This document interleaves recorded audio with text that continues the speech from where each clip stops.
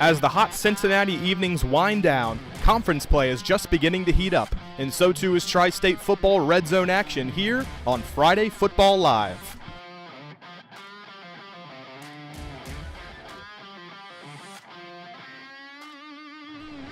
Hello everyone, I'm Ben Burdett, and I'm in Wyoming for the Battle of the Hill as the Cowboys take on Indian Hill. And it was on this field behind me 2 years ago that the Braves ended Wyoming's state record consecutive regular season game winning streak. Both teams 3-0 to start the year. It should be a really good one.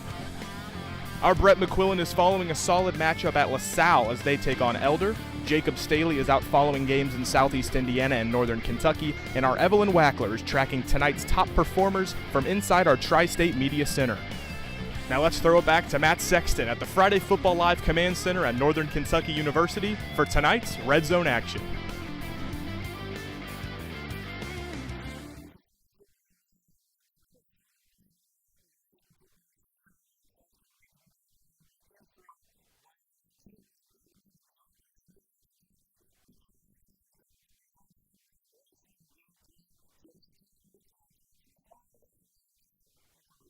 Planned joint broadcast between Westchester Cable, ICRC, and Fox.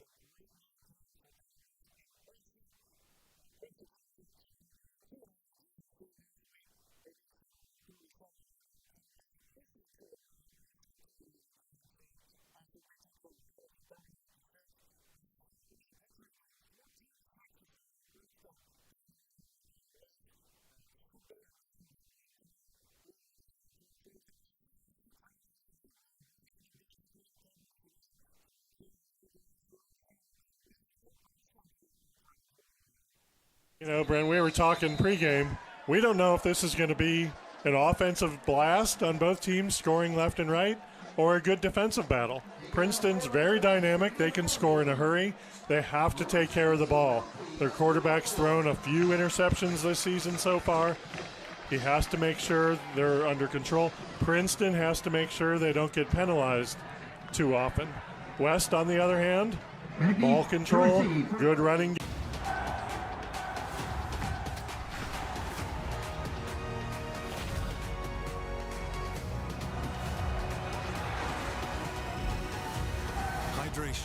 Way, whatever happens. And that's for sure. There's a lot of outstanding athletes on the field tonight. I think Lakota West has 7 or 8 players that all have Division I scholarship offers at this point.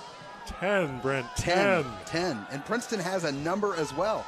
So like you mentioned, it's hard to figure, right? We know they both have some dynamic offenses against the not strong teams, and we know they both struggled a little bit offensively against the really good teams. Yeah, so here we are. It looks like Lakota West is going to kick off. Keep the ball on the ground. Good kick that forced him to pick it up around the 1-yard line, but he does a nice job getting it out. Going to advance the ball out around the 20-yard line. Looks like they might spot him just outside the 20. It'll be 1st and 10 for the Princeton Vikings from their own 21-yard line. And to me, that looked intentional. That kick didn't look like a mishit. It looked like they were intentionally trying to make Princeton field the ball on a hop, hoping for an early game mistake by the Vikings. You know, and it's interesting you mentioned that. You know, the kicker for Lakota West is one of those with a Division I offer. Kofi Adebofer, who has plenty of legs, so you're right. It definitely appeared to be intentional. So here we go. Quarterback Barnes behind center here in a shotgun. And our first penalty.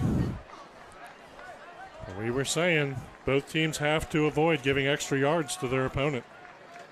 So offsides the call against Lakota West. That's going to put Princeton in a good early 1st and 5 situation, which is always nice when you're trying to get that offense up and running. Yeah, I'm excited to see this West defense tonight. We've got DJ Edwards and Cam Thomas, both middle linebackers, both captains, seniors, both D1 offers. See how they attack this Princeton offense. Yeah, I think they are 4th and 5th in the GMC in tackling. So here we go, run up the middle. Great penetration from the interior of the Lakota West defense. Running back did a nice job just to avoid that and get maybe 2 yards. Put him in 2nd and 3. Andrew Fryer was on the tackle there from his outside linebacker position. So Princeton I think they have to have ball control. I think they want to just grind it out in the beginning, keep the ball out of West's hands. And obviously they need to find some ways to get the ball in the hands of Myrie. Yeah, but West has to know where he is at all times. It's interesting, as you mentioned earlier, they line him up or list him as a tight end. That's a false start, so they're going to take those 5 yards back against Princeton. Going to make it second and about 7 or 8. Looks like they'll spot it at about 8, so that will make it a little bit of a tougher situation here for Princeton. But Myrie is the old school split end, right? So is he a wide receiver? Is he a tight end? Doesn't do a lot of inline blocking, but get him the ball and good things happen from the Princeton perspective, even against a team like Moeller, who's obviously one of the top teams in the region, if not the state. Yeah, 7 catches against Moeller, 102 yards, 2 touchdowns. He's 6'6", 230, and he's got great hands. There you go, going to try. It looks like Zion Neal, the former Lakota East Thunderhawk, trying to make a play there and was tackled for a pretty significant loss. We'll see where they spot it, but it's going to make it third and really long for the Vikings. Yeah, Neal coming over from East. He played receiver at East, and this year, first season at Princeton. A lot of height to him, long arms, can get open.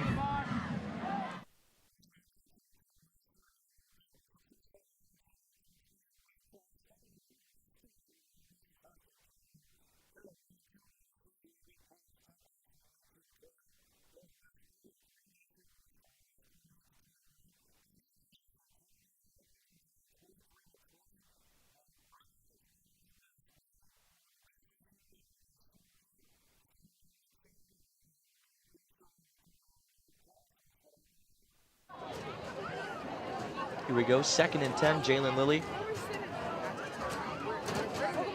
Ready to receive. Got a player in motion. Gonna hold it. Lilly pulls it, makes a move, tries to make a man miss. Almost a good block there, and Carroll gets to him anyway, and that's gonna be 3rd down. Great defensive pursuit there by Carroll. Josh really tried to get to the outside, could not get to the outside, unfortunately for the Knights. It's a big, should be 3rd and long coming up here. Great play there by number 13 to get off the block. Oh, there was a flag. And Carroll has had a face mask called on. That's going to be 15 yards and a 1st down for the Knights. They're well inside scoring position right now. That's unfortunate for Carroll, Josh, because Carroll, they were in a position to they would have forced a 3rd and long. Now it's going to be 1st and 10 for the Knights inside the red zone. They're in the red zone. Lilly takes the snap. That will be a handoff again. Can he get the edge? Gets around the first tackle and turns something positive out of that. There was a great initial pursuit there from Carroll and Aaron Rosemond. Was able to get around, make something positive out of what could have been a bad play there. So nothing into something there. Got closer back to the line of scrimmage.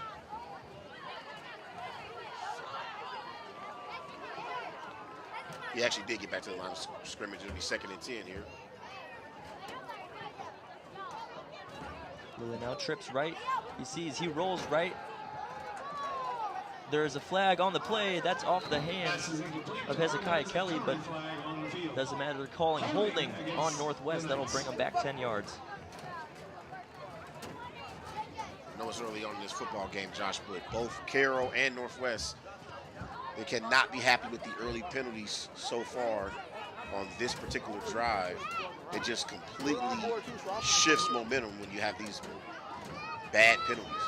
Both very costly, especially in momentum, how you were talking, just the Carroll play. They had 2 great defensive stops. After it looked like Northwest might roll to an early score here, that face mask pulled them back. Northwest, same thing now. This hold takes them back awful far.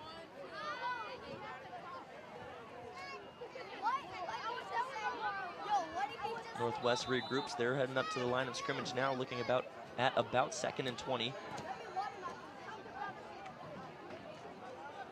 Dominic Hill in the backfield with Lilly. Look back to the sideline.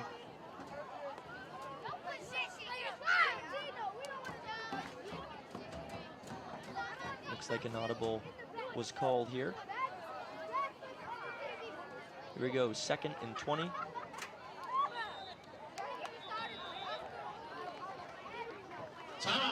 There's going to be a timeout called by Northwest here.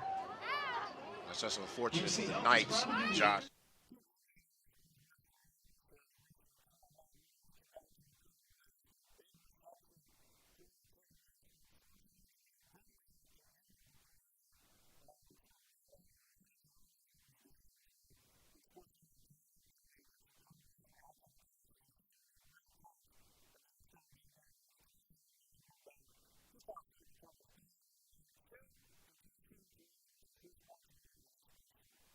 Now at the Princeton side of the field at the 42-yard line. So it'll be 1st and 10 for the Firebirds. So they still get a first down out of it. And you could turn on any game on Sunday and you see that all the time. And now these kids are running like that, unfortunately. Trying to bounce the ball outside, nothing there. That's Norman again. They're definitely trying to get the ball into Norman's hands as much as they can, and not a lot so far. Now Corey Bonner Jr. had a nice read on that, and along with 2 of his teammates made the tackle for loss. They're going to spot that for about a 2-yard loss, making it 2nd and 12 for the Firebirds at the 39-yard line. So they're going to have to do something a little bit different, right? I mean, 3rd and long, they threw the ball successfully. Not usually how you want to make a living, right? Only throwing the ball when they know you're going to throw it. So here we are, 2nd and 12. Yeah, I think the game plan for both of these teams is to keep the ball out of the hands of their opponent. They want to be on offense as long as possible. Spread the field. But they can't put themselves in 3rd and long consistently. Here he's going to throw it deep. He's going to overthrow everyone. And that's probably a good throw. It appeared the safety had a good read on that. That was number 11, Bradley, who was also the punt returner out there on the outside. Quarterback gets hit after the play there. In the back after the play. A little surprising after they called that early. Unsportsmanlike that they weren't on top of that one. Yeah. And then here we go. It looks like a late flag, but now they're calling it. So it is a roughing the passer. Good call from our camera and our booth. They definitely had it under control. So that's going to be a 1st and 10 for the Firebirds. We talked about in the opener also, right? You've got to be careful of these penalties, and there's been a lot of yellow on the field so far tonight. That's been haunting Princeton all year and for a number of years. They're so talented and they have great athletic ability, but they're not as disciplined as I think Coach Andre Parker wants them to be. Pretty good hesitation from Norman. Nothing right away. Again, when he tried to go to his right, nothing there. Waited a step or two, cut back inside, and I think was able to make it for about a 3-yard gain. Yeah, he ran right into Jaden Freeman, who's going to bring him down. Princeton has some meat up front between 280 and 304 nose tackles. Now it's going to be hard to run up the middle. They're going to have to bounce to the outside if they want to get some plays. So here we go. It's going to be a 2nd and 7. But as we talk, we're 6 minutes into the game. Each team's had a 15-yard penalty. Each team has had a false start or an offsides. I mean, so at least 4 or 5 penalties so far.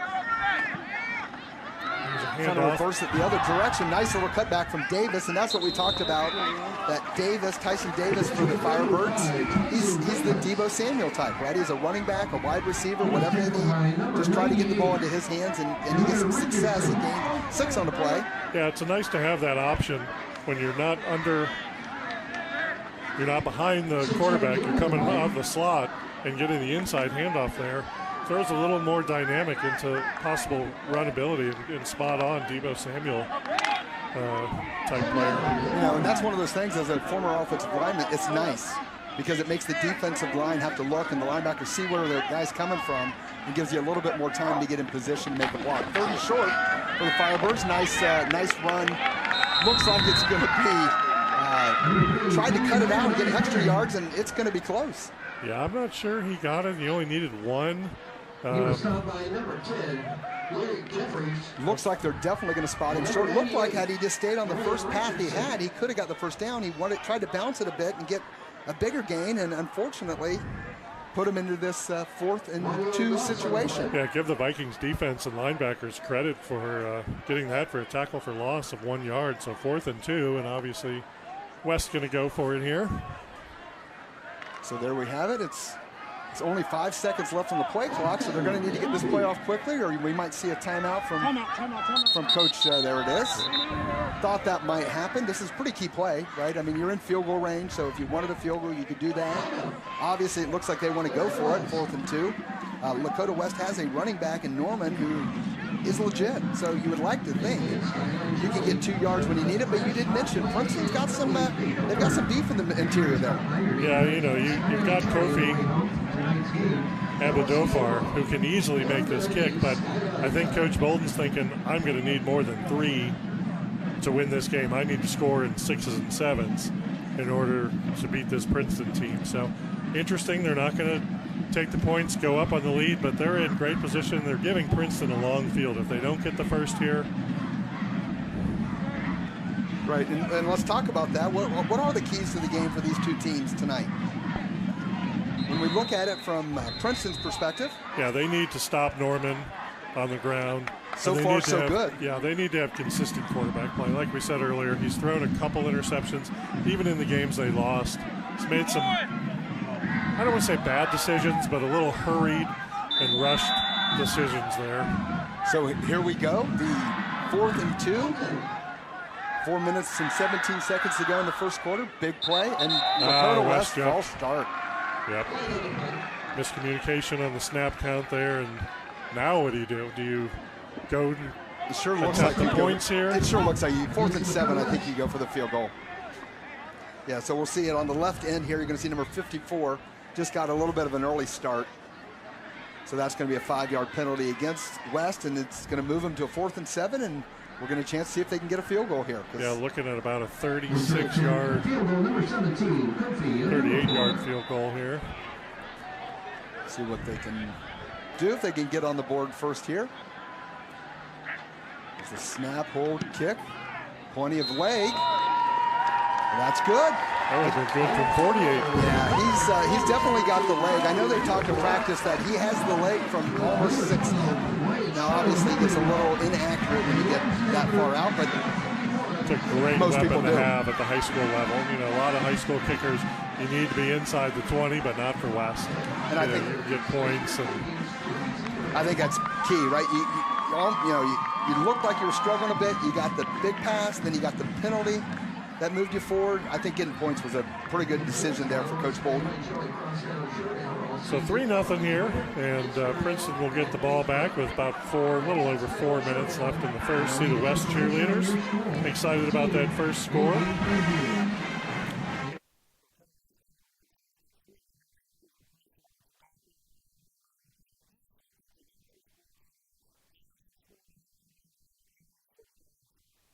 Hooks will push forward.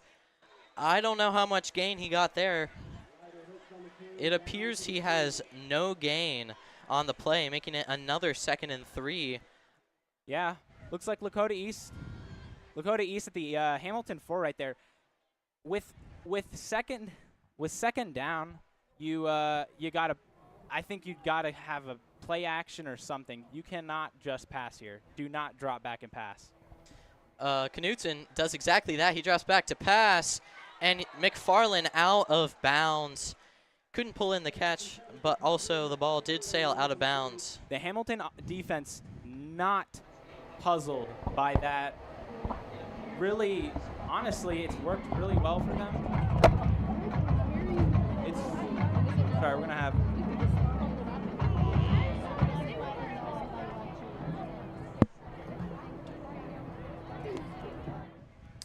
They now will line up from the Hamilton 2-yard line on 3rd and 2. These play action passes are really going to work well for Lakota East.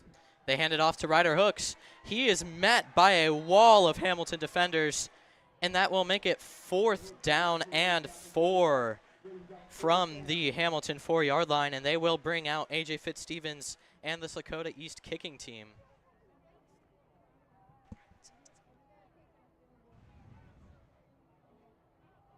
And Fitzstevens, Lakota East lining up to kick. We have Fitzstevens, one of the top kickers here. It is up, and it is good.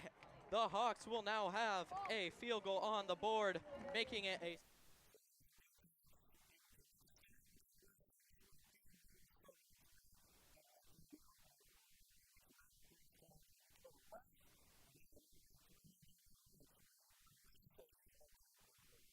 penalties. Going 80 yards is tough. Well, I would imagine. I haven't seen him run back a kick yet, but I would imagine if they break to the outside, they're going to get some good yards on a return. So here we go. They're going to run the ball to the left side again. Got a little bit of a gap. He could be loose. He's past midfield, still on his feet. One man to beat. He's going to take it the distance, 80 yards. There's a spike, so there's going to be a 15-yard penalty. But a touchdown nonetheless. They don't take that away from you. Yeah, although there's been some conversation about that. If you want to stop taunting and unsportsmanlike and celebration and all those things that everybody under 50 thinks is fun.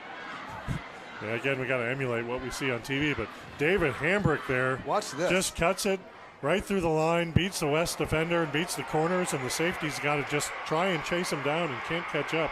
Hambrick to the house. And, you know, the thing is, Lakota West has speed. I mean, they've made a history of having some great defensive backs and some people back there. And, you know, if he was even, he was leaving.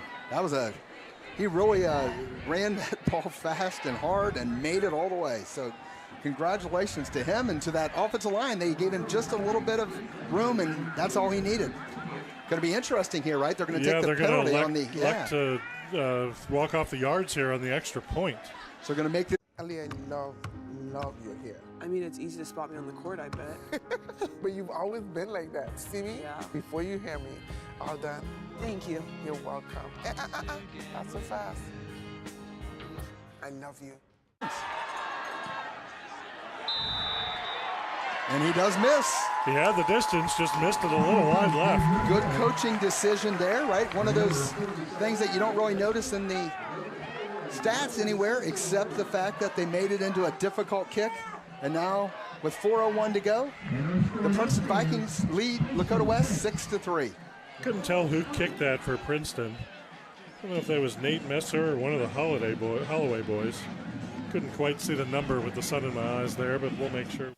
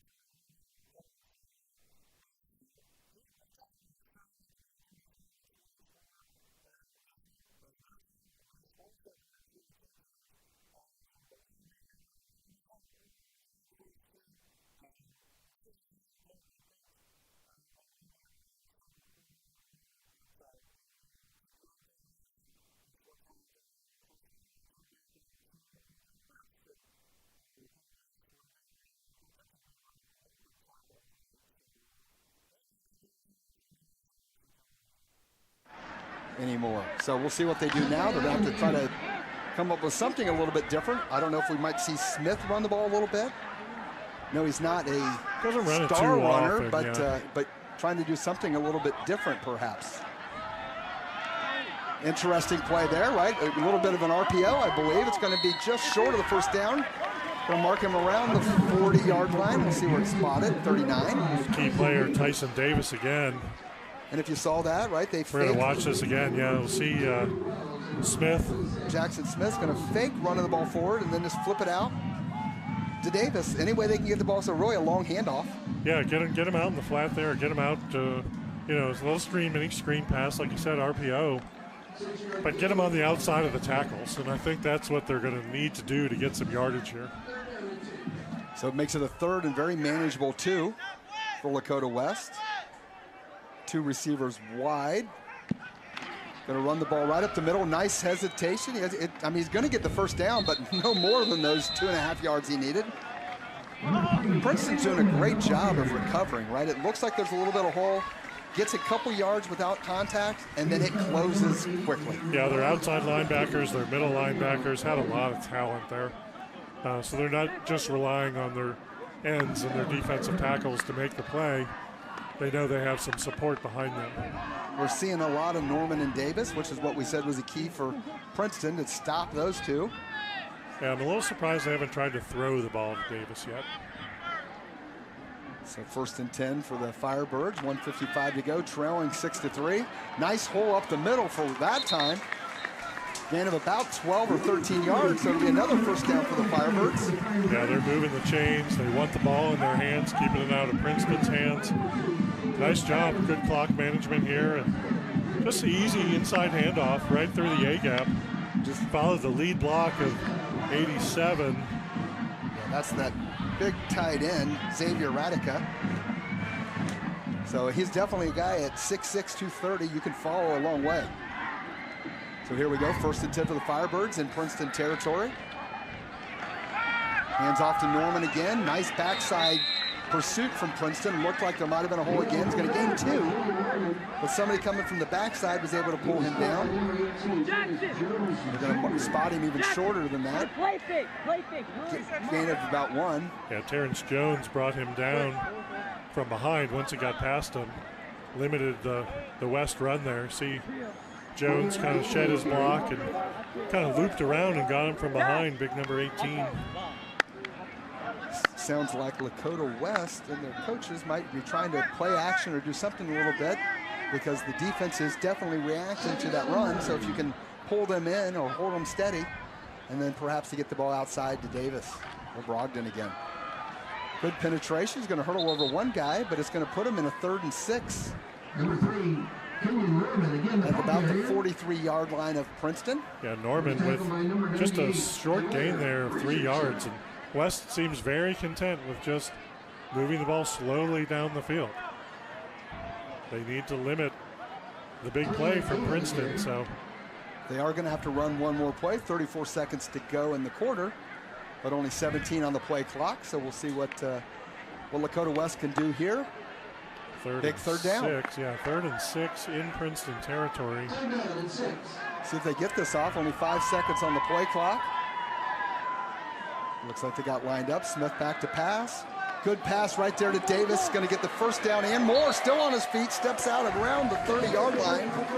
So with 9 seconds to go in the 4th quarter, another nice 3rd down conversion for Lakota West. And that's what we've been missing. We've been missing that little quick pass out to the flat. It's only the 2nd time West has thrown the ball. But Davis does a good job holding it in and knowing where he had to get to for the first down. And what's important, like you mentioned there, is other than the ball a little bit deep to Brogdon, these are really just extended handoffs. They're getting the ball out on the edge, getting it outside of that middle of the Princeton defense. Going to hopefully, from the West perspective, get Princeton spread out a little bit. Here they go, 1st and 10 from just inside the 30-yard line. Going to throw deep again, see if he can get back to the ball. Going to be incomplete as the quarter expires. Yeah, just out of the outstretched arms of number 11 for West, Chris Bradley, who's gotten a lot.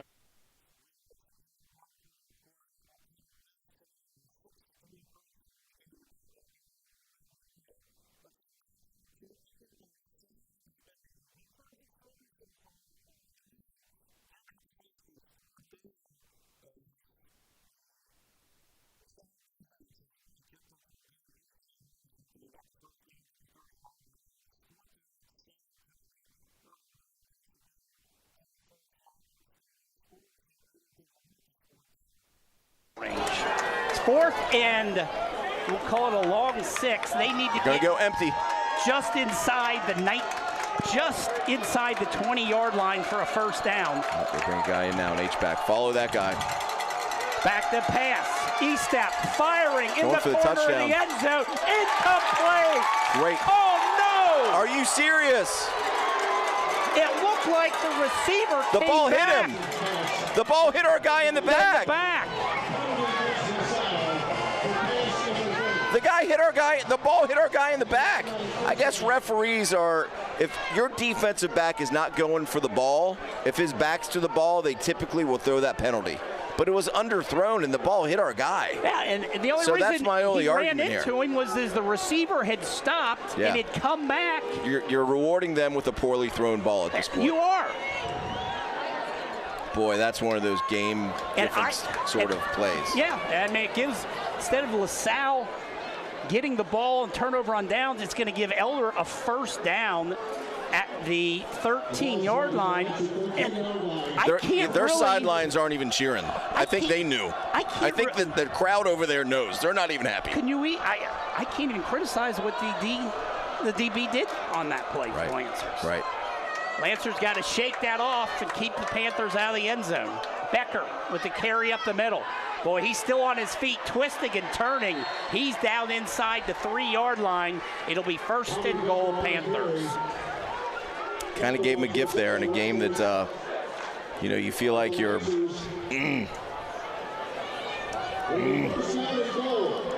Pass interference, extending that drive. And that might lead to points for the Panthers. 1st and goal at the 3. Becker, the lone back next to Estep. He will get the carry, bounces it to the outside, twists his way into the end zone for a Panther touchdown. That'll drive a coach nuts. That's Becker's 3rd touchdown run of the season. And the Panthers have done it the scoreboard first. 7:51 to go, 2nd quarter. Okay, here we go. Lancer's going to get the ball. Boy, how frustrating. Got to make something happen. No doubt about it. Pass interference play. Adam Ray on for the extra point. He's 10 of 11 on the season for Elder. His extra point is up, and it's no good. He missed it wide left. His 2nd miss of the year. So with 7:51 to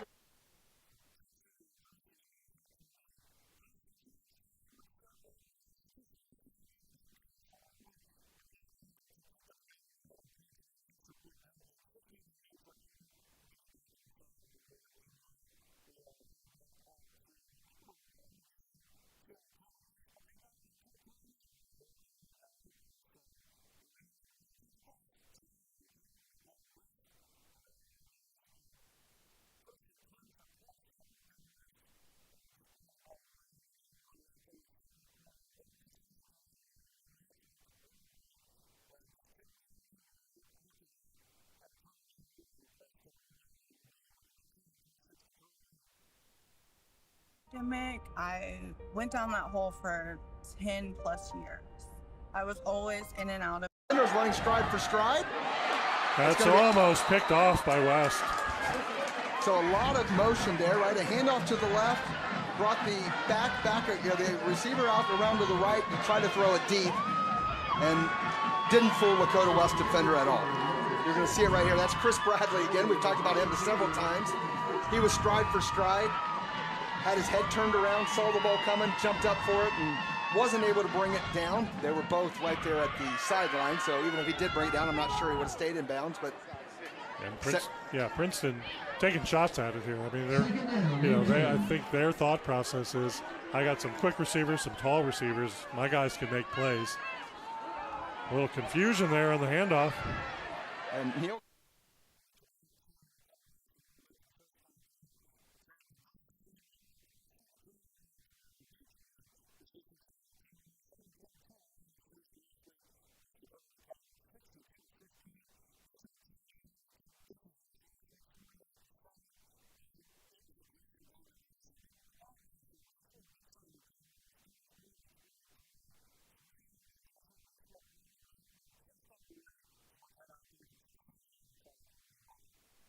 He made initial contact, and Elder tried to get out, of it, but Petesterman, a talented young man, was able to stay with it and bring him down.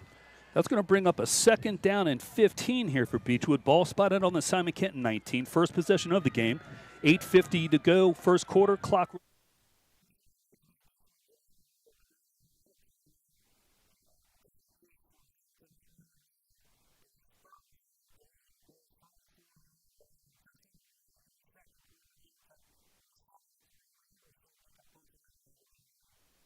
Get around, shift around, break through, run over.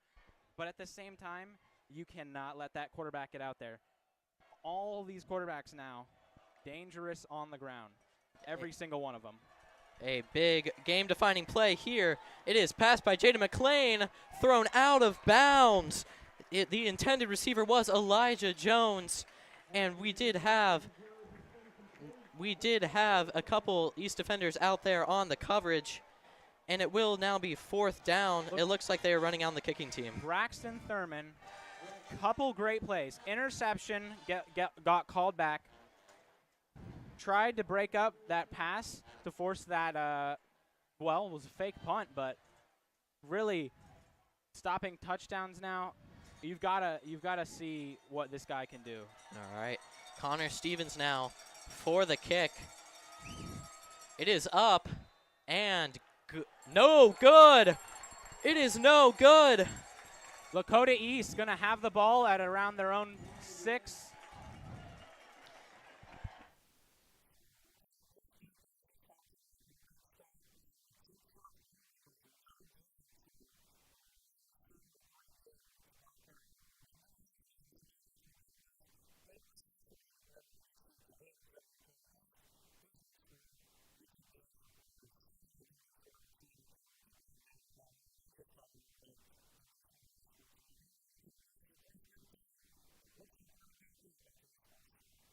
It's going to be 2nd and 12 instead for Lakota West. And that's the hard part, right? When you're getting 3 yards to carry, it's makeable. Can't lose 5. But you're going to see it here on the right end, the right tackle. Actually, both the right guard, well, actually we had a couple guys move a little bit there, but yeah, it was Sean Simmons there, unfortunately. On the very end, is going to get that. So it's going to be 2nd and 12, 9 minutes to go here from Firebird Stadium. Princeton still leads 6-3. Sun is setting. We can now see the field. Lakota West is now trying to get the ball back over the territory. Good effort from Norman again to gain a half a yard, maybe one of it back. It's going to be 3rd and 11. Yeah. Backside penetration was there, right? He was being pulled down from behind. Looks like Norman's coming up a little gimpy. That's not what you want to see. It looks, I think what happened, number 18 for Princeton there on the defense, looked like he, Terrence Jones, the will linebacker, looked like he might have landed on the back of the running back's ankle, back of his calf there. So hopefully it's just a little bit of a tweak and nothing too serious. So West is putting themselves in another 3rd and long situation, a situation they've found all too common the last couple possessions. A little bit of motion coming out this side. Wow. He shot from the right defensive side. I think that's number 18 again. That was Terrence Jones. He shot out of a cannon. Jackson Smith didn't feel him coming. No, he looked unblocked on that. We're going to, he kind of looped around. Yeah. Nice. And untouched to the quarterback. Nice stunt there from Princeton. That's going to set up a punt for Lakota West. It's 4th and 23 yards to go, so obviously they're going to punt here. Oh, so there's a penalty on Princeton. They caught Princeton with 3 guys still on the field. See what happens here. Solid punt. The punt, interestingly enough, Neal picks up the punt, tackled at his own 27-yard line. I think is where that spot's going to be. The penalty is going to be for illegal participation. Yeah, I would imagine West is going to be pretty happy with that result. We do have a Princeton player down. And is that the guy that's made those last couple plays for him there? Is that Terrence Jones? Looked like it might be 18. I guess I shouldn't speculate till we're sure. Looks like a little leg cramp there. Give the boys some pickle juice, and he'll be back in soon. But see if West accepts this penalty if they're happy. They got a good bounce. I'm surprised that Neal picked that up as well. Dangerous there. But the Princeton player can't quite tell who that is, still on the ground.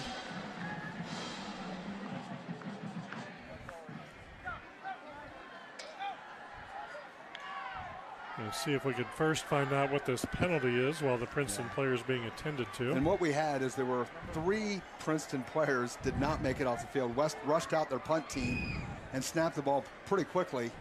And the punt return unit had just come on, and a few of the guys were still out. So it wasn't 12 men on the field. It was it is 18 that was injured there. Yeah, that is Terrence Jones. He is walking under his own power, which is a great sign for Princeton. Because that young man's had quite the defensive series. And it did look like they were stretching it out, the typical treatment for a cramp. So hopefully it's that. He's now trying to shuffle off the field a little bit more. So and they're sorting out the penalty. It was 4th and 23, so a 5-yard penalty will allow you to re-kick from closer, but that was a pretty good kick. Yeah, the net effect of it was pretty solid, so we'll see exactly that. So it'll still be 4th down.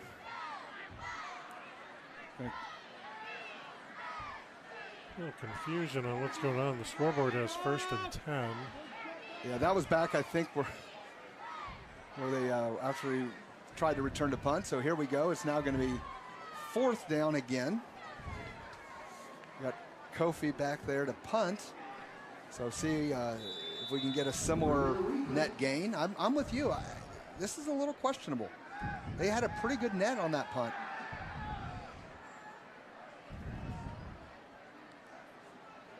Playing the field position game. And that was almost blocked, but good. Fair punt catch. again. I think they gained a few yards, Lakota West. I think he was closer to the 30, so it looks like that's a strong. So they gained the 5 yards. So it looks like it's going to be 1st and 10 for Princeton at their own 25-yard line. Looks like is where they're going to spot it. Yeah, so Kofi does get hit here at the end. Looks like 21 was trying to get out of the way, and Kofi's leg hit him, but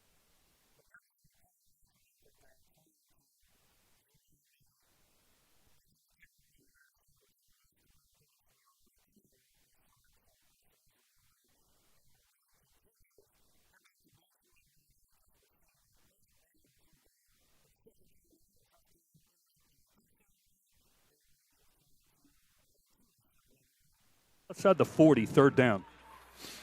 Yeah, one of the other things that has been, kind of a thorn in the side of the Pioneers this year, aside from offensive line play and team speed, is penalties, just a lack of discipline. Coach Wynn, again, who had a great run at Mason County, doing everything he can to put the pieces together. A overhaul of the coaching staff when he came in, overhaul in the system.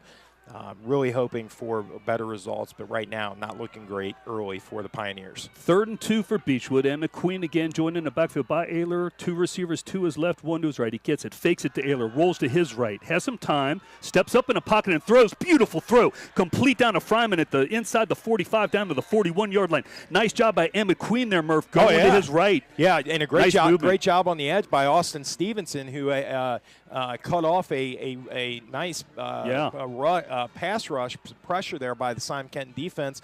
Emmett rolled to his right, saw Austin had the defender stonewalled, and he just kind of cut behind Austin, set his feet, and threw the bullet to Fryman. Timeout called on the field. We'll stay right here with you. Beechwood leading 7-0, 5:49 to go in the first quarter. Don't know if Simon Kenton took a timeout or not. Don't know why they did. They did. Yeah. They've seen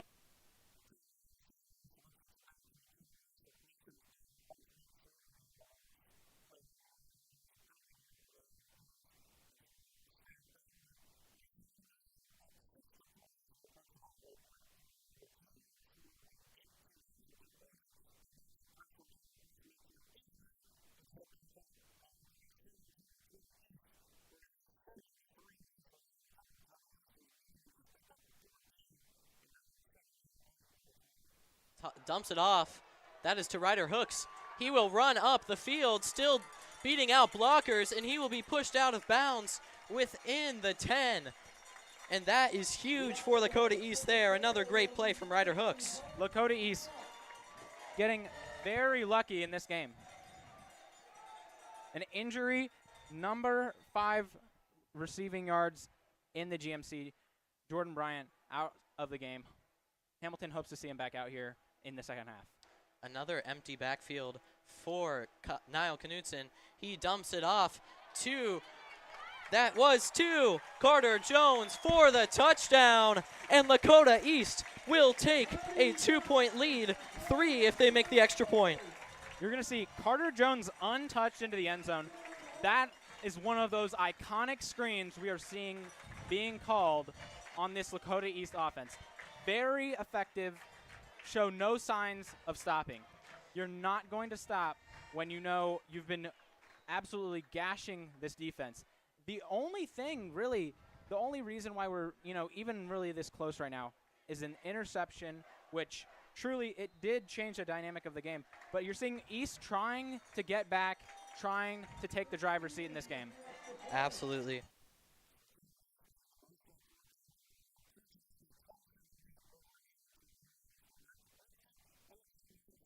It's just a one-man route on this side. Good defensive play. Oh, picked it off. Intercepted on the ricochet. He's got some room here. Looks like he's past midfield, still on his feet. He's going to step out of bounds at the Princeton 46-yard line. What an unbelievable interception there. Well, we've been talking about him. That's Bradley again. Chris Bradley making a statement here. Let's see this bobble here. We're going to see quarterback go back. Hits his receiver. Right, Bradley's right with him, gets a hand in there, and then reacts while the receiver goes to the ground. He reacts. That's a big time play. That is a huge play. To break up the, if he just broke it up, you're happy. He didn't stop with that, and here he is stepping out of bounds around the 40. The fact that he was able to tip it up.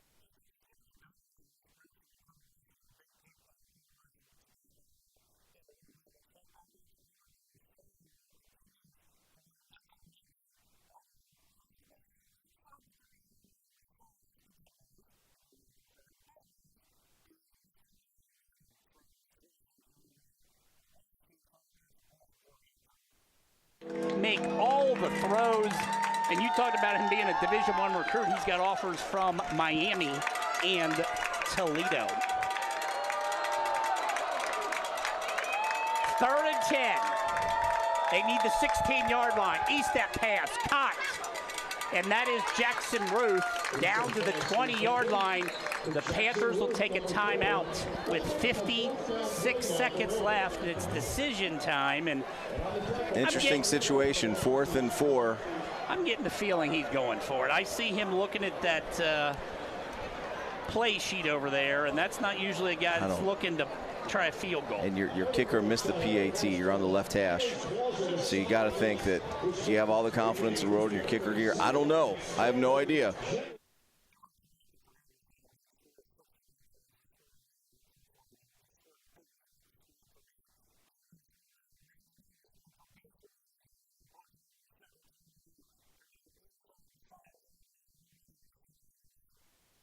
When they spotted, yes, 1st and goal at the 1. Yeah, it's just a terrible matchup for Simon Kenton. They've got two corners, Caleb Farfsing on one end, who is a taller corner and has got a lot of speed. Coach Herget trying to isolate Tyler on the smaller corner, and that young man, no match for Fryman. Evan Queen under center now, 1st and goal at the 1-yard line. Fryman split out to his right. Aerosmith to his left, I formation behind him.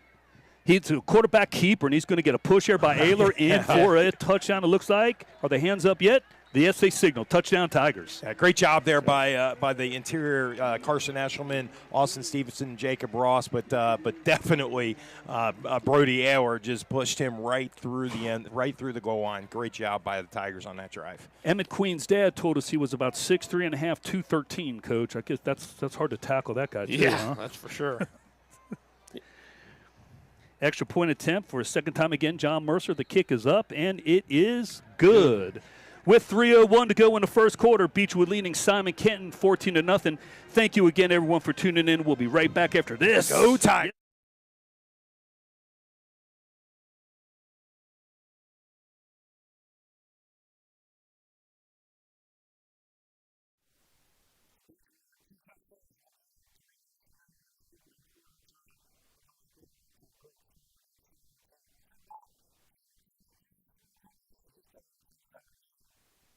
Yet again, and he's found a window.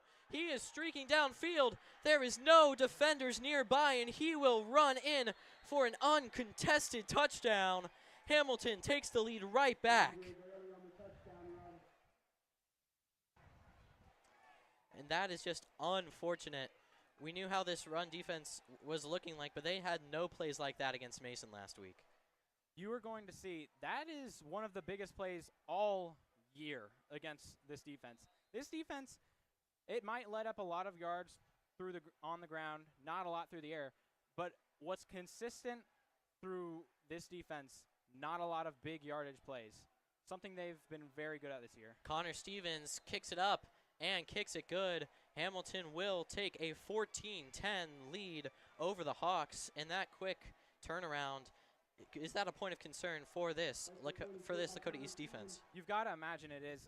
If you don't go back, drive down the field, and at least get a field goal, you are looking at getting further and further behind, getting, sort of piled on. Once you're down too much at the half, East is going to get the ball at the half. They really they're not. I don't think they're very concerned with being down, a touchdown. But if Lakota East were to go 3 and out, punt the ball, Hamilton scores, it can be dangerous. It can be very dangerous when it's more than 2 possession games. If you can have a 2 possession lead against Lakota East with that.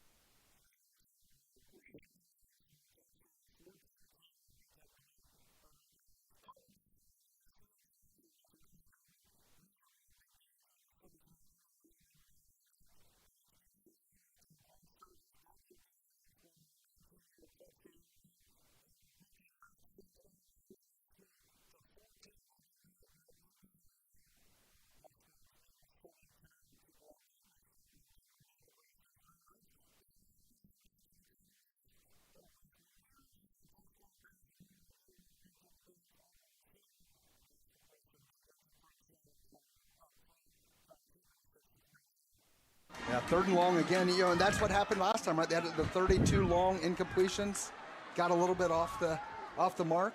See if they can recover this time. Yeah, you've got 2 opportunities here. You keep the ball and have field goal range, or you hope Princeton makes another mistake.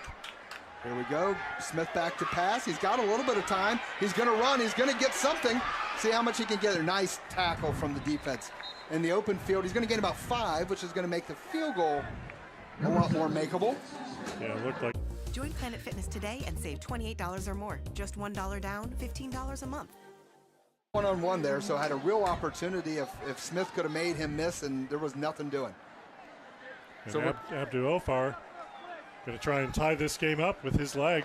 So 37 yards this time, which shouldn't require the same low drive that the last one did. See what they can do here with 4:17 to go. Chance for Lakota West to tie it. Snap, hold, kick. Got the ball away. No problem this time. Easy. Must have been a little bit wide. Oh, wide to the left. So, of course, under high school rules, that's a touchback. So Princeton will start at their own 20. And remember what happened last time they started at their own 20? Hamrick.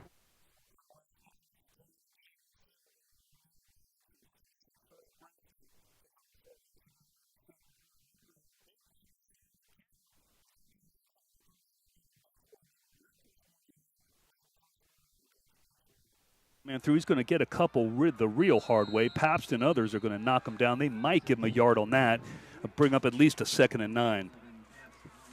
Yeah, tough sledding for the Simon Kenton offensive line. I mean, and again, it just goes to show, while, right now you've got some players that didn't, that don't have a lot of varsity experience. Right now, they're just dominating in the trenches. Isaac Pilgrim, Austin Stevenson, Chase McDaniel, Bo Souter, Colin Morris. I mean, they are just playing really well right now. Webb again under center. Hands off again to the man coming around the right-hand side, and he is met hard again. Picks up about 2 or 3 inside the 25, but a nice tackle out there by Beechwood Tiger, number 44, Isaac Pilgrim. I think Cole Hoskins, too, had a nice hit on that. Good job, Cole. I think it was 6. Yeah, he's had a good season, too. Cole has. That was sophomore outside linebacker Jason Robbie, who one of the top defenders on this team. 14 tackles, 2 tackles for a loss so far this season. Big 3rd down here for Simon Kenton. Call it a 3rd and 6. Ooh, ball spotted on the Beechwood 24. Webb under center again. Gets the snap, fakes the handoff, rolling to his right, getting chased by Kingston Brockett, and throws complete. Steps out of bounds. Nice play. Will it be enough for a 1st down? It is. Simon Kenton's going to have a 1st down at the Beechwood 16-yard line. 38.1 seconds left in the 1st quarter. Clock stops after he goes out of bounds there. That was Tucker Ober, who we mentioned from his linebacker spot earlier on the reception. And I believe that might be it is his first reception of the season. Nice play by that young man. Talented football player, Tucker Ober. Nice drive here for Simon Kenton and the quarterback, Grant Webb. He's got him inside Beechwood 20 in the red zone down to the 16. He'll be in the shotgun formation now, joined in the backfield by Landon Brown. Gets a snap, hands it to Brown, coming around the right side, cuts it back in, a nice tackle, picks up about 2 yards. Nice tackle out there by Fryman again. down about the 14. And Mark, we've talked about Tyler in these first couple of weeks just really establishing himself as one of the best run-stopping safeties in Northern Kentucky. I mean, as he does with everything that he does, he gets downhill super quick. And great play right there by Tyler defensively. They gave him 3 yards on that call. At a 2nd and 7 ball on the Beechwood 13, and that's going to be the last play of the first quarter. We'll take a real quick break here. Join you for second quarter action. Beechwood leading Simon Kenton 14-0. And again, the 2025 Beechwood season home opener. Thanks for tuning in. Right back after this. Go Tigers. Yes, sir.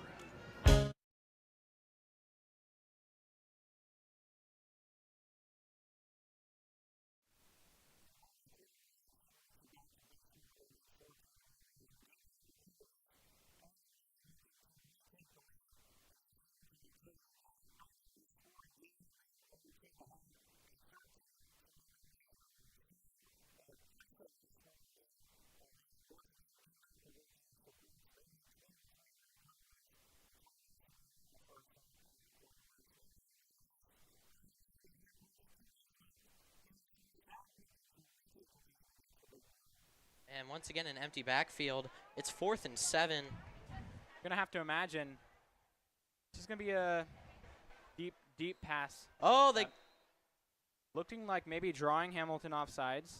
Don't know what the flag's for. It looks like Hamilton called their last timeout right before that flag could have been thrown. I mean, we did see the defensive lineman jump off sides.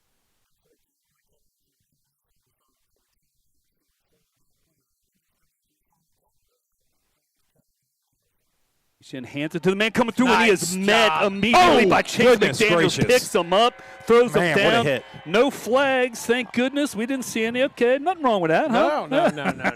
No. Well, and once again, you're seeing Chase McDaniel, who I thought Chase would have a big game this week based on the scouting report I got. And, I mean, he is just in the backfield seemingly every play. And right there, again, he met one of the fastest, better receivers in the state of Kentucky in the backfield and just, I mean, suplexed him. Loss of 5 all the way back to the Beechwood 22. Now, all of a sudden, from a 2nd and 7 to a 3rd and 11. This is a drive they have to score on. No doubt about it. If they want to compete for the rest of this game. Webb in the shotgun, 2 receivers to either side. Man comes in motion. Webb gets a snap, fakes a handoff, looks to his right, throws it into the end zone, into kind of double coverage. Nice shot by Fryman coming over there, incomplete.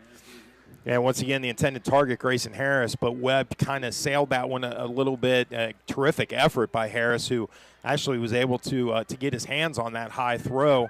He's double covered. Just a really great effort there. But, sometimes he would have needed a ladder to get that ball. Yeah, I think if he would have threw a good one, I think Tyler read that. He might have taken it to the house. Yeah. Well, it's 4th and 11 here, and they look like they are going to go for it. The ball is spotted on the Beechwood 17. It would be about a 33-yard field goal. They elect not to go for that. Harris is on the right side of the field, matched up against Nathan Pabst. Empty backfield here for Webb, and they're going to call another timeout. Simon Kenton. So they're out. Yeah, that's their 3rd timeout, Is it already? No, I think that.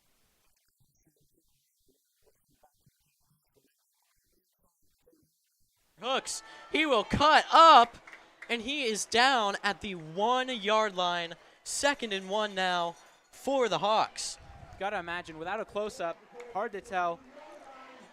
You know, these football players now, they're getting smarter. They're knowing what is truly good, not necessarily run downfield, score touchdowns. I wouldn't be surprised if Ryder has the football IQ, the football knowledge, the really – honestly, tendencies you want from a leader to say, I'm going down here. I know we're going to get it. It's 2nd down now. I mean, you'd have to imagine 2nd down, 34 seconds left, clock ticking. Knutson hands it off to Ryder. Hooks again, and he will just push his way in for a touchdown. And with 28 seconds left, the Hawks have the lead. And there's that leading rusher for the Hawks yet again. Pending the extra point, up 3. With 28 seconds left. No timeouts for Hamilton. Lakota East has to take away the sidelines. Do not let them pass, get short yardage, get out of bounds, because there's no way without single high yardage plays down the middle of the field that Hamilton is going to get this all back. Kick is good. Lakota East will get the extra point and go up 3.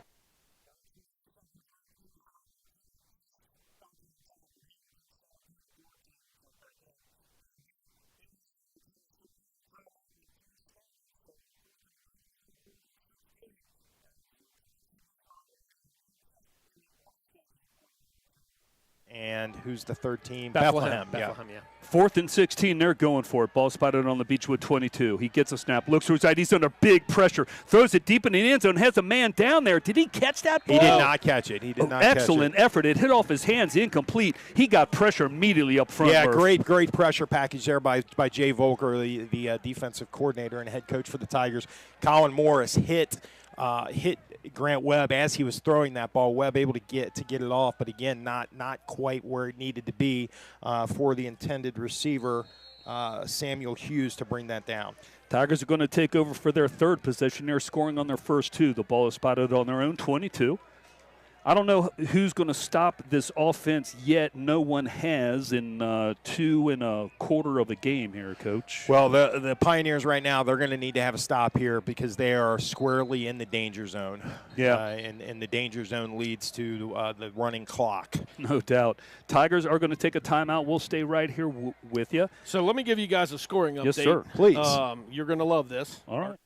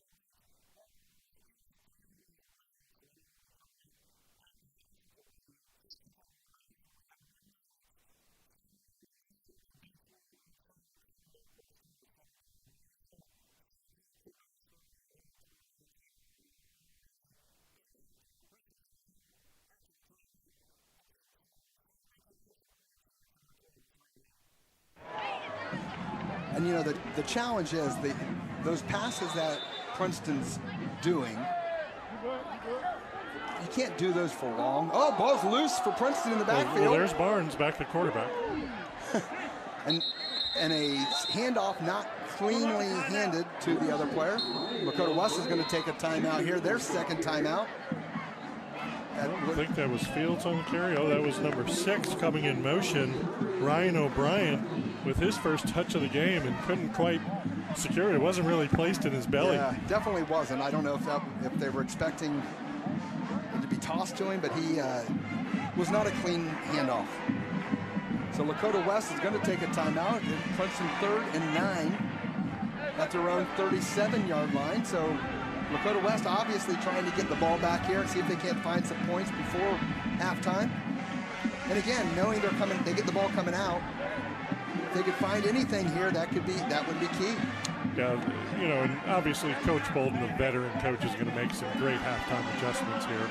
Offensively, their defense hasn't played bad. They gave up 2 big plays, but for the most part, their defense is holding Princeton in check. And I guess a beautiful skylight there of the Westchester Metroplex. And I guess the key would be so far from, I think Princeton has more penalty yards than Lakota West has offense so far in the half. Yeah, it'll be an interesting stat sheet when we get that at halftime. Back to pass. He's going to try a slant tipped on the defensive line. Great defense. Stops the clock without having to use that final timeout, Lakota West. So that's big. Princeton's going to have to punt from their own 37-yard line. Lakota West is going to get another chance. See if they put Bradley back there. He's made some plays. And they'll have some time. They'll have about 1:30 on the clock when they get the ball. And a timeout. So Barnes back at quarterback. So that's a mystery to me why Zion Neal took a couple. I don't know if that's something they normally do. I haven't seen that in their stat line. So they listed Neal as a quarterback on the stats, 2 for 4 on the season. So not very often, but I guess perhaps it is. Oh, wow. Good pursuit by West.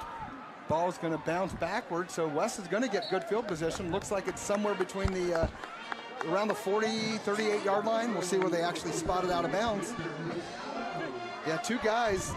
Nice job, good pressure, and didn't hit him. See this come right up the middle. And six, right up the middle. Yeah, that was 6 for West is Colin Ogletree, and 22 is Judah Blair. Nice pursuit and put some pressure on the kicker nonetheless. So here we go, 38-yard line, 1 timeout to go, 1:35 on the clock. West is clearly capable of scoring from this distance and this amount of time left. You know, and the other side of it is why they haven't been able to complete but the one longer pass. They have got the ball under their guys' hands deep.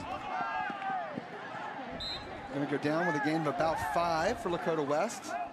Probably a pretty good job there trying to set up some other plays, right? You got to keep them honest.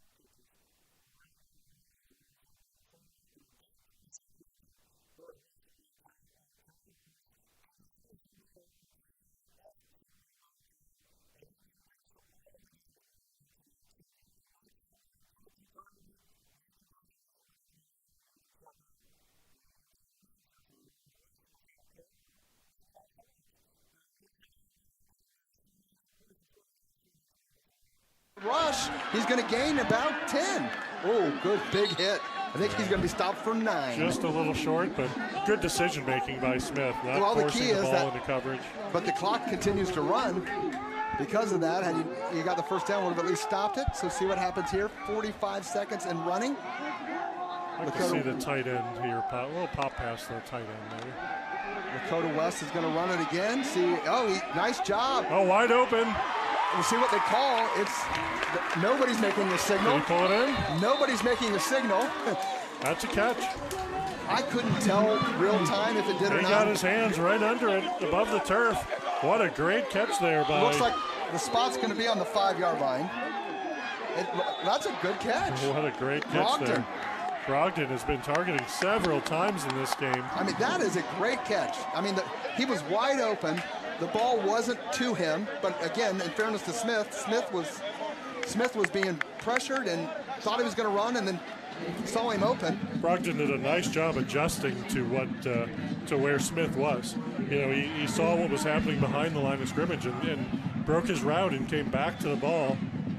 We see that a lot in this city with Jamar Chase and Joe Burrow.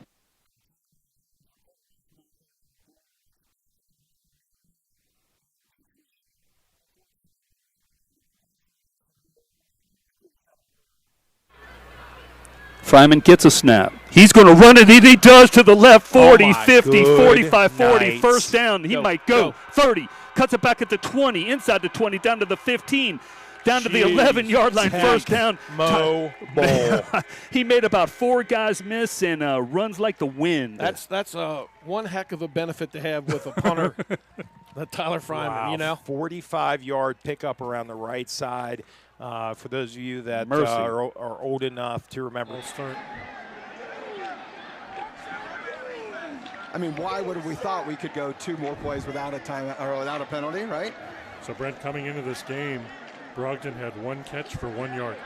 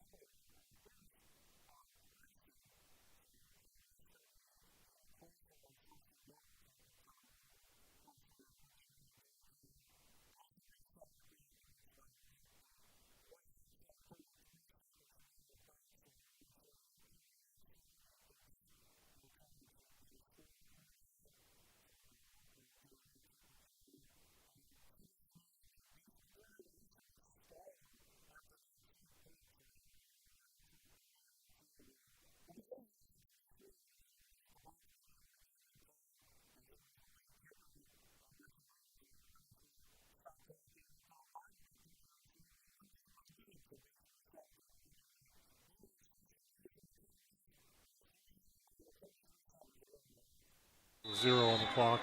You got to get in this end zone if you're the way this Dakota game's West. going. Yeah, you are not picky. So here we go. They're going to pitch it out to Norman. Norman has to cut back right away. The offense is pushing him a bit. Going to get him down to the 1. Yeah, good second effort there. And a good help. Good push by the offensive line. 21 seconds in running, so they're going to have to get back to the line of scrimmage here pretty quick. They, again, still have the timeout. Smith's going to keep it himself. Little tush push. The bounces off, no play. I'm guessing. So there's a penalty. Flag on the far side. Offside on the defense. So we're going to move the ball inside the 1. Again, the clock needs to go get reset. That's only a half-yard penalty. I'm not impressed by a half-yard penalty. But it makes that quarterback sneak a lot easier, right? So the clock's going to have to be adjusted back up. That's Princeton trying to average out their penalty, their yards per penalty from 30 to 0.5. Yeah, the last 2 were 2.5 and a half. So West in good position here, second and goal from the 1. They're just going to try and smash it in here. And they have a timeout, so they definitely can get 2 plays. If they Norman single back. So here we go. Seconds left. Surprising that they put both 2 guys behind the quarterback. He did not get in. Timeout, Lakota West. That was the old tush push play. Allow the Philadelphia Eagles. It looks like they have marked him that he gained 6 more inches. So this ball is, I mean, it's got to be within a foot of the goal line. Are you surprised by how many teams can't efficiently run that play that the Philadelphia Eagles do consistently well? Why can't every team do that at every level? Because they don't go under center. They're not used to having a quarterback under center. It's a different scenario. Yeah, hopefully, not good regardless of what's going on and whether it's somebody on the field or they got a local call here they have to go on. So that's not positive. See what happens over there. So you're Lakota West, you're out of timeouts. It's 3rd down, 8 seconds to go. So let me ask this, do you just run this one in? Do you throw it? Because then you still have a 4th down. You have to throw because and then on 4th, do whatever you want. If you run and don't get it, the clock expired and you have no points. That's right. So you have to run a screen pass. You have to get Davis a quick out. Something. And then if you don't make it, it's incomplete, you still can do whatever you want then on the last play. You can kick, you can. I think you have to go shotgun here and you have to throw. Because that does, but I mean, look at this ball. I mean, it's not, the backside's not even touching the yard line, which, I mean, so we're 12 inches from the goal line. I mean, this is also after timeout. You really talk to your offensive line, don't you? Yeah, they're under center. They're I formation under center. They're going to run. Oh, nope, I'm sorry. They are in shotgun. And he is stopped by Princeton. What a goal line stand by the Vikings. Holy That's going to cow. run the clock out on halftime. So here we are from Firebird Stadium. Princeton 12 and Lakota West 3. What a stop by Princeton. That's 18 again. 18 went under the block, got there and hit him for a 5-yard or 4-yard loss. What a play from Princeton there. So that's going to take us to halftime here at Firebird Stadium. We'll be back a little bit during halftime to recap. Princeton 12, Lakota West 3.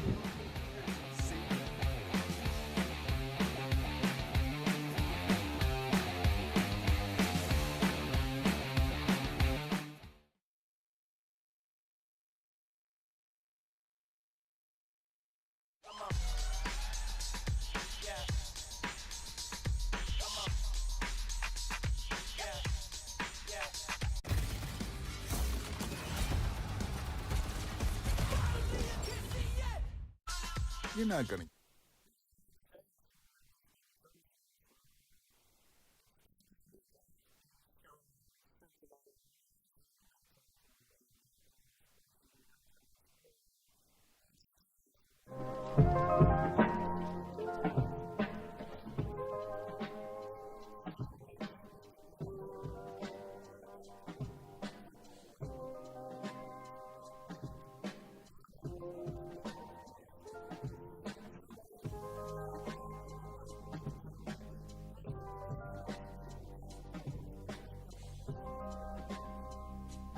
To tonight's Friday Football Live Top Performance segment. I'm Evelyn Wackler. Last week saw a couple big game performances from a couple small school Campbell County players. Newport Central Catholic's Emmanuel Miles scored 5 touchdowns in a 40-0 win over Boone County. He was 14 of 15 passing with 3 touchdowns through the air and 2 touchdowns on the ground. Bishop Brossert's Nick Cozy had 2 interceptions on defense and 2 touchdowns on punt returns as the Mustangs blew out St. Henry. As for the big schools in Campbell County, Highlands' Rio Littmer broke the back of neighboring Camels with over 300 yards passing and 2 touchdowns rushing. Over in Boone County, running back Keegan Mayer scored the winning touchdown in the Battle of Union as Cooper won its first game of the year over Ryle. And up in Ohio, Oxford Talawanda's Lance Cantrell continues to put up huge numbers. Once again this week, Cantrell rushed for over 300 yards and found the end zone 4 times in the Braves' win over Eaton. Cincinnati Hills Christian Academy's Griffin Ridner Richard is picking up where he left off from last year. The high-scoring quarterback threw for over 250 yards and found the end zone 6 times as the Eagles defeated Madeira. In its victory over Hamilton, Lakota West receiver Tyson Davis caught 9 passes and had 1 touchdown and set the school's record for most yards receiving in a single game with 180. And Elder quarterback Caden Eastep continued his dominance as he found the end zone 3 times with nearly 250 yards passing as the Panthers defeated Springborough's Panthers 21-7. Remember, you can catch real-time great plays by great players each week in Red Zone style here on Friday Football Live. Follow our @FridayFootballLive web stream on YouTube. You can also visit our website, TGIF Football, to learn more about us. And follow us on Instagram and X @TGIF Football. And don't forget, after our Red Zone action concludes, we join our friends from TriStateFootball.com for their High School Football Tonight radio show on Cincinnati's ESPN 1530 AM and Fox Sports 1360 AM. Listen and or watch High School Football Tonight each Friday until 11 p.m. Now back to the games. Down 14-0 to their Cincinnati Hills League rivals, Indian Hill. Now, both defenses have played well, but Indian Hill's just a little bit better. It's been a bend but don't break mentality. Wyoming and their star quarterback David DePee have seemed to move the ball better than Indian Hill's offense has, but once they get inside the 50-yard line, they just kind of fizzle out. They went for it on 4th down a few times, and Indian Hill's defense was up to the task every single time. So Wyoming's moving the ball more consistently, but no points to show for it. On the Indian Hill side, they've taken advantage of 2 short fields off of 2 good punt returns. First, it was a passing touchdown for Devlin Daniel, and then a highlight of a rushing touchdown for the Indian Hill quarterback, shedding multiple tacklers on his way to the end zone. So that's where it stands right now. Wyoming, on paper, played the better half, but they trail by 14. Winners of 92 of their last 93 football games played in the regular season, down by 14 here on their home turf to their biggest rival. The second half is on the way. It's all Braves in the first half. How can the Cowboys respond in the second half? It's an understatement to say the Pioneers need to get this in the end zone. Webb under center, 2 backs behind him, 4th down and 1. He gets it, hands it to the back coming through. Going to get the first down, but not a lot more after that. A lot of big pile up here, and the clock's still running. He's going to be brought down at about the 16-17, called it. First down, clock running 1:04. Yeah, so when you know the word momentum comes into play, if Simon Kenton can put the ball in the end zone here and not leave any clock for the Tigers to potentially answer before the half, that'd be a huge momentum swinger for the and they Pioneers. Get the ball first. Yeah. 1st and 10, Webb. He's under pressure. They swing it out over Pap's head. A nice completion. Picks up some yardage inside, down about the 10-yard line. Paps came in on a blitz, almost blocked it, threw it over him. Receiver caught it and picked up about, give him about 5 on that, maybe 6. It'll be 2nd and 4, ball at the 10. The clock is stopped right now at 43.7. Yeah, it was a nice play by Grant Webb with pressure in his face, and Landon Brown on the reception. That's only his 2nd catch this season. Again, they're doing a nice job chewing clock up and moving the ball into the red zone. 2nd down and 4, ball spotted right at the Beechwood 10. Webb gets a snap, rolls to his left, under some big-time pressure. He's going down. They're going to have to call a timeout for sure after this. About a 4-yard loss, if not more, all the way back to the 14. I don't think they have any timeouts left. I'm pretty sure they called 3. I think you're right, Coach. My bad, man. They are out of timeouts. Clock is running, 26. 25, they're hurrying up. That was Brockett and McDaniel that I could see in on that sack. Webb in the shotgun, and now he's just going to spike it, and he does. Stops the clock at 19.2 seconds. Now it brings up a 4th down, though. He spiked it on 3rd down. It'll bring up now a 4th and at least 7 or 8. Yeah, but I would think they're going to bring Miles Mullen out to put 3 on the board. What would you do here, Coach? Coach Gray, what do you think? Mullen on the year. He's got one field goal. Yeah, they might be. It's going to be about a 31 or 2-yarder. If it was 4th and 2 or 3, maybe, but yeah. 4th and 7, 8, whatever it is, you got to try to get points on the board. Yeah. You get the ball first or second half. So, watch for a fake here. Let's see who's in here. Okay, they've got Jordan Pendleton is the holder, who is a very talented offensive player. I don't see Grayson Harrison, so that's probably a good thing. And Beechwood's going to call timeout. Yep, Tigers called a timeout to ice him here. There's 19.2 seconds left in the first half. Beechwood leading Simon Kenton 17-0. Miles Mullen, the Simon Kenton kicker, is out to attempt about a 31-yard field goal, the left-footed kicker. See what happens here. Yeah. How about a block and a scoop and a score? We'll take that. Awesome. Take it. Yeah. So we've talked about volleyball and girls soccer. Now taking a look at the boys soccer team under Coach Zach Young. They are currently 5-4-1, but they're coming on strong. They're 4-1-1 in their last 6 games with wins over Holmes, Calvary Christian, Simon Kenton, and Covington Holy Cross. This week they tied Boone County 2-2, and last night they beat Covington Holy Cross 2-0. They are, again, talking about young talent all over the Beechwood Athletic Program. Freshman Weston Wyant leads the boys soccer team with 5 goals. Nice. And senior Nate Grayman in second place in the team on the team with 4 goals. This week they'll take a big game for them Tuesday night. They will travel down the road to Covcath for a game that, if they could pull that off, would be a huge win for those guys. Covcath currently 6-4-2. That's school down the street. Miles Mullen out for a 31-yard field goal. Left-footed kicker lines it up. Caleb Aerosmith trying to jump in his face. The snap is back. It's a little low, and the kick is blocked. And Fryman scooped it. Scoop it! Yeah. Oh, it is scooped. Kingston! He might go. Go, kid! He might go. Go, kid! He's going to go. He goes for the tackle. Woo! Scoop and score! That's unbelievable. Wow. Kingston Brockett getting it done. Woo! Wow. What a play there. Nathan Pabst, he comes streaking in from his side of the line, blocks the kick. Tyler Fryman almost picks it up, and then right there to scoop it up and run and showing what an athlete he is Kingston Brockett. Wow. Hey, goodness. That's a hell of a call, Mark. That was nice. Scoop and score. That was awesome. That was nice. How about Mark block and a scoop? Oh, man. Nostradamus up here in the radio booth. Jack Mercer out for the extra point. And that was Pabst on the block. Pabst on the block. Man, he flew around that edge. That kid is quick. PBR. Getting it done. Man, that was cool. Oh, mercy. The snap is back. Kick is up, and it is good. With 3.3 seconds left to go in the first half. Beechwood 24, Simon Kenton nothing. Thanks for tuning in. Right back after this. What a dagger Yes, in the back sir. of the Simon Kenton Pioneer.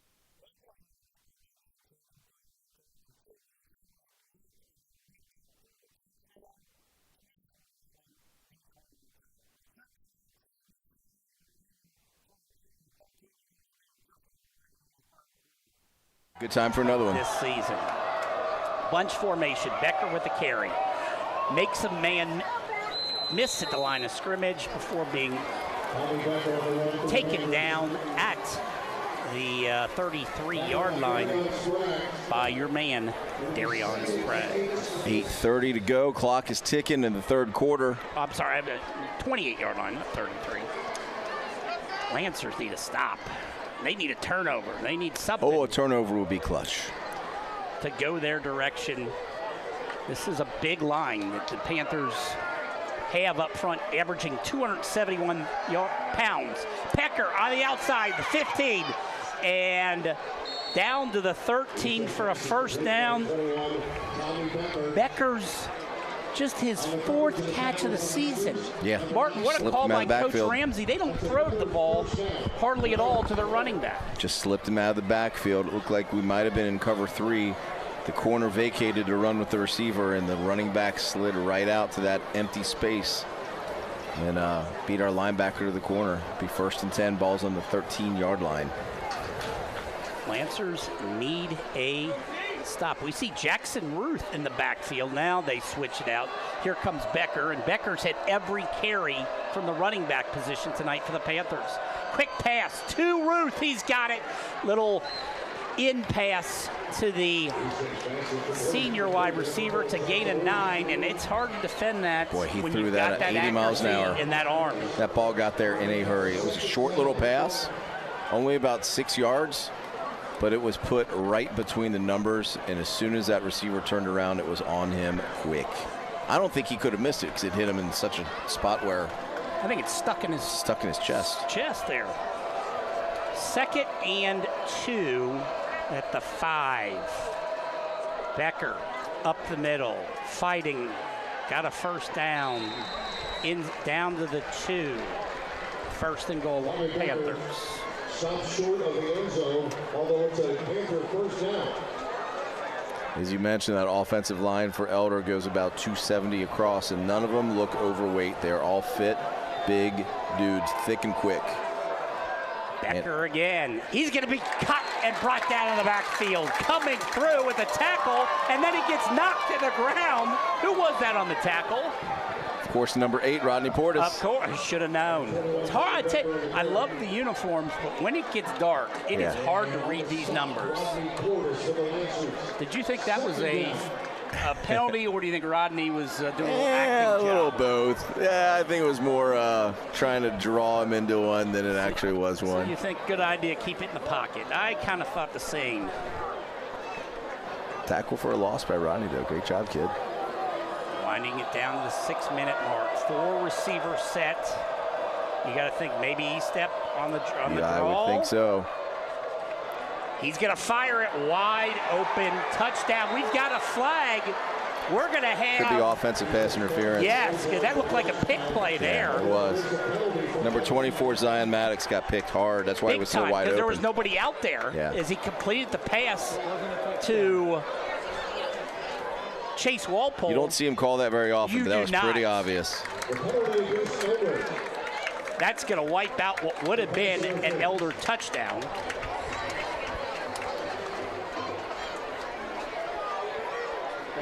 If you're wondering why he was so wide open. Be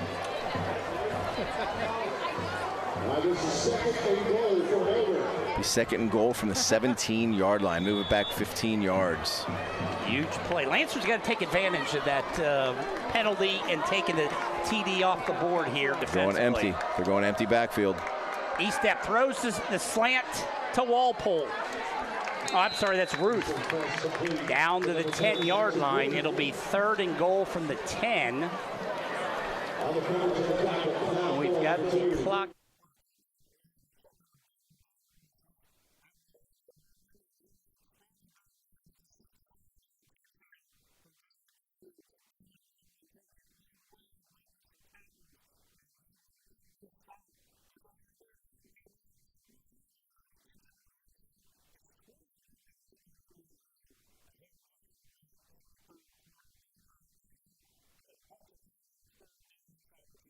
Blitz, can they get to him? Pass over the head, incomplete for Walligman in the end zone. The Lancers put pressure on him, and that time made E-step uncomfortable in the pocket. Right. And that will bring Adam Ray on for the field goal. He has only attempted 1 this season, and he missed on that lone attempt. Well, ball's in the middle of the field, which helps him. This will be a 27-yard kick for the senior. He was 5 of 6 last season with a long of 32. Snaps down, kick is up, and it is good. Snuck it inside that left upright. The Lancer students thought it was wide to the left. But the officials say, nope, it got through. And with 5:14 left, in this third quarter. It's the Panthers 16, the Lancers nothing. Technically a 2-score game still, Mr. Bossy. That was huge to keep Let that me to ask a you, field say goal. we score here, do you go for 2? Absolutely. Points are hard to come by. Absolutely. Not even a doubt in my mind you do.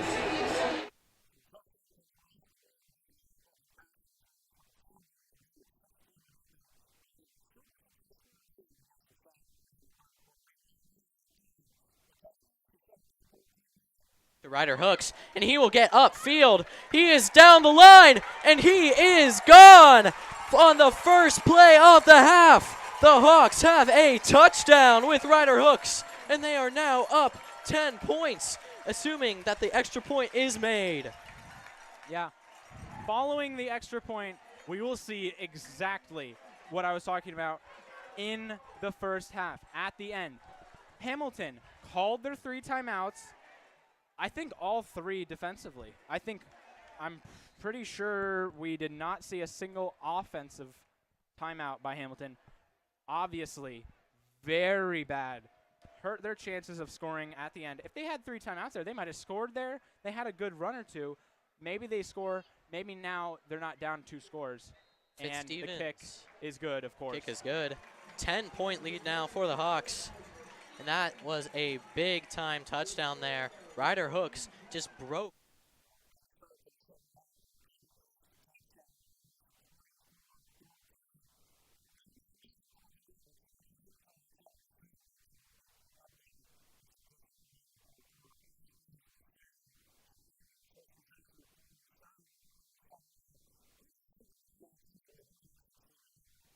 Are you surprised that we haven't seen more called quarterback draws with all the effectiveness we had last week against Northmont?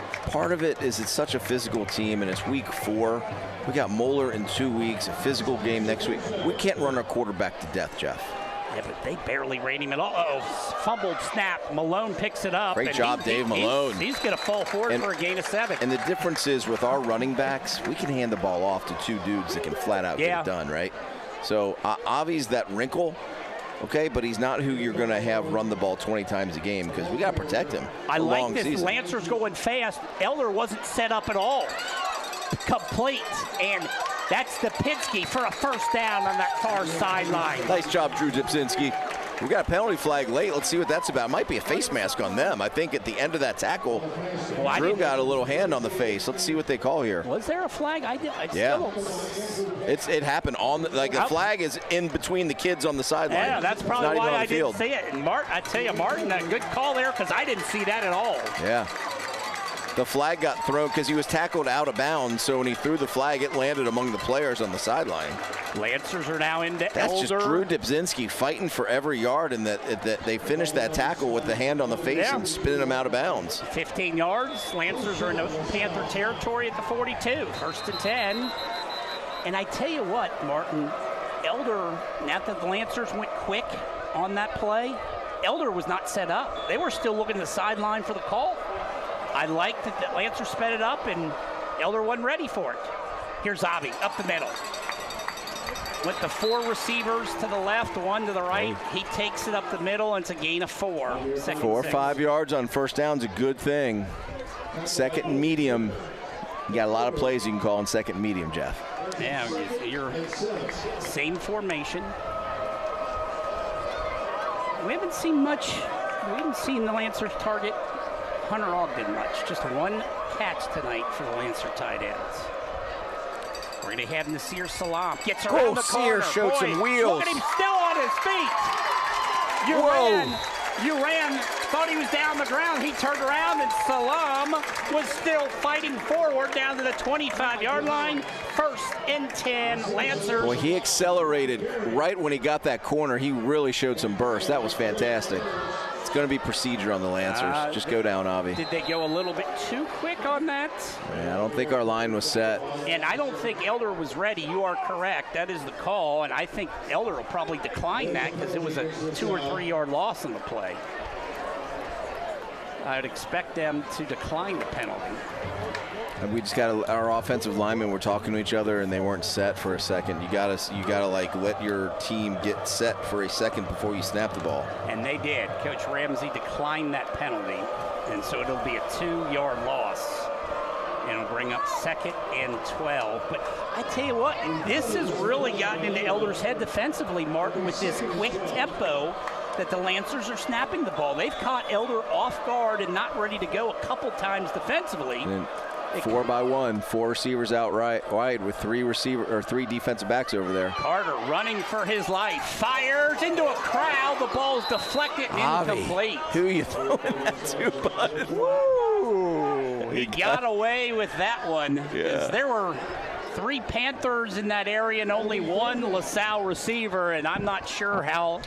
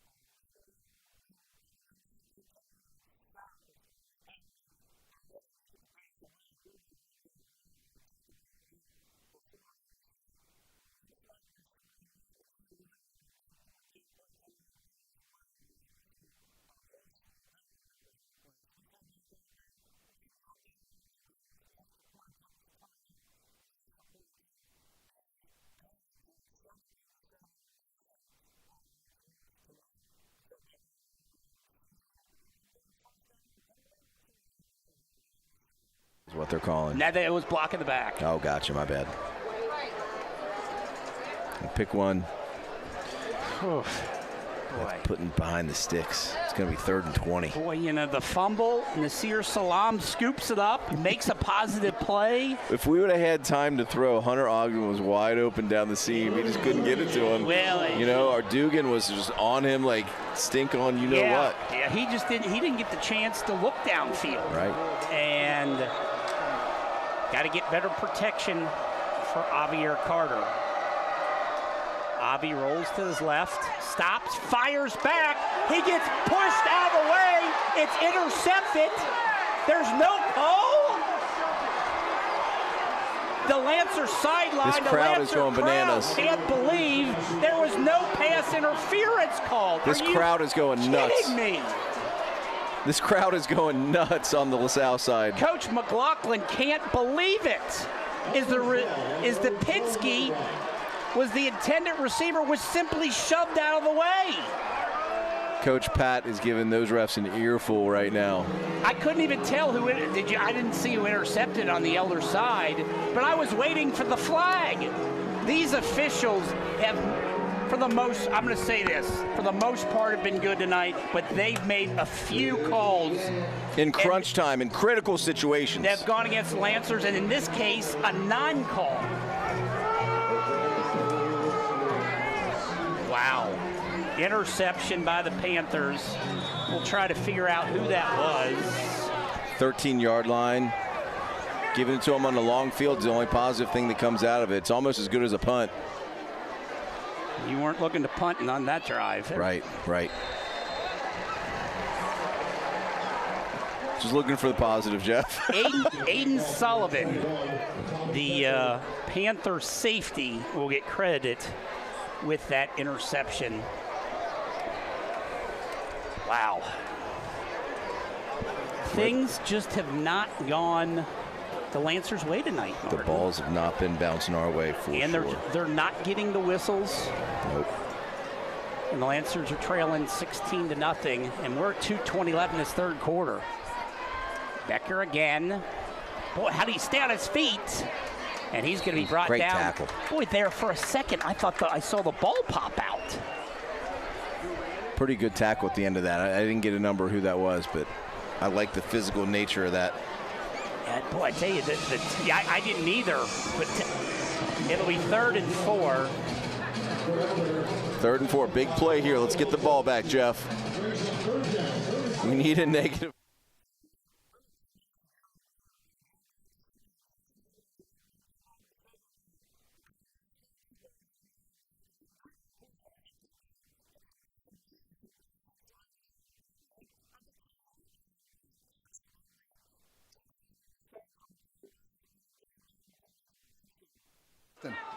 Unbelievable change of events here to start the second half.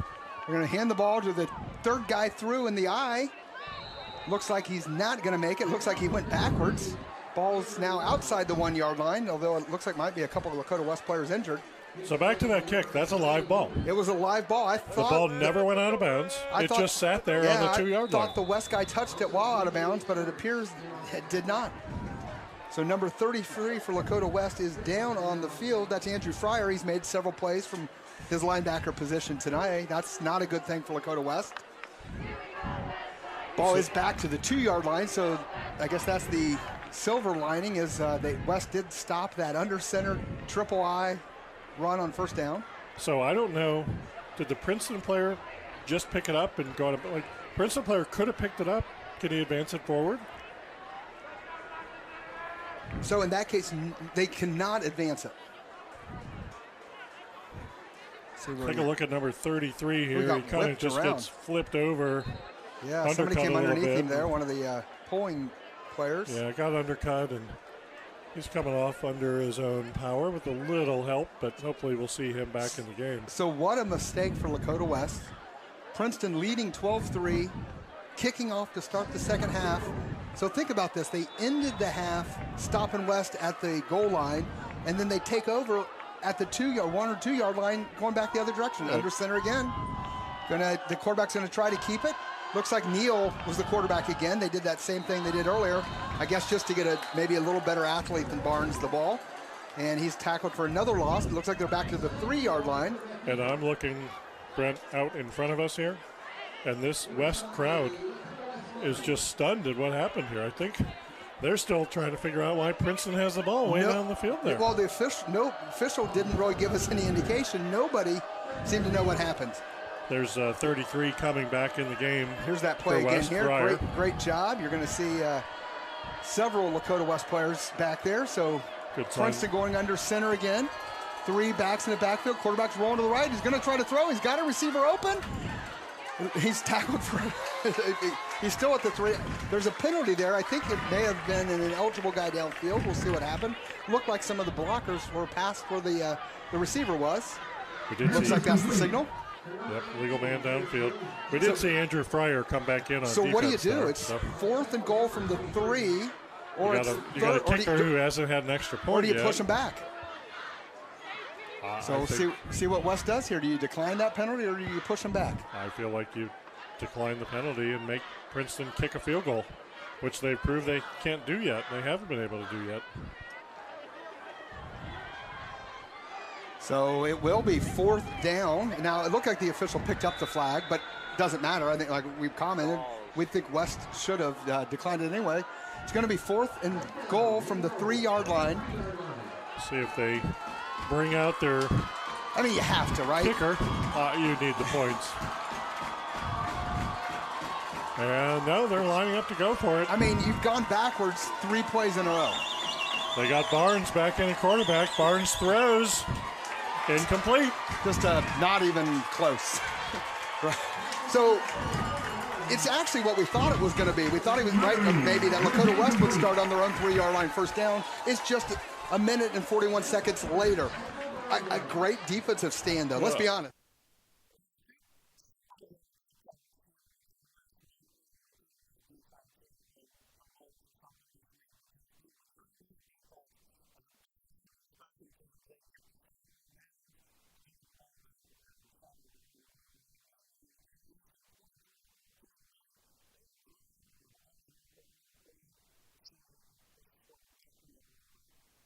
From the 9 is what it's looking like. Let's see what's going on here.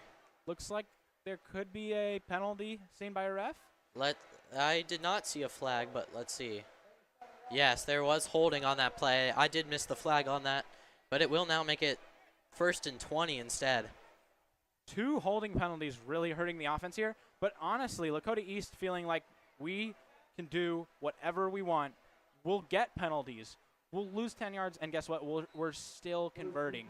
That might be more demoralizing for Hamilton than just winning. We're winning, and frankly, we're disciplined, but we're holding, right? We're making mistakes, and guess what? We're still. Knutson And that is intercepted. Yes, that is intercepted by DJ Bryant of the Hamilton defense. And they will now have possession of the ball. Niall Knutson with his second interception of the game. You're going to see this is uncharacteristic. This is the first game where you feel like a couple really, really errant throws and mistakes. You really feel like that might be a mistake you want to try and get rid of in your game. But Niall still probably feeling like he can deal with some issues, deal with some of these small mistakes, and really come back.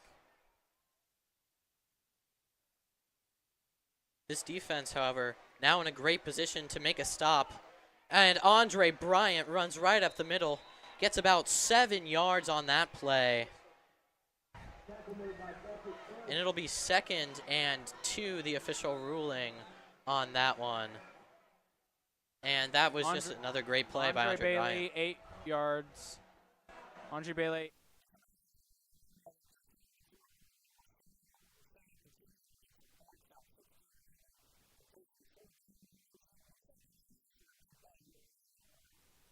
Carter goes back to pass. Looking, firing, caught, first down. Great play. 38-yard line. That's Jack McLaughlin. The coach's son with his first catch of the night. Good protection up front. We had an extra blocker in there, and Hunter Ogden. And good route, good ball by Avi. Well executed play by this offense. Huge fourth down conversion. With a Y. Absolutely. Carter back to pass. Looks, take off, Avi. And he is.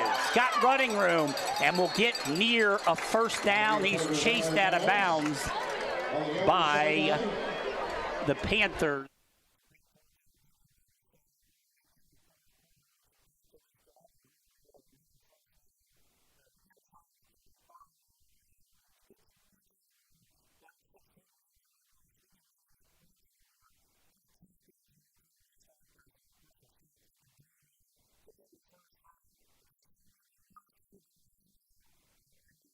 Oh, no.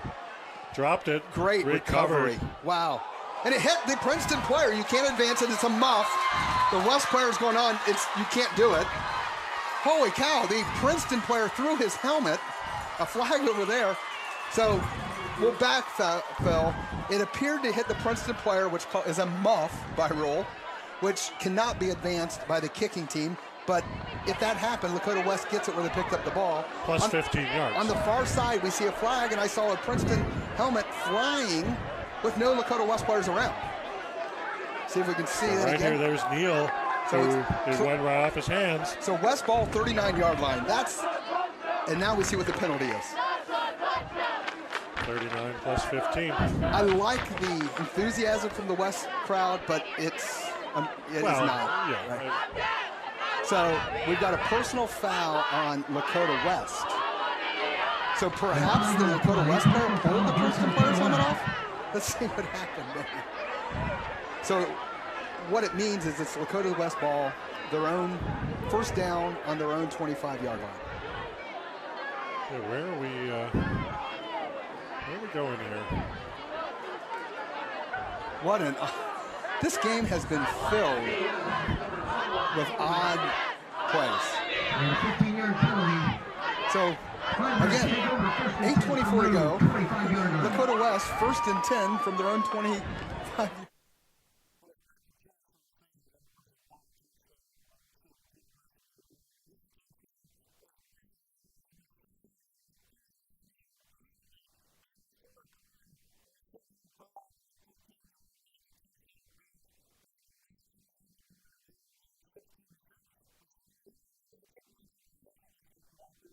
Not a ton of velocity. It seemed like it took forever to get there. Because those two defensive, I think it might have been Uran and a DB, were both converging on the ball. And you're just, is it going to get there? Get there.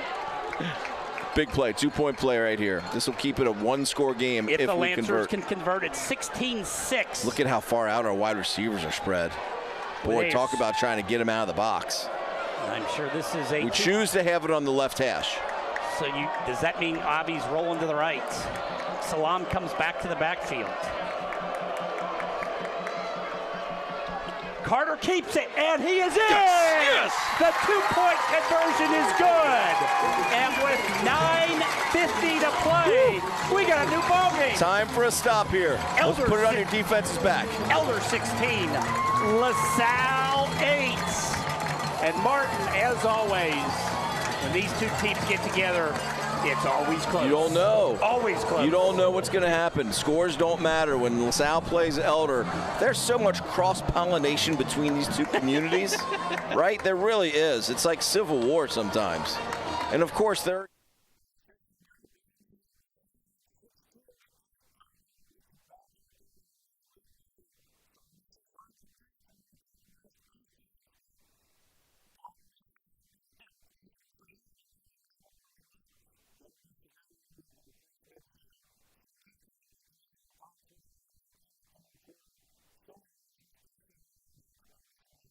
To the left, I'll tell you, Lakota West obviously has identified the counter, the misdirection as something that they, in the trap, as something that they can have success running the ball. Didn't have much success running the first half. All but one run so far this half, once they got outside of the side of the goalpost, have been pretty good. And they have the coaches that were going to make those halftime adjustments. We knew that. Now they got to protect the ball and make good decisions. Good protection, which we haven't said much today. Smith does a nice job, and actually he's got room because his line was doing such a great job. He's going to gain about 8. You know, and Smith isn't necessarily a scrambling quarterback. He's more of a pocket guy, so to see him make decisions and run and take some hits is great to see. But he is 6'3", 202. So, right, he's a good, solid young man. Not the speed that you have with a Norman or a Davis. Look at Norman's block downfield there. Great job, got him an extra 5. And a nice job by Smith cutting behind it, right? So 2nd and 2 for Lakota West. Deep in Princeton territory. Now here's the key, right? They're inside the 30 again. You gotta finish the drive. You gotta have points. You gotta come away with points, whether it's 3, 6, or 7. Quick pass outside. He does make the first man miss, which means he's gonna get positive yards. First down, close to the 20-yard line.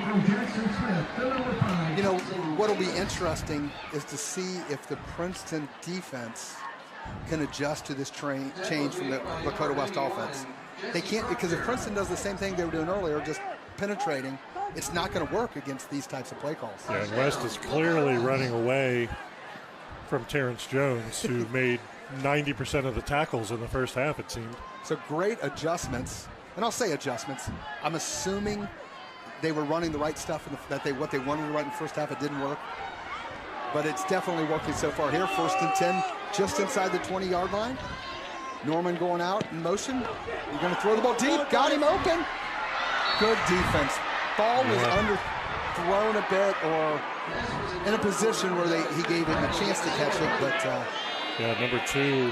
Nate Canada, who's made some good plays. Great position there, didn't interfere. It also looked like Davis, number 5, is open underneath. So he got just past his guy.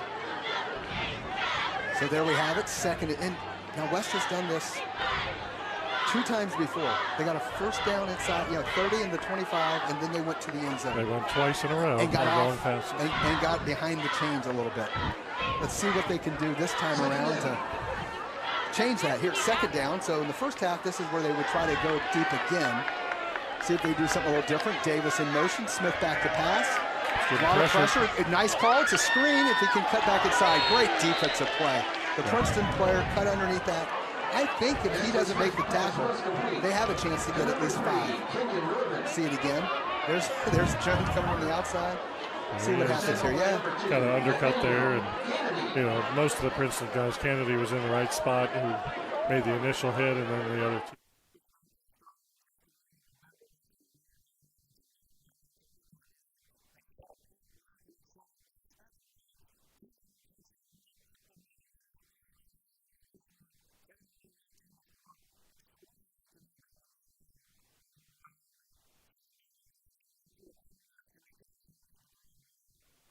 Smith is going to run the ball and nothing there. He's going to actually lose about 3 yards. At 4th and 14, I think you have to try the field goal. You have to. This is the 4th field goal attempt. for West. They converted successfully on the first one and missed on the other two. We've got a injured Princeton player. Two Viking players. Looked like 97 was one of the two. That would be the nose tackle, Demir Richardson. I didn't see the second number. I don't know if it was Freeman. I don't know if both their nose tackles kind of collided into each other. Looks like maybe it's Derek Jeffries, the Sam linebacker, number 10. So you're Lakota West, right? I mean, 4th and 14. You're at the 24, so you're talking about 41, 42. You know your kicker has plenty of leg here. You're on the right hash. And the one thing you have to remember in high school, hashes are wider than they are in the pros. In the pros, they line up at the goalpost, and in high school, they don't. So yeah, I think this is far enough that I don't know if that angle is going to matter as much. If you're a little closer, you might be worried about that angle, but you need points. You need to get more points on the board. You scored the first 3 of the game, and you haven't scored since, even though you've had ample opportunity.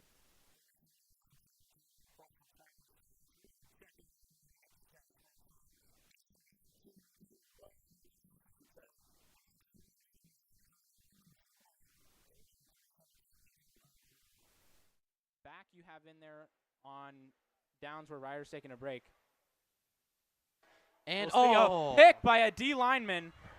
And Niall Knutson, that pocket was just collapsing. Number 33, Mason Holbrook, will take it back for a Hamilton touchdown. touchdown. A touchdown. Wow. Wow. And that is an insane play from number 33, Mason Holbrook.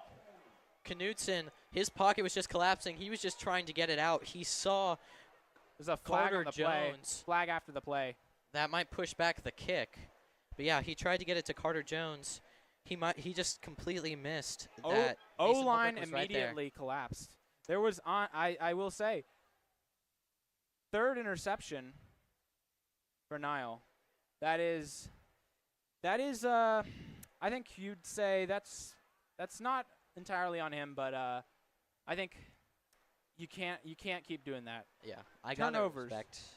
Yeah, I gotta respect. He tried to keep that play in motion, but sometimes you just gotta hold on to it, take the sack. Yeah, and that was one of those moments where he absolutely should have just let it happen. I will say, looking at that play again, I do think you gotta feel, man, trying to just not take a sack. A lot of respect for the D lineman. I think you place more blame on the D lineman there. D lineman gets his hands up, deflects it, and then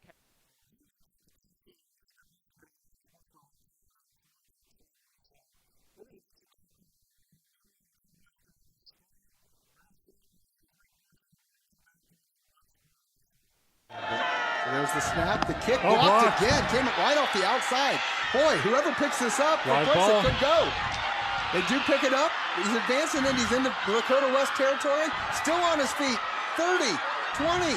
Looks like he's going to take it in for the touchdown. There's a penalty, of course.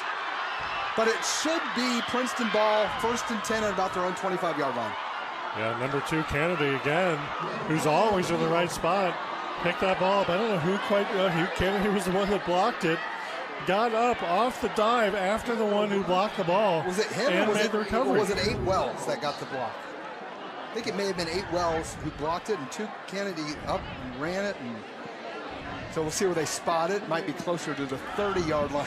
And, that's normally a penalty no matter what level you play at. A lot of special teams, you're excited. You're trying to give an extra block, and you have a block in the back. And so at least one Princeton player down. That's going against West. I'll see what they've got. That penalty was signaled against Dakota West. So now we're really unclear because they walked it back. The official call on the field, illegal blindside block by Lakota West. So they called it an illegal blindside block, but they called it on Lakota West on the Princeton return. But the teams are moving out as if it's a penalty on Princeton. So I think it was just the... That was a correction. He just pointed the wrong way. Yeah. So there you have... No. So he's calling it on West, a touchdown for Princeton. Against Lakota West. Ruling on the field is touchdown. So that's what he's doing. He's saying it was on Lakota West, that they hit a Princeton player from the blind side, and that is a touchdown. I don't know. The officials are still talking about it. Not a good look for the officials tonight. Well, a lot of action. They're getting more camera time than anyone else here. They're coming over to explain the call first to the Vikings. But at the end of the day, touchdown Princeton. Princeton now leads 18-3. So what looked like was going to amount to 3.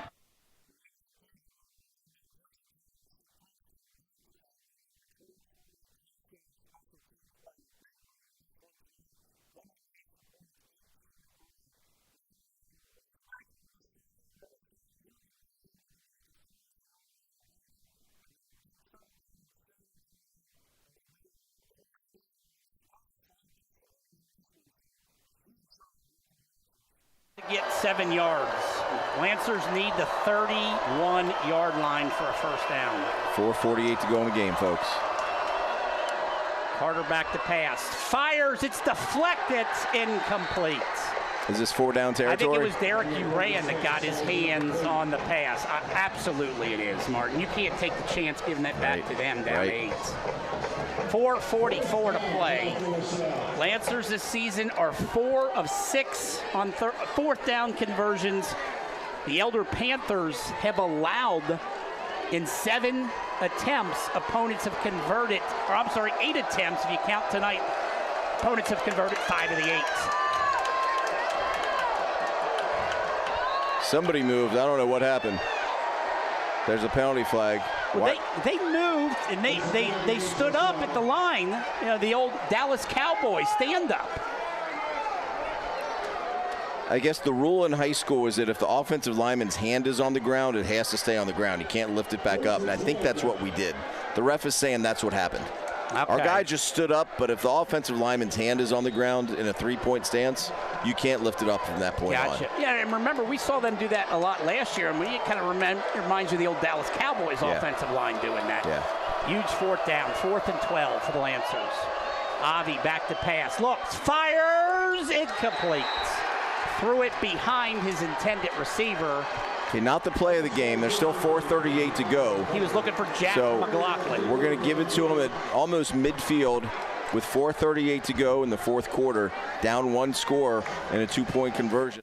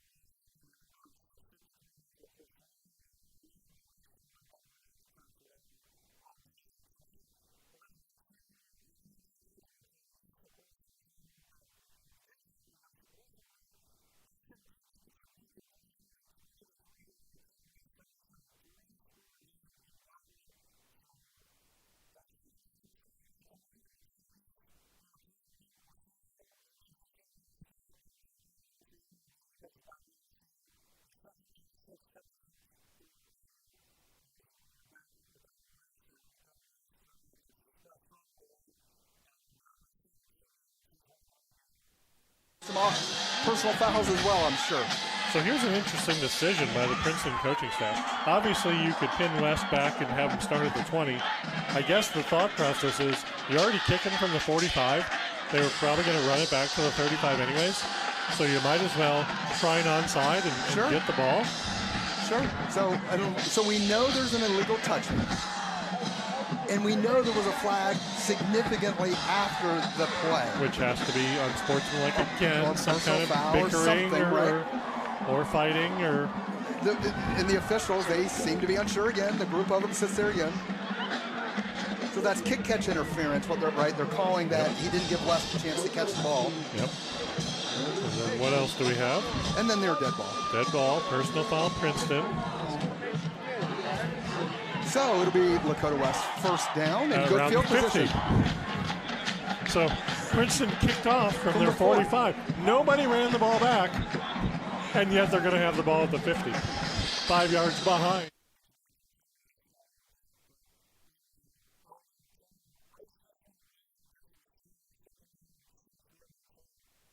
Straight up the middle. Short gain, maybe a yard. 3rd and 5, Darion Sprague's coming back into the game here on this enormous 3rd down. 22 personnel, 2 tight ends, 2 running backs. 3rd and 5, But middle of the field. You don't expect them to turn around and hand that ball off to the running back again, do you? I think we got a pass play being dialed up by Coach. They just took their tight end and running back out and brought in 2 wide receivers. So they're going regular personnel. You got to think here, Coach Ramsey's going to dial up a pass play here. 3rd and 5. Looks like we're in man coverage, Jeff. We're blitzing. He didn't come across. I didn't think he came across, did he? I don't know. Is that going to be a free first down? Sure will. Jeez. That'll drive a coach nuts. Crazy. I didn't think he came across. There was movement, but I mean, we were right at that.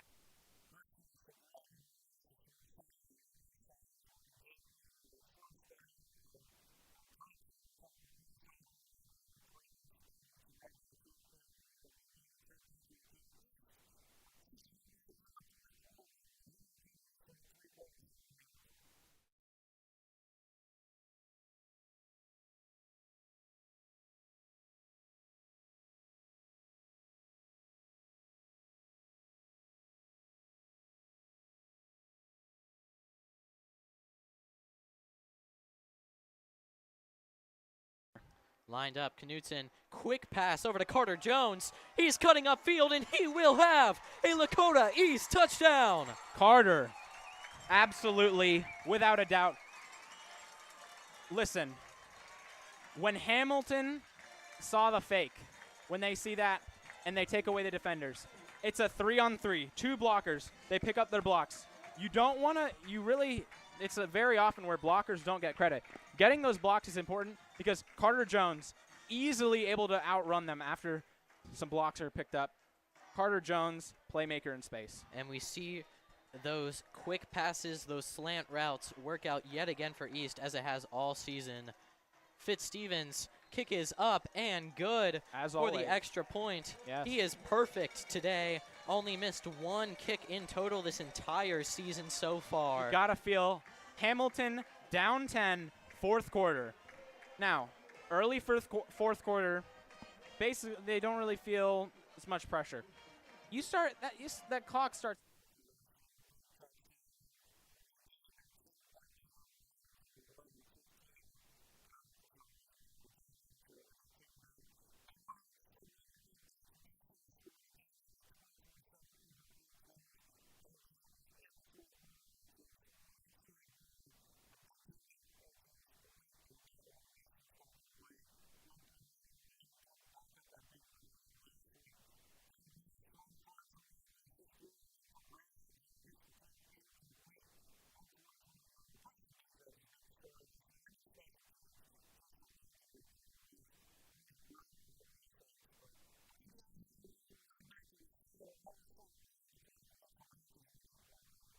Fourth and 20.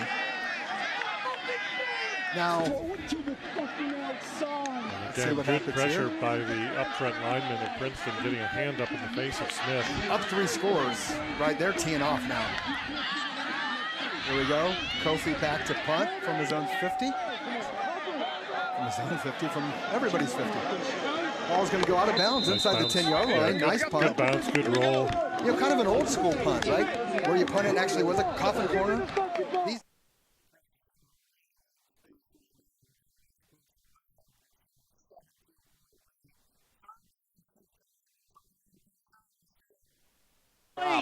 Dropped. We blitzed, and they had a guy open. It rushed Cade Needstep's pass. That was Brady Andriacchio, the backup quarterback and wide receiver, and the Panthers will punt. But you got to make sure he punts it because it is The QB, Caden Estep, is punting this time. Prolific fake punts against the Lancers So, over the years. too. Just be careful that he does punt this. Jack McLaughlin is back at the Lancer 5-yard line. Estep's punt. Let it go, Jack. Let That it go. will go into the end zone for a touchback. That punt went about 60 yards in the air, and just FYI, he punted that from midfield in the back of the end zone. Yeah, very Kid's just an athlete. Martin, we were looking at the 8:18 mark. Lancers down 6-8, 16-8. Took over at the 20-yard line. 8:18 to play, down 8. Now taking over at the 20-yard line with 2:23 to play. And Martin, 1 timeout left. If this doesn't get your juices flowing, nothing will. 2:23 left against Elder, down by 1 score. We're ready to go. Let's go.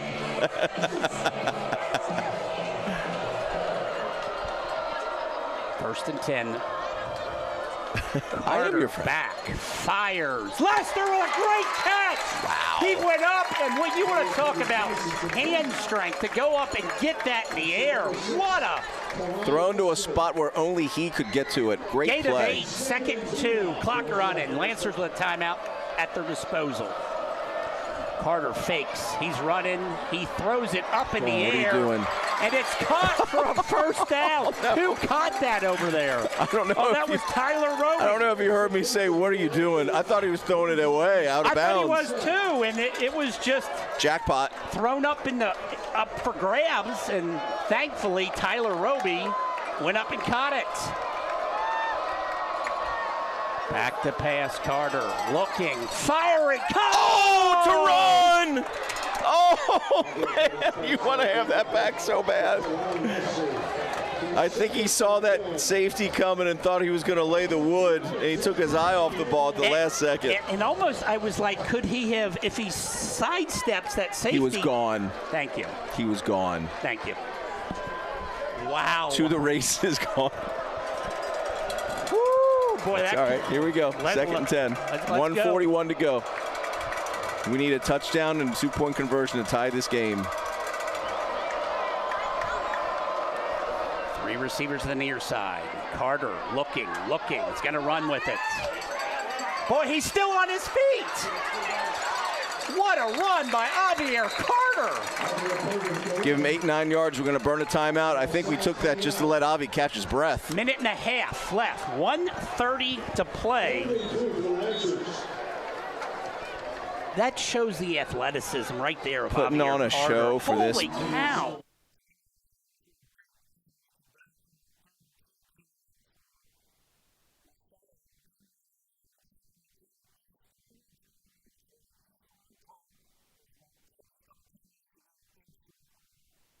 With Braxton Thurman, he will have to go get that checked out. In exchange, they are bringing out Ryder Hooks.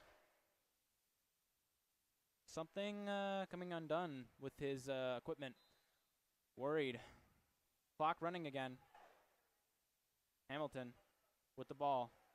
Setting up to snap. And McLean drops back. The left-handed pass is going to be ruled a touchdown. Wow. That was Ryder Hooks trying to defend against Elijah Jones. And what a great tuck and step by Elijah Jones.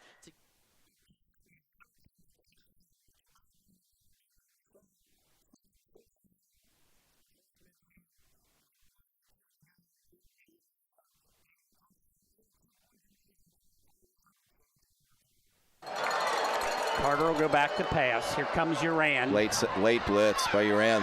Fires, caught, first down at the 36-yard line. Out of bounds? Drew Dubinsky, I don't think he got out of bounds. The clock will stop as they move the chains. 1:08 to play. As you can see with the score in the court up in that upper right-hand corner of your screen. I think he did get out. Oh, they did say he got out. I didn't think he had, but I'll take it. Take it. Carter looking, surveying the field. Here comes, oh my God, he's still on his feet.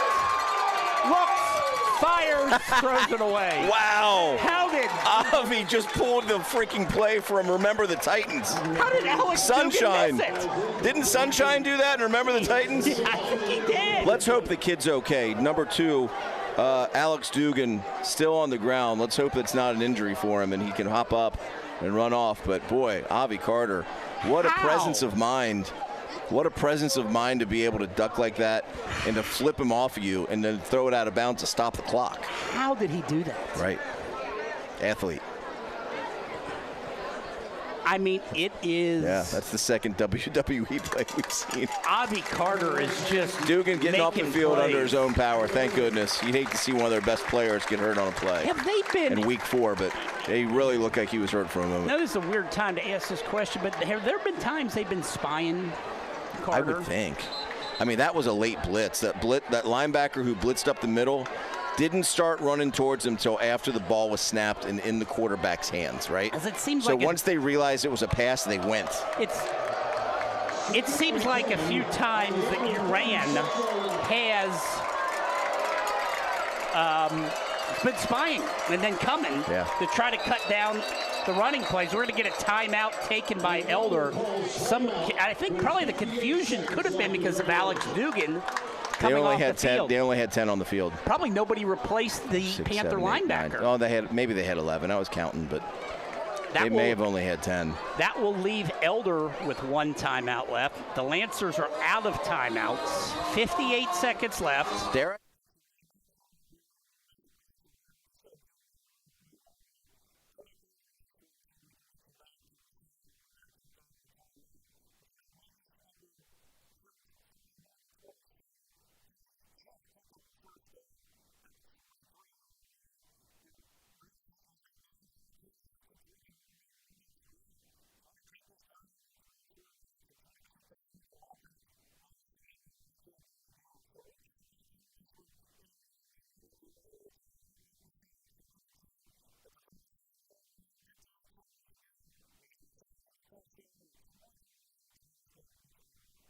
Pass. Looking. Firing long into a crowd, and it's picked off. Just threw it up for grabs.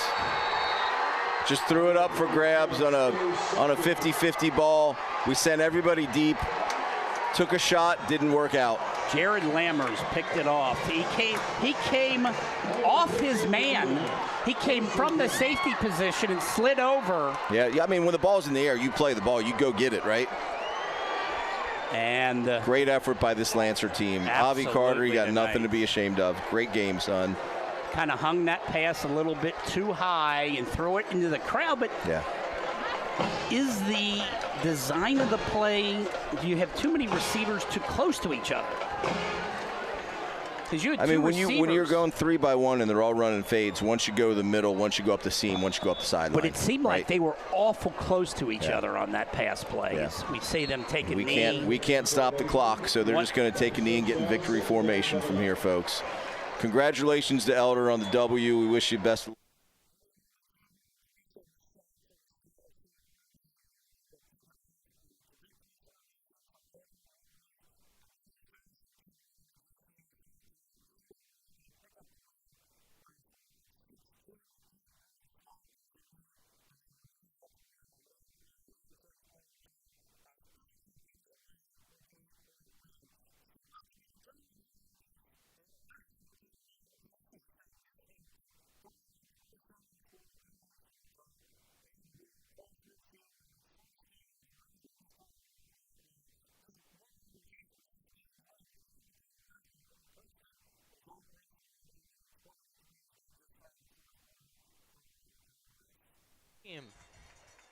It is a first down.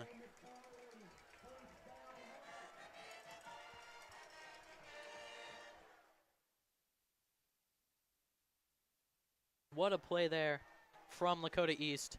P.J. McFarland once again pushing his way for an extra 3 to 4 yards. And I feel like that size advantage absolutely crucial in this game. Absolutely. And that was that a run? Yeah. Yes. I look away for 1 second. Ryder hook. That is a run. Very difficult. I mean, think about how Hamilton defense has been feeling. And that run was Braden August. Ryder Hooks is on the sideline. He is now back in the game. It was a 4-yard gain, making it 2nd and 6 for the Thunderhawks. Knutson tosses it over Chris Boyer, but they saw right through that. He's backed up about 2 yards. Yeah, for Hamilton. 3rd and 8. Listen, Hamilton is done with the screens. Hamilton's not going to let them run screens anymore. Hamilton is like, absolutely not. We're not doing this. These screens will ruin the Hamilton defense. There's zero chance that Hamilton can let these screens continue to be successful for the Lakota East offense. 3rd and 8. Knutson turns to the sideline. Looks like they're changing up the play call. Looking for a good read here. John Kitna, little angry on that sideline.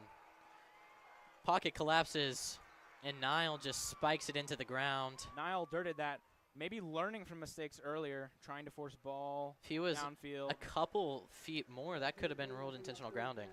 It looks like they do rule it as he is still in the pocket. Receiver in the area, I guess, yeah. Maybe receiver in the area, or maybe he's out of the pocket. I don't know, but certainly, though, it was close. That very, very close to being intentional grounding. And for the first time today, yes, Tyler Gruber out there to punt. You do feel good about your team when the first time your punt team's coming out in the 4th quarter, up 4. Little dangerous, but with 4 minutes left and 2 timeouts, you're not too worried, especially with a high-flying passing offense. It does seem like they are going to need a bit of a miracle here.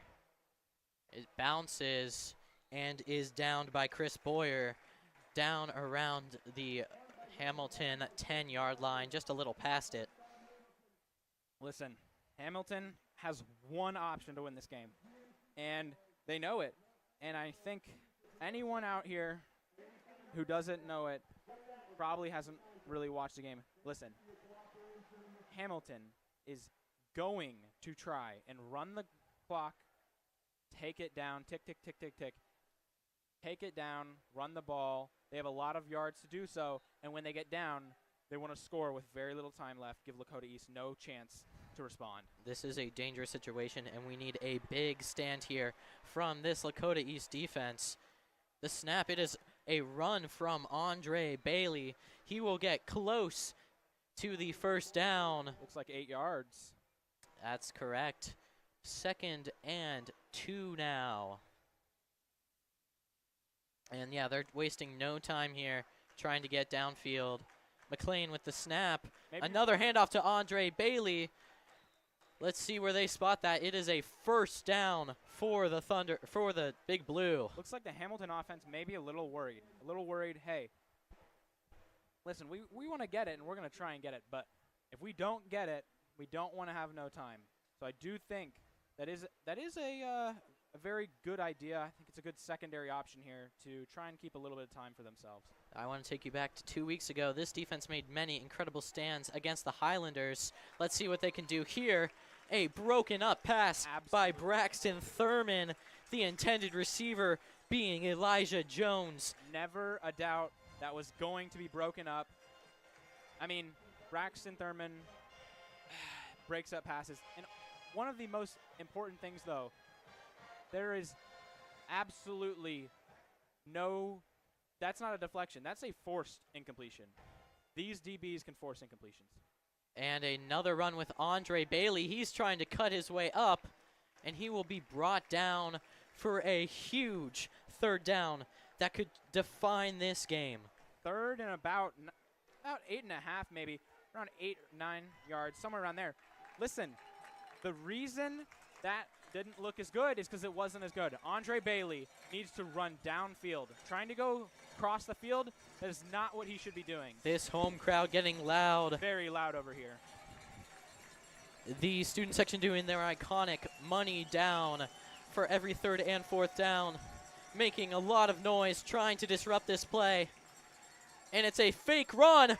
And Elijah Jones tries to one-hand the pass, cannot, and it is going to be 4th and 8. Let's see what they decide to do here.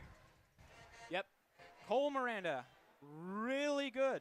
Braxton Thurman, really good. All of these DBs, all of these guys forcing incompletions, getting interceptions, all of these things, these are why Hamilton, I don't think they really stuck to that game plan that I think they really probably should have.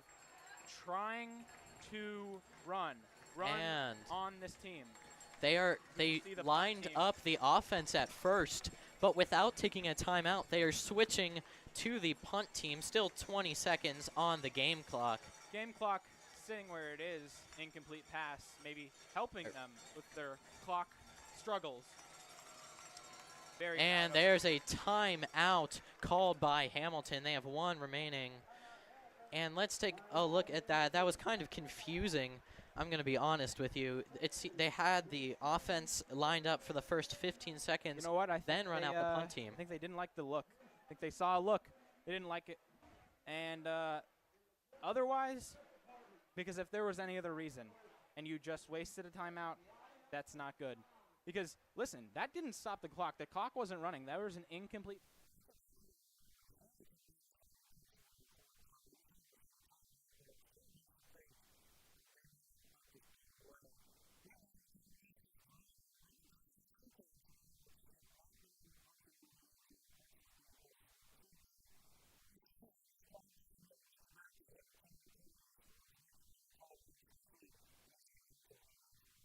If he got him or not.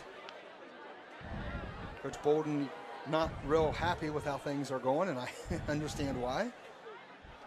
You know, the one thing this reminds me of, there was a game back years and years ago. I think it was the Sun Bowl or something.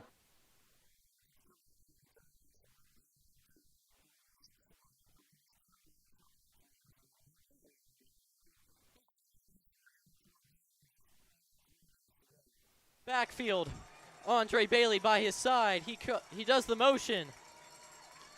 He steps back. Pressure coming. He's looking downfield. Incomplete. Never a chance. The intended receiver was just completely far away from that ball, and Lakota East now has possession with 2:44. Now Hamilton will have a chance if they can stop the Lakota East offense. They have a timeout, and there's 2 minutes and 40 seconds left. Now, for those of you who are unfamiliar, there is no 2-minute warning here in high school football. The clock will keep rolling as long as no timeouts are called. Exactly. Which means that this clock, they will not get any other timeouts. They have just the one. And you know what the worst part about passing against Lakota East defense is? You can't stop the clock with it. And it's handed off to Ryder Hooks. He will get 2 or 3 yards, maybe a little more. They're gonna spot that as almost 4. Let's see what the official ruling. Clock ticking. They're going with a 3-yard gain, 2nd and 7. And yes, we're watching Lakota East kill as much clock as they can here. They are really waiting there. They're just letting that play clock run down. They're going to try to steal that last timeout from Hamilton, too. We're going to run it. Certain. If we don't get it, we're going to kick a field goal. That is Lakota East mindset right now. The motion. Knudsen drops back. Once again, hands it off to Ryder Hooks. He breaks 2 tackles. A third. He is still up. And he will likely have the first down on that play. Going to be ruled as a first down. And with 1:51 left in a timeout, Hamilton actually does have the necessary requirements to get the ball back, but Lakota East probably going to run the ball, kick a field goal, try and end the game. If you're up 7, Lakota East, Hamilton has no timeouts, very little time on the clock. You're going to be you're not feeling very good about this at all. As we see a lot of fans leaving the stands on both sides right now, thinking the game's over. There's no chance. Knudsen hands it off to Ryder Hooks, breaks to the outside, and he will get about 4 yards on that play. Hamilton not feeling good. Clock is running. Hamilton still has a timeout. What I will say that I didn't expect, but is truly a possibility, is the first down, which is a guaranteed ice this game. You'll see some kneel downs if that happens. And yes, there's that timeout call from Hamilton. They know that the Lakota East Thunderhawks are in kneel-down position now. Let's see if this is maybe a regrouping play. Maybe try to get them prepared for something that may not be expected, like a run. But I personally think this game is all but over.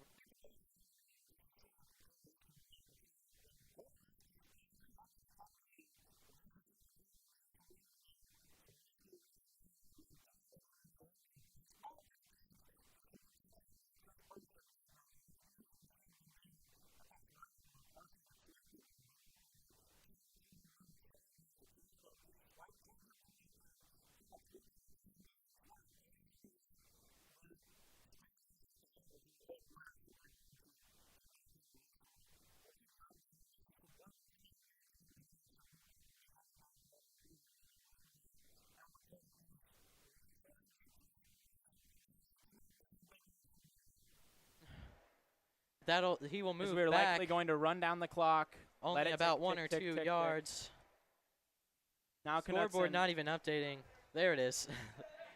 Only thing Lakota East fans are worried about right now is that yards per carry average for Niall as he's taking these kneel downs. That's about the only thing you could really complain about. And this likely win here, unless something crazy were to happen. And maybe a coaching failure, but despite very the unlikely. response from this Hamilton defense, the Lakota East offense and defense able to hold on in this game as you and see just escape. Lakota East from the lining win. up at the 50. Whole team right there. Hamilton moving over as well, migrating towards the 50. And there Niall, it is. A kneel second down. kneel down from the Lakota East Thunderhawks. The final score will be 31-27. Your Lakota East Thunderhawks getting a huge conference win, boosting their record to 3-1. Overall, the Hamilton Big yes. Blue moving down to 1-3. Great win.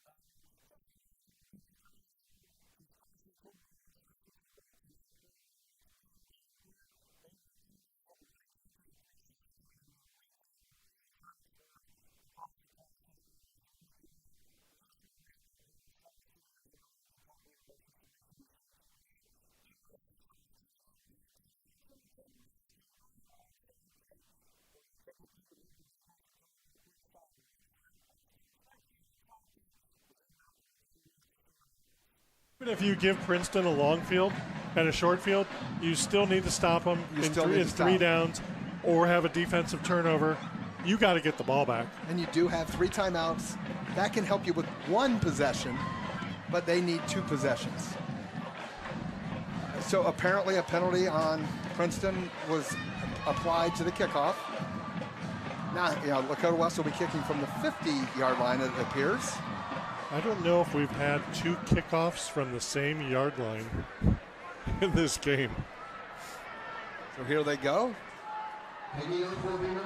So Kofi, we'll see. We know he's got a strong leg. We'll see if he's got the spins or the flips or the bounces in his leg here, because Lakota West needs some magic. Their opening kickoff trickled a little bit, and we think that was intentional to try and get Princeton off guard. But no, Princeton has their hand teams. They're expecting it. Try and get a high hop. Make sure that ball goes 10 yards. Nice play by Princeton. He's going to go all the way. Wow. Now they are going to catch him, it looks like. Nope. Number 21 for Princeton, taking the ball off the 2-hop, playing it like a shortstop. Gianni Simpson to the house. To the house. And it's funny because your special teams coach says, don't do that, right? Catch it, go down. But he wasn't having any of that. That was big-time athletic he play. played the ball on 2 hops. West did not get a chance to get close to him. And, probably West was like, oh, shoot. And there he went. I mean, that's just like a baseball infielder attacking the ball, getting it on the second hop. And nobody there. And just outrunning everyone. Nobody in front of him. Great play from Princeton. They now lead 26-10. Wow. Kind of I'll say an important kick here because it puts you back up 3 scores versus just 2. But the way it's gone, I don't think that was going to be that significant, and it's good.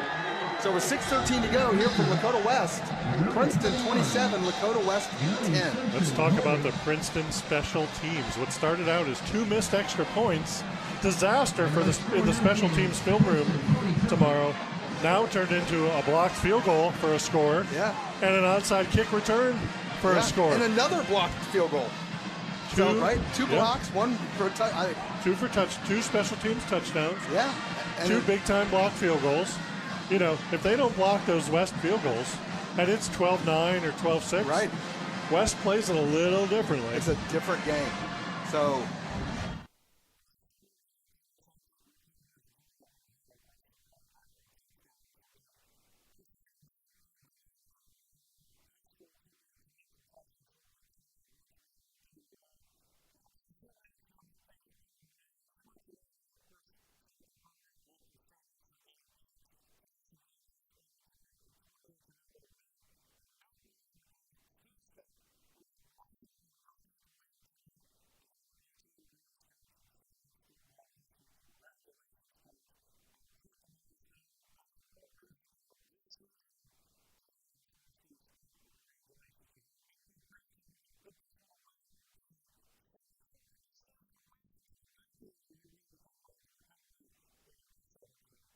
haven't seen it very often today. So Bradley is back with Norman for Lakota West. He's going to try to kick it. This one does go out of bounds. Yeah, I know the question's coming from you. What does West need to do? I don't know. I mean, they need to do what they did on the last possession. They need to score a little quicker than they did. They can't be taking 5-6 minutes. They need a 3-minute drive, 2-minute drive. I mean, not scoring before half has been the challenge, right? Yeah. So we'll see what they do here now. The Lakota West is going to make them re-kick. I'm a bit confused. The official lined up at the 45-yard line. I think they got confused. It actually will go back to the 35-yard line. So now Princeton will kick from the, you see, we talked too soon. The kick from the 40, nope, got to kick it out of bounds, so now you're kicking from the 35. Got to do it over again. That wasn't the correct yard line. That was too standardized. So here we go. Messer will get another chance to stretch out his leg. Lakota West will be lined up around their own 15-yard line, so they should get a chance to return this. Although Messer's done a decent job of putting the ball kind of in that corner a bit. Now he's just going to try to squib it down the middle. West picks it up inside their own 20. Going to run it straight up the middle. Nice gain out to the 38-yard line. No flags on the play, so Lakota West will take over 1st and 10 from their own 38-yard line, trailing by 17. Down 17, 6:08 left. You have to score within 2 minutes here. I mean, or sooner. Like you don't have many possessions left in this game. If you're Coach Bolden, and I know you never give up and all that kind of stuff, but aren't you sitting here saying, hey, let's just get another good drive, another touchdown? Aren't you trying to set up the rest of your season here? You know, you just scored the last drive. Now if you score again here, even though you may lose the game, at least you're in a position where you can say, hey, we finished out the 4th quarter doing what we know how to do. Yeah, you need to put points on the board. Next week you're at Fairfield, and then you're home against Middletown. Then you're at Coleraine. Smith is going to tee back. He does have a receiver open. Great defensive play. Smith couldn't quite get the ball as deep as who that was, Brogdon. And a nice recovery by the Princeton defender who tipped it away just in time. Yeah, that was Andrew Wells who knocked it away for He was behind him, but couldn't.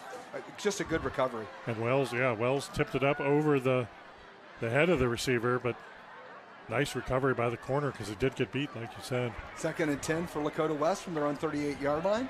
Smith in the shotgun. 3 receivers left, 1 right. Back in the backfield with him. Going to do a quick out pattern or a quick stop. He's going to turn and run it. gain about 5. That's Brogdon again, number 9. Pass was complete to So number we'll see what 9, happens here. Jaden 3rd and Brogdon. short for Lakota West, 5:47 and running. So West, like we said, is at Fairfield next week. They're home against Middletown, and then they're at Coleraine. Princeton, on the other hand, next week has Lakota East at home. Then they're at Mason, and then they're home against Hamilton. Home games being played at Lockland Stadium. Princeton just about pick 6. If you watch that again, I think it might be your favorite player there, Kennedy. Number 2, Nathaniel. Number 2, look at this. He almost steps in front, or he does step in front, just couldn't quite wheel it in. So it's going to be 4th and 2 for Lakota West. Clock running, the play clock running, under 20 seconds. Game clock stopped on that incompletion. Here we go. We'll see what happens. And, you know, it's Middletown. There's a surprising 3-0 team this year. Here goes West. Pressure right up the gut. Smith is going to throw it. He's got a receiver open. I think it's Brogdon again. You mentioned he had like 1 catch on the season. 1 catch for 6 yards coming into this game, and he's been almost a favorite target there of Smith. He sure has. A Princeton player down. First down, Lakota West. See where they spot it. Looks like the 28-yard line of Princeton. Good recovery, good catch, good adjustment in the air to the ball by Brogdon. So at this timeout here for West, I've got some scores from around the GMC. Middletown 31. Middletown 31. Sorry. I just hit the wrong thing. Hold on. Middletown 31, Coleraine 0. Not a huge surprise there. Fairfield 34, Sycamore 9. Mason 17, Oak Hill 7. Lakota East 31, Hamilton 27. So close game for East, who got beat by Mason last week by 5, and then they'll have to play this Princeton team next week. That's a tall order to handle.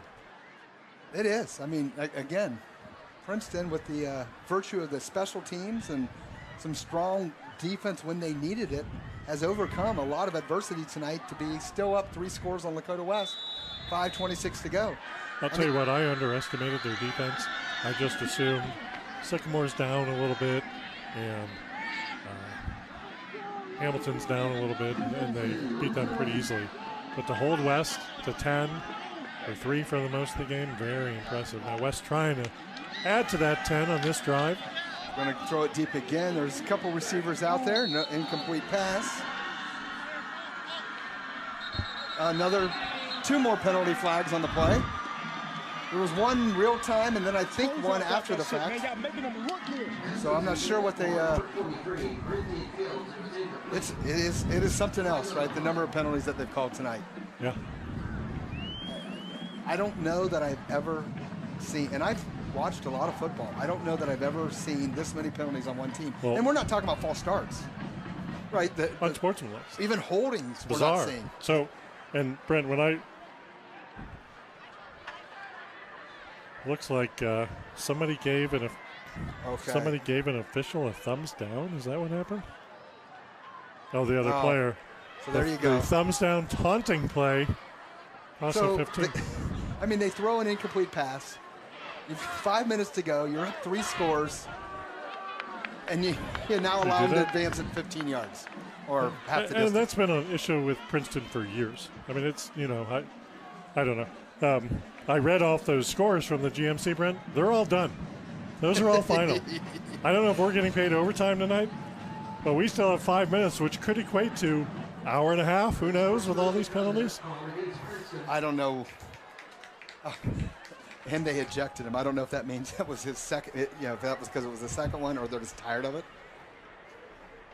Perhaps it's one of those deterrent. He won't have another penalty if we throw him out of the game. Here's something new, an officials conference. Oh my gosh, this is. So it'll be first down for Lakota West. Somewhere inside the Princeton 15-yard line. We'll see where they actually spot it. Still trailing by 17 points. Officials, we don't know. I don't know. They're having a conversation. Maybe because the ejection. Yeah, the paperwork has to be done for the ejection. We'll see what they are doing. They've got. Oh no, I guess that's it. They just one of the breather. Back to football. So here we go. Jackson Smith in the shotgun. Couple of receivers left, one right, nobody in the backfield with him. He's going to throw a quick one toward the end zone. Looks like it's caught. Nice catch. I think he's out of bounds at like the 1 yard line. Got him at the 1 inch line, but what a throw and catch by Davis. Oh, sorry, Carmelo Jordan. So it will be 1st and goal for Lakota West inside the 1 again. 4:57 to go. Like I said, at least maybe if you're West, you do this. If you can score here, you got 3 timeouts, you can get the ball back, score again. I know that still doesn't get you back. Like you said, you want points on the board for next week, for the week after, for your psyche, for your mental capacity. That your offense can make things happen. So we'll see what Smith does here. Another flag. I think this is a false start, so this is kind of a traditional penalty that you normally see. Thank goodness this is not a muddy field. I mean, right, these flags would be needing laundered terribly, but at least it's on the turf tonight. So it will be 1st and goal from the 6 yard line for Lakota West. Still 4:57 And they've been in to go. this position. That's the position they were in at the end of the first half. They couldn't capitalize. They need to get the ball in the end zone. See what they do now. It looks like Norman in the backfield with Smith. Couple receivers pointed each way. Try to run the ball up the middle. Nowhere. Not much. That big beef right in the middle again for Princeton between Terrence Jones and between Jaden Freeman and Demir Richardson. Man, it's hard to get past them. Looked like number 8, Andrew Wells, filled the hole also for him that time. He's made a couple plays from his safety position as well. So here we go, 2nd down and 4, or 2nd and goal from the 4 yard line for Lakota West. See what happens here. 2 receivers right, 2 left, 1 back in the backfield with Smith. Smith takes the shotgun snap. He tries to throw quick, nothing there. He's now going to try to run it. He's going to get to about the 2 yard line. It'll be 3rd and goal from the 2 clock running. It'll be under 4 minutes at your next snap. Yeah, he was brought down by 42, Jamari Harper. Harper didn't start on defense for Princeton, and he's come in and done a dynamite job. Made several plays. See what Lakota West does here, right to the line of scrimmage. Clock does go under 4 minutes. 3rd down and goal from just inside the 3, it looks like, the spot. Almost got the Vikings to jump. And no room at all. He's actually backwards, lost 2 yards. It's going to be 4th and goal from the 5. Did look like they might have had him offsides, but must have just timed it really well. Yeah, just great timing there, and tackle made by. Is that 42 again? No, that was it? I think it might have been Harper again. There he is, 42. What a hit. Nice play, yeah, timed it right. So here we go, clock continuing to run. Fast. 4th and 5. Here's another possession where 3 minutes. West is inside the 5 and 4 chances to get it. Can they punch it in this time? See what they do here. Smith takes the ball. He's going to throw it into the end zone. Looks like there's a couple receivers out there. I believe it's incomplete. Overthrown. Interestingly enough, the defenders just kind of signaled incomplete and then looked at the official to make sure that wasn't a problem, and apparently this time it was not. I think that's still okay. So that will mean Princeton will take over on their own 5 yard line, 1st and 10, exactly 3 minutes to go. So, wow, that looks like that was probably the last gasp for the Firebirds. Yeah, and the crowd here in front of us has dispersed a little bit. A lot of the band parents have left, and they don't know what to think because West came into this game thinking they were the better team and thinking they were going to handle Princeton pretty easily, but the Vikings had other plans. Vikings had other plans. So, we've talked a lot about the penalties, but let's give the defense for Princeton credit. In spite of that, they have made play after play. They are he does advance it out of the end zone, maybe to the 7 yard line. We got goal line stands on both ends of the field, stopping West from punching it in. So we had ample opportunities, something that's their bread and butter, just getting 4 yards. And look at that, they had him in the end zone, and Neal was able to advance it out to the 7 yard line. So that was big. Instead of a 5 yard loss and a safety, they were able to advance it out there. West used their first time out. So if they can stop him here, it is 2nd and 8. They do have an opportunity to get the ball back and perhaps punch one more in. I know it won't mean much on the win-loss, but it may mean something for their confidence. I don't know. You know, you're Lakota West. It's like you've moved the ball. You just haven't been able to finish. And it's the message you want to send to your players. I mean, Coach Bolden, obviously there's a big story here. There's a big picture where you're just not going to say, you know what, we didn't win this game. Let's just let the clock expire and take our lumps. You need to show your kids that you're going to fight till the end. You're going to take your timeouts. You're going to try and get the ball back. Because anything could happen, too. There's 3 minutes left in a high school football game. You don't know what could happen. Well, and the reality is, this doesn't put Lakota West out of the playoff race. You just have to get it together, finish out the GMC season strong, and you put your position.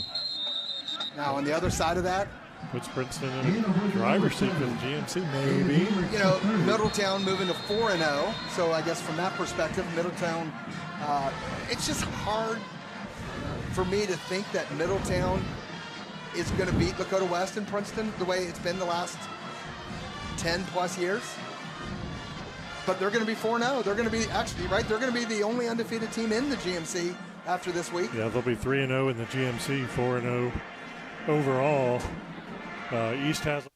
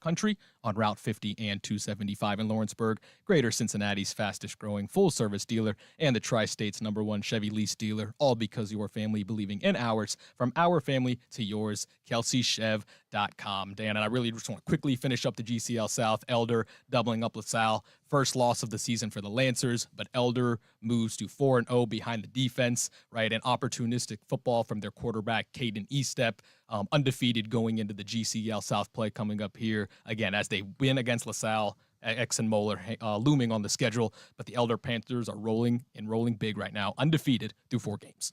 Yeah, and I was at this game. I only got to stay a quarter, and it was a pretty boring quarter, 0-0. But Elder then put up 13 points, and Caden Estep continues to do what he does. He was 13-20 at their slow start. Did throw for 140 yards, just the 1 touchdown, but 10 carries, 101 on the ground. That's 9.7 a carry. I mean, that's almost a first down every time he's doing it. He did have a 39-yard run in there. But this game was all about what they did on third down, that critical down. It is the critical situations and how your team performs that really determines the winner and losers on most of these Friday nights. And tonight, LaSalle, 1 third down conversion and 8 attempts, 1 of 8 on third down. I mean, not that Elder was that great, 5 of 11, but if you can't move the sticks against this Panthers defense, frankly, looking at that, I mean, outside of that, statistically, Elder puts up 146 yards net rushing, 108 there for LaSalle. LaSalle passes for 170, 140 on the ground. So total offensive yards, 8 yards more Elder had in this football game. But the problem is they couldn't keep drives going, and if you can't do that, you're going to lose games tonight. I mean, LaSalle, honestly, I mean, they lose this game just by 8 points. That's a pretty good effort. It was a really nice crowd out there on a beautiful night at Lancer Stadium. But unfortunately for LaSalle, they just didn't have enough there, on getting those first downs and keeping those drives going. Yeah, so the 2 undefeated teams in the GCL South, St. X and Elder, and then Moeller and LaSalle with 1 loss each. All right, Dan, I do want to move on to some big-name football in the GMC with a possible upset. I think the final score is going to be coming here shortly, but number 6 Princeton was taking on number 3 Lakota West, and this was at Lakota West. This was homecoming for the Firebirds. They had a lot on the line, and many people, even myself, had Lakota West winning this game. But Dan, it was 27-10 in the fourth quarter. Princeton was winning this game. Again, I think this is going to go final here shortly, but as we checked, it was 27-10, one of the biggest upsets of the day. Princeton taking it to Tom Bolden's Firebirds. Yeah, well, I mean, it is a shocker. I mean, I think we're all, a little surprised here. Not the fact that Princeton won the game. I mean, you're talking about the number 3 ranked Firebirds, the number 6 ranked Vikings. But you're right. This is not something that we saw coming here, and I think it's the amount of points that this score is at, as you said right now. I mean, you're talking about 3 scores. I mean, this Lakota West team, we've been talking about them as one of the best defenses in the city here. And if that's the case, tonight, 27 points to Princeton. Let's just take their hats off to Coach Andre Parker and everything they're doing up there. Hopefully we'll get to catch up with him a little bit later tonight. Yeah, and Lakota West, when talking about them, it's the offense, right? Even though the defense wasn't perfect tonight, Jackson Smith, he's the ultimate wild card, even though he is the quarterback. The last 2 weeks, right, against Mason, he had 4 touchdowns. They were really getting the offense going, and that's where it's going to start and stop with Lakota West, right? We really count on their defense being one of the best in the city. They're going to be good mostly every time. But, Dan, this offense, only 10 points right now, and I'm assuming they didn't score many more points in the rest of this game. If this offense doesn't continue to get better, their ceiling is limited come playoff time. Yeah, and they gave up an 80-yard touchdown run to David Hambrick. That was the first score of the game. Then we saw Zion Neal take it 52 yards to the house on another one. So, those are 2 big plays. That is not what we're expecting to see that Lakota West defense be able to do there. But their third score actually came on special teams, Juan. That Princeton blocked a 41-yard field goal attempt. It was scooped up by Nate Kennedy. He goes the distance. They get the 2-point conversion. That right there, obviously they got another touchdown. West did attempt an onside kick. They covered and returned it in the end zone. So we have 2 special teams touchdowns here for Princeton, which really widens the gap here. The defense not necessarily giving up all the points tonight. Yeah, absolutely. And a very unlike a Tom Bolden team, right? Giving up explosive plays, not being buttoned up on special teams. But again, hats off to Andre Parker and the Princeton Vikings playing this team tough, because as Princeton came into this game, they had a problem with 2 teams, right? Greg talked about it on the pregame show. They lost, I think, 7 of their last 10 games. It was to Lakota West and it was to Moeller, right? And if Princeton can, slowly start getting over the hump of Lakota West and to a bigger degree Moeller, this is a team that can, make a deep run. And I do want to stay in the GMC before we take a quick break, Dan. How about another ranked matchup in the Blitz 5 Top 25? Lakota East was taking on Hamilton tonight. Another high-scoring game from John Kitna's crew. They get the job done, beat Hamilton 31-27. A lot of offense being scored from Lakota East over these past few weeks, Stan, but they're finding a way to get the job done, and they are 3-1 to start the season. Yeah, kudos here. This was a great game. I was following it as it was happening, watching a little bit of it even as we were preparing for the show, and the 2 teams trading punches. It was a lot closer than it indicates, but here's the thing. Lakota East is 3-1 now. Hamilton, a team that we were really high on the beginning of the season, we still think has a lot of potential. they're suddenly 1-3, 1-2 in the GMC, and that's spelling early season trouble here for Coach Crouch. And I do expect them to turn around. I mean, you look at Hamilton, losers of 2 straight. I mean, the schedule will ease up, Safwan, and we'll talk about that after we get back. Absolutely. The Hamilton scores are brought to you by AE Door and Window Company. They sell the best and service the rest. Our thanks to Bill and Adam Weber for their continued support of high school football throughout the years. We're going to take a quick break. It's about 10 o'clock, and we are not even tired yet. We are with you until 11 o'clock, talking all things high school football in the tri-state area. So stick with us on the High School Football Tonight Show, powered by TriStateFootball.com on Cincinnati's ESPN 1530 and Fox Sports 1360. We've been doing our own thing for more than 50 years at Gold Star. All right, who do we want here? Own thing. The Coney thing. The veggie thing. The fries thing. The juicy flat top burger thing. The cheesy, crunchy, wrapped up in a tortilla can't believe this is a thing. It's not what you'd expect from a neighborhood chili parlor, and we think that. All right, let me try to get the first one I saw was Lakota, so let me try to get Lakota on. Coach Kitna, yeah, Lakota East. Hi, this is Dave the Door Guy with Overhead Door Company of Northern Kentucky. Do you know why a broken garage door is like a cooler at a tailgate party? Because no one is happy until it's open. Do you have a noisy garage door, a keypad that doesn't work, or a broken spring? Well, don't fumble the ball away. Give us a call at 513. Yep, that's the plan. Families have trusted Kelsey Chevrolet. Now we're driving forward with a new look, the same promise, and more ways to deliver peace of mind. Visit us today and experience the difference. All right, Kitna sent me straight to voicemail, so I'm going to try to get Volker from Beechwood.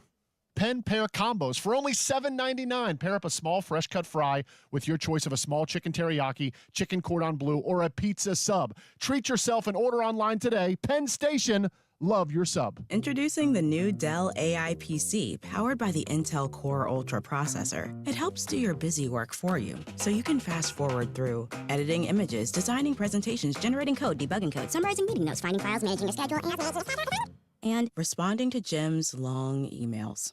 Leaving all the time in the world for the things you actually want to do. No offense, Jim. Get a new Dell AI PC at dell.com/AI-PC. How those ahead stay ahead. Stop settling for weak sound. It's time to level up your game and bring the boom. Hit the town with the ultra-durable LG X Boom portable speaker and enjoy vibrant sound wherever you go. Elevate your listening experience to new heights because, let's be real, your music deserves it. The future of sound is now with LG X. Stand by, and Coach Volker is on the line. Volker from Beechwood. 25. Bring the boom. X Boom. All right, we are rolling right along on the High School Football Tonight Show.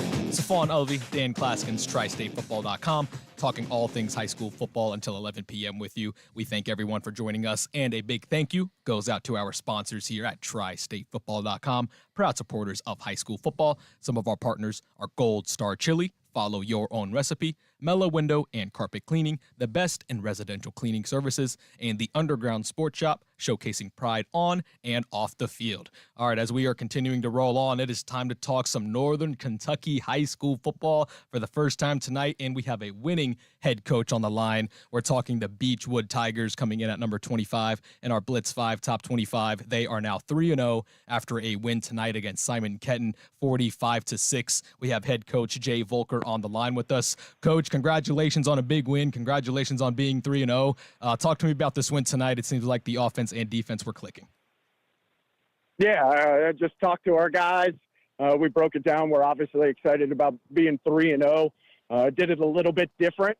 Our offense is usually very high-powered, but they only got the ball about 3 times in the first half. We had a special teams touchdown. Big Kingston Brockett, an offensive defensive lineman rumbling for about 80 yards. Defensive lineman get an interception with Austin Stevenson. Just pretty good in all 3 phases, but I still think we can be better. Yeah, I mean, you guys are looking the part 3 weeks in, and I know you had the week 1 bye and obviously an extra week there to prepare, but you know, looking at the early season schedule here, I mean, you guys, I mean, it's not like you're not facing bigger teams. Your team's obviously stepping up here, Jay, but with the bye and what you guys have been able to accomplish in these first few weeks, I mean, from a coaching perspective, like how do you sort of stay grounded with these guys, keep them focused on that bigger picture stuff that, you hope to be playing football pretty late into November and December? Yeah, I mean, we usually talk a little bit about that, but it's pretty easy to keep them grounded when we got Covcast at home next week. So big rivalry for us. I haven't had any success against them, so not much to say to keep them grounded. They're going to enjoy the win tonight. They deserve it, but they know coming back tomorrow that we got work to do, and ultimately, hopefully, we're making a deep run into December and bringing back number 19 to Fort Mitchell. Yeah, Coach, that's where I wanted to go. This was your first home game of the year, right? Newcastle was away, Dixie was away, and you got a big game looming. But tell me about the environment tonight, right? Your first home game, winning a state championship last year. How was the environment, and how was it playing on home field for the first time this season? Oh, it's awesome. Anytime we get to stay here, it's unbelievable. I think they just put in a new scoreboard. It's the biggest one in the state. They're doing a great job with that. The thing is super loud. I don't know if the residents of Fort Mitchell that weren't here are going to love it, but they might as well just come out next week because you're going to be able to hear that thing all the way throughout the entire town. Jay, obviously, I know you lost some key seniors last year. You have a pretty young football team, a junior class that is especially stacked with contributors, one of which, obviously, Tyler Fryman on both sides of the ball. I know Emmett Queen, your quarterback's in this junior class. I mean, those guys they've got obviously a lot of experience already at the varsity level, but how have you seen some of those underclassmen sort of mature into this season and take that step forward, along with some of your seniors now, the handful of them that you do have contributing, that leadership you're seeing early in the season from these guys? Yeah, they're doing a great job. I mean, a lot of those juniors that we call them have been playing for a long time. Nate Pabst is one of them, playing on both sides of the ball for us. But, I mean, he took strides in the playoffs last year. Fryman's been playing since he was a freshman. But there's a couple other guys. I mean, Caleb Aersmith, he's been playing as a sophomore.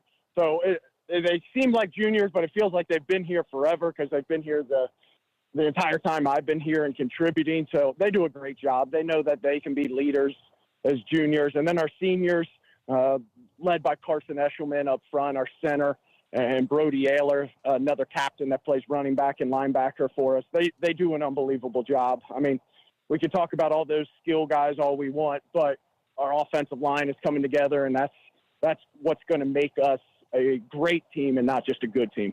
We're chatting with head coach Jay Volker from Beechwood. His Tigers are 3-0 after a big win tonight against Simon Kenton. And, Coach, I want to talk about, just the expectations of what you guys do year in and year out. And I know that nobody has more expectations from the program than you and the players and everybody involved in this program. But when you win as much as Beechwood does, and there's all those state championships in the cupboard, talk to me about how each week is different and how you kind of bounce back from season to season, knowing you are the state champions, but you kind of want to bring the leadership in and get better week in and week out, and the off-season program.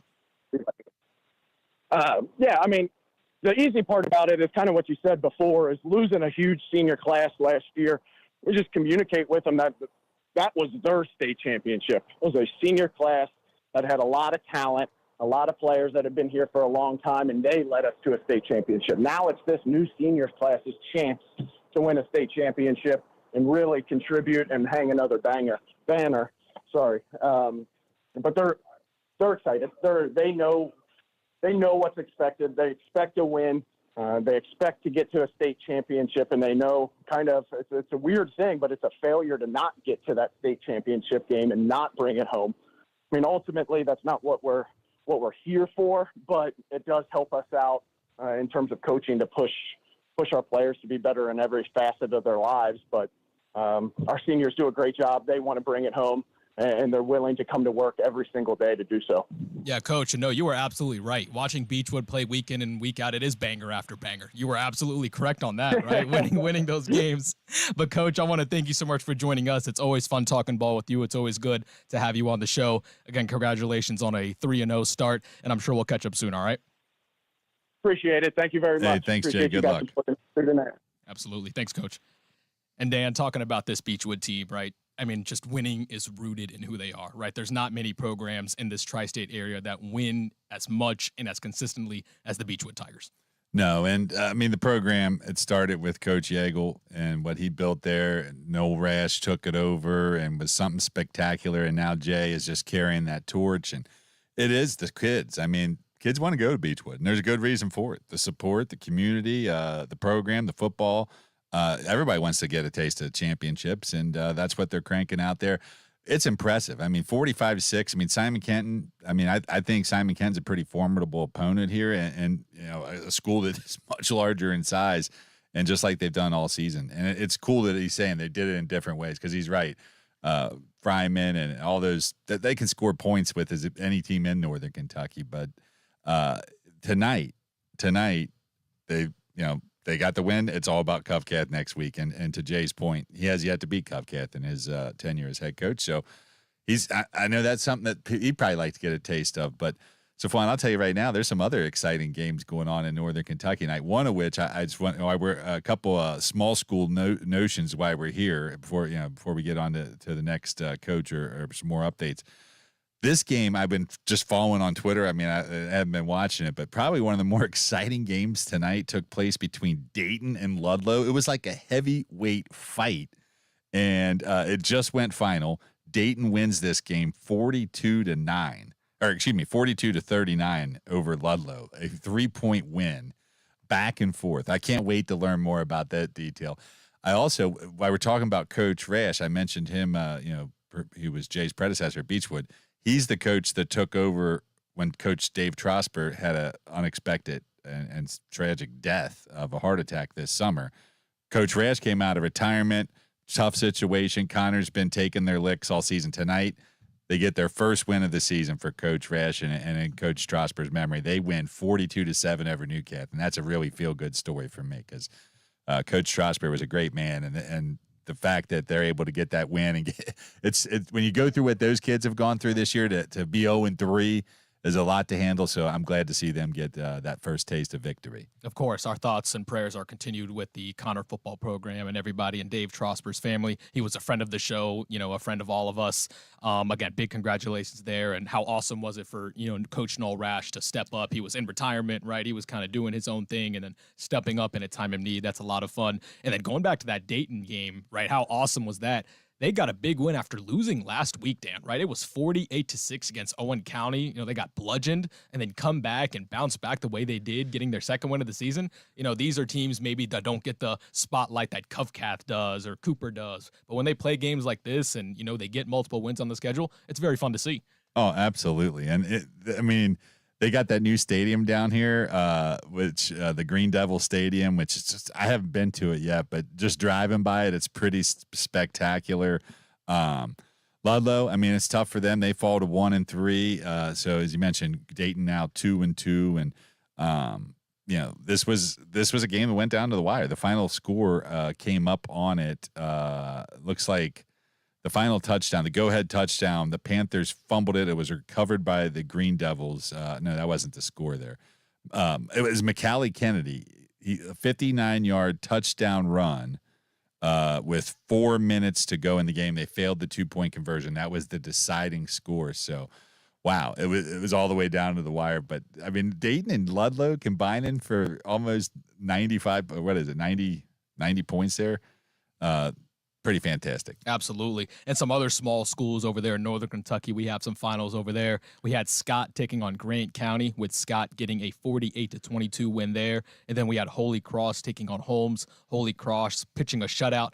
Tommy Maddox had a 97-yard kickoff return, which is the second of the year. Holy Cross, Dan, going to 4-0. How about Holy Cross and a really fun start to their season? Yeah, what a great story it is too. And Holmes, it's tough. They're going through a rebuilding of their own there. This is a pretty big school against a pretty small school. Most of these kids know each other. They grow up and live in the same neighborhood. So Holy Cross, though, you mentioned 4-0. And while we're talking about 4-0 Northern Kentucky teams, let's go ahead and talk about Lloyd. They had an interstate matchup tonight. The Juggernauts taking down Aiken 36-22. Lloyd's 4-0, and it's the second time in 3 years the Juggernauts have gotten off to this fast start. They were 3-1 last year because they played Covcath in week 1 and lost, but this is a program heading in the right direction. Yeah, and Lloyd, remember, Aiken came into this game undefeated, right? They were 3-0 coming into this game, and that's a really big win for Lloyd. Again, some Northern Kentucky schools going 4-0. Again, it's a lot of fun to watch. All right, we're going to take a quick break. We still have a lot to get to. We're going to talk some Eastern Indiana football and some other small school football in Southwest Ohio as well. And, of course, we're going to talk to some more head coaches and hand out some game balls as well. So stick with us on the High School Football Tonight Show, powered by TriStateFootball.com on Cincinnati's ESPN 1530 and Fox Sports 1360. For over 20 years, the Underground. All right, who should I get here? Sports teams, fans, and businesses who are looking for quality products with prices they can afford. From uniforms and sports gear to fan apparel and promotional items, we take pride in providing you with the customized products you need and the service you deserve. To place an order, visit us online at the Yeah, I've got my calling software up now, so if you want to just read it to me, I'll just type it in and dial them up now. 662. That's the Underground Sports Shop, showcasing pride on and off the field. Thanks. Everyone can help keep our roads safe. When I'm driving my truck, I'll remember to check my mirrors for smaller vehicles. And when you're on the road, try to 937-283-7256. safely. Visit www.sharetheroadsafely.gov.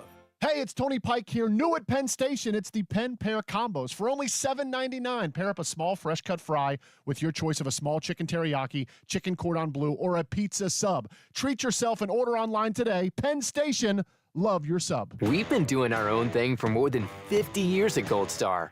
All so you can do your own thing. The Coney thing. The veggie thing. He did not answer. Let me try him again. Juicy flat top burger thing. The cheesy, crunchy, wrapped up in a tortilla, can't believe this is a thing. It's not what you'd expect from a neighborhood chili parlor, and we think that's a good thing. At Gold Star, you're invited to come as you are. Okay. Like, and follow your own recipe. Do you want me to try to pivot back to Kitna from Lakota East? Favorite for sports teams. Okay. Who are looking for quality products with prices they can afford.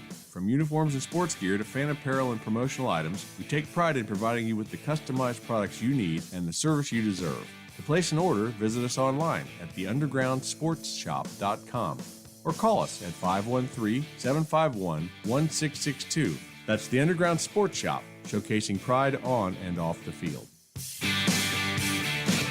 Stop settling for weak sound. It's time to level up your game and bring the boom. Hit the town Great, nothing from Kitna either. Boom portable speaker and enjoy vibrant sound wherever you go. Anyone else you want me to try? Heights, because let's be real, your music deserves it. Yeah, G I guess, because yeah, no one's picking up. Send at LG.com with code FALL25. Bring the boom. X Boom. We're on to week 4 of Blitz 5 football. Tonight at 11 on WLWT, we have some heavy hitters. The game of the week is a top 10 showdown between two unbeatens. 9th-ranked LaSalle hosts 5th-ranked Elder. Only one will remain perfect. Highlights and post-game interviews on the way. Plus, Taft tries to improve to 4-0 against Mount Healthy. Those games and plenty more fun tonight on Channel 5 at 11 o'clock. For Jaron May and the Blitz 5 crew, we will see you then.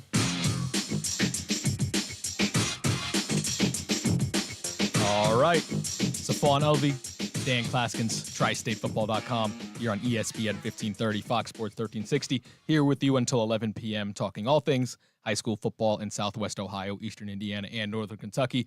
And Dan, while we continue along and keep this train rolling, we're going to head right back to the Underground Sports Shop scoreboard and talk about some of the teams we haven't got to talk about yet. Let's talk some ECC football, Dan, right? Conference we haven't knocked out yet. Kings, right? Number 8 in our Blitz 5 top 25. They were taking on 22nd ranked West Claremont. West Claremont coming off a tough loss last week to Loveland. They were looking to bounce back, but Dan, unfortunately, they were not able to do that as they were shut out 31-0. Kings playing some really good defense over there. Another game that was happening that I don't see a final score on, but I'm assuming the game was finished. It was another top 25 matchup. It was number 4 Anderson taking on number 20 Lebanon. Last time I checked, Anderson was winning that game. I don't have a final on that, but Anderson was winning that game. And then number 10, Whitten Woods, they were taking on Turpin. And again, not a final score on that one, but Whitten Woods was winning by multiple scores. Any thoughts on some of the big teams in the ECC? And the final score we do have, obviously, Kings taking on West Claremont, and West Claremont struggling for 2 weeks in a row. Yeah, I mean, West Claremont, obviously, it's been a little bit rough here for them going getting shut out tonight by Kings, not terribly surprising. I mean, Kings' defense is pretty great, but you started the season. We had them ranked, midway through our rankings there. I don't remember the exact place, but in the teens, and they started off pretty good, 42-7. They beat Mount Healthy. We sort of rode off the Anderson loss because Anderson is the powerhouse, but give up 49 points 2 straight weeks. They do a little bit better this time, giving it to Kings, but that's more Kings holding the ball on the ground. And just looking at the stats in this game, I mean, it was over before halftime. A 17-point second quarter. They put up 24 points before intermission, and Kings on the night, so it's just the same formula we talked about before with LaSalle and Elder. It really comes down to third down and moving the sticks. West Claremont, the entire game, 1 third down conversion on 8 attempts, 7 of 10 for Kings. West Claremont lost the turnover battle 2-1, but this game really it was on the run. It never got to a running clock, but it was 31-0 at the end of the third quarter, and they pretty much just ran out the fourth quarter here. So now what's interesting, West Claremont, they're 0-3, they're in the cellar here, but you look at the rest of the standings, and assuming Anderson held on, which we're assuming they did, you have 2 undefeated teams left, Kings and Anderson. Lebanon, they're 3-1 now, so they're in third place. But I mean, it's really going to boil down to that big matchup 2 weeks from tonight, or actually, it's next week. Yeah. Next week, Anderson takes on Kings. So we'll see what Kings is made of. Because right now, I think most people in the state consider Anderson one of the top teams for a state 2 title, and Kings is going to get a good measuring stick next week. It's at Kings, which should play to their advantage, and it'll be a matchup we're certainly looking forward to watching. Yeah, absolutely. Kings passed their first big test against Winton Woods a couple weeks ago when they won 16-14. Their defense showed up, and again, Anderson is looming next week. What a big game that is going to be. I do want to pivot, Dan, to the CHL, maybe one of the biggest upsets of the night, right? Depending on how you look at this, because it was a dominating performance, right? I'm talking Indian Hill versus Wyoming, right? The 2 teams that many of us expected to be at the top of this CHL league, and Indian Hill dominates this game, 28-7 over Wyoming. Devlin Daniel had 3 touchdowns tonight, 2 of them passing, 1 of them rushing. And Dan, it was both ways, right? Their superstar was great, 3 total touchdowns from Daniel, but this Indian Hill defense stifled Aaron Hancock's Cowboys. Yeah, this one's a shocker. I mean, obviously, Indian Hill's a team that we've been pretty impressed by all season. Wyoming, not the powerhouse they used to be, but this is only their second regular season loss in 90-something games now. So anytime you see it, if you would have told me at the beginning of the night they were going to lose, I was like, all right, this is probably a coin flip game. The manner in which they lost, I don't know if it was, I didn't see the game, so it's hard to speculate, but seems like Wyoming took it to them, and Wyoming definitely in a different class right now, perhaps, or Indian Hill, I should say. What's interesting about Indian Hill is this team has scored, they scored 51 last week against New Richmond, but 30 week 1, 37 week 2. Tonight against their best opponent of the season, they still put up 4 touchdowns. So the schedule's pretty easy sailing the rest of the way here. I mean, Marymount at Taylor, Finneytown. I mean, who's challenging there? At Madeira, they're a little. So really, I mean, Deer Park's the only other team undefeated here right now. They won tonight as well, and we'll talk about them in a minute. But I mean, they don't play them until week 9. So looks like week 9 is a date we're circling on the CHL calendar for a good one here. But Indian Hill looks like a team that's going to be playing pretty deep into November to me, Stephon. Absolutely. Wyoming playing a lot of close games early in the season. Last week against Monroe, they won 34-27. Week 1, they beat Ross 24-21. And there's a lot of youth on Wyoming, right? Quarterback David Dupee's only a junior. Their tackling machine, Tyler Johnson Huff, is also only a junior. So they're going to be good. They're going to win a lot of games. But Indian Hill, again, dominating performance. It was very nice to see. Coach Rodenberg does a great job over there at Indian Hill. And I do want to, pivot now, do some small school football all in Southwest Ohio. Just going to reel off some scores for you, Dan. Let me know what you find interesting. We had Bethel Tate taking on Goshen tonight, right? That was an interstate matchup, a little Northern Kentucky and Ohio matchup. No. They're both Ohio. Oh, both Ohio. Oh, on our scoreboard, it said interstate. Yeah, that's a typo. Right there. That's a little typo. But Goshen was dominating that game, and they did end up winning 53-19. We had Wilmington taking on Ross. So that was a close game over there. Wilmington with a 21-13 win, and then Western Brown was taking on Jackson. Jackson with a 49-14 win there. And then we had the Battle of the Cider Keg, right? Stop me if I think I'm saying that right. The Cider Keg, right? That's the way I'm reading it. We're talking Clinton Massey versus Blanchester. Clinton Massey with a dominant 49-7 win, and they retain the Cider Keg. And Dan, anything? Yeah, well, let's talk a little bit about that Goshen football team, because that tonight was homecoming night at Goshen. So we definitely, we love our homecoming nights, but this is a team that's doing something different this year. I mean, it was great because, tonight we get a homecoming win, 53-19. Bethel Tate, I mean, not the best season so far for them, and hopefully they can get it turned around here as we get a little deeper into the calendar. But this is a 3-1 start for Goshen. That's the first time they've been 3-1 since 2017. So definitely some Warrior pride boiling out there, and a lot of people out in Claremont County starting to get excited about going out to football games again on Friday night. So we're really happy to see that progress. But looking ahead, I mean, the road's going to be tough. I think we're looking at a football team here that certainly gaining some confidence. But the other one, the Cider Keg, I don't know much about the rivalry itself, but that is now I'm intrigued to figure out exactly what it is that the Cider Keg is all about, and why that, it's always interesting. Why do they call these things these things? Yeah, and whatever that backstory is, right, it belongs to Clinton Massey on this night, right? 49-7 dominant victory, and some other games happening around. Another team, right, 4-0. We're talking for the first time since 2018. How about Deer Park? Right, 26-6 over Reading. And then Madeira, they were taking on Finneytown tonight. Madeira, the Mustangs, pitching a shutout there, 27-0. And then another close game between some really small schools. Cincinnati Country Day was taking on CCPA. Country Day wins that game 24-22. So anything standing out to you in those games, Dan? Yeah, I mean, that's not surprising. They always come out big there. And I will say that when we look at, I was looking at this other game that I wanted to transition to, if you don't mind. Yeah. We were talking, and I lost my place here. I'm sorry, I had the screen pulled up. In terms of what we're talking about with 4-0 football teams, that's where I was going. Yep. As we head over to the SWAC, there's a team that came out to our kickoff party, Talawanda, at Gold Star Chili, and I got to meet and the coach and talk to a lot of the players that night, and they were excited. But dude, they win tonight, 35-10 over Franklin. They're 4-0 right now, and I mean, you're talking about a team here that just is clicking on all cylinders. Lance Cantrell, I mean, probably one of the best running back. He's getting a game ball tonight. I'll tell you right now. Tonight he goes off for 212 yards on just 17 carries. He had an 82-yard long, 3 touchdowns on the night. And this senior is for real. You're talking about in week 1, 5 touchdowns. He actually did not get into the end zone in week 2 against Meadowdale. It's because they were up 42-6 that he didn't hardly play. Well, he still had 20 carries for 127 yards. But 4 touchdowns last week, 3 touchdowns this week. Safwan, I mean, he didn't even score in one of the games. He's got 12 rushing touchdowns in 4 games. You're talking about a dude that's already got 1,075 yards rushing. He's averaging 268 yards per game.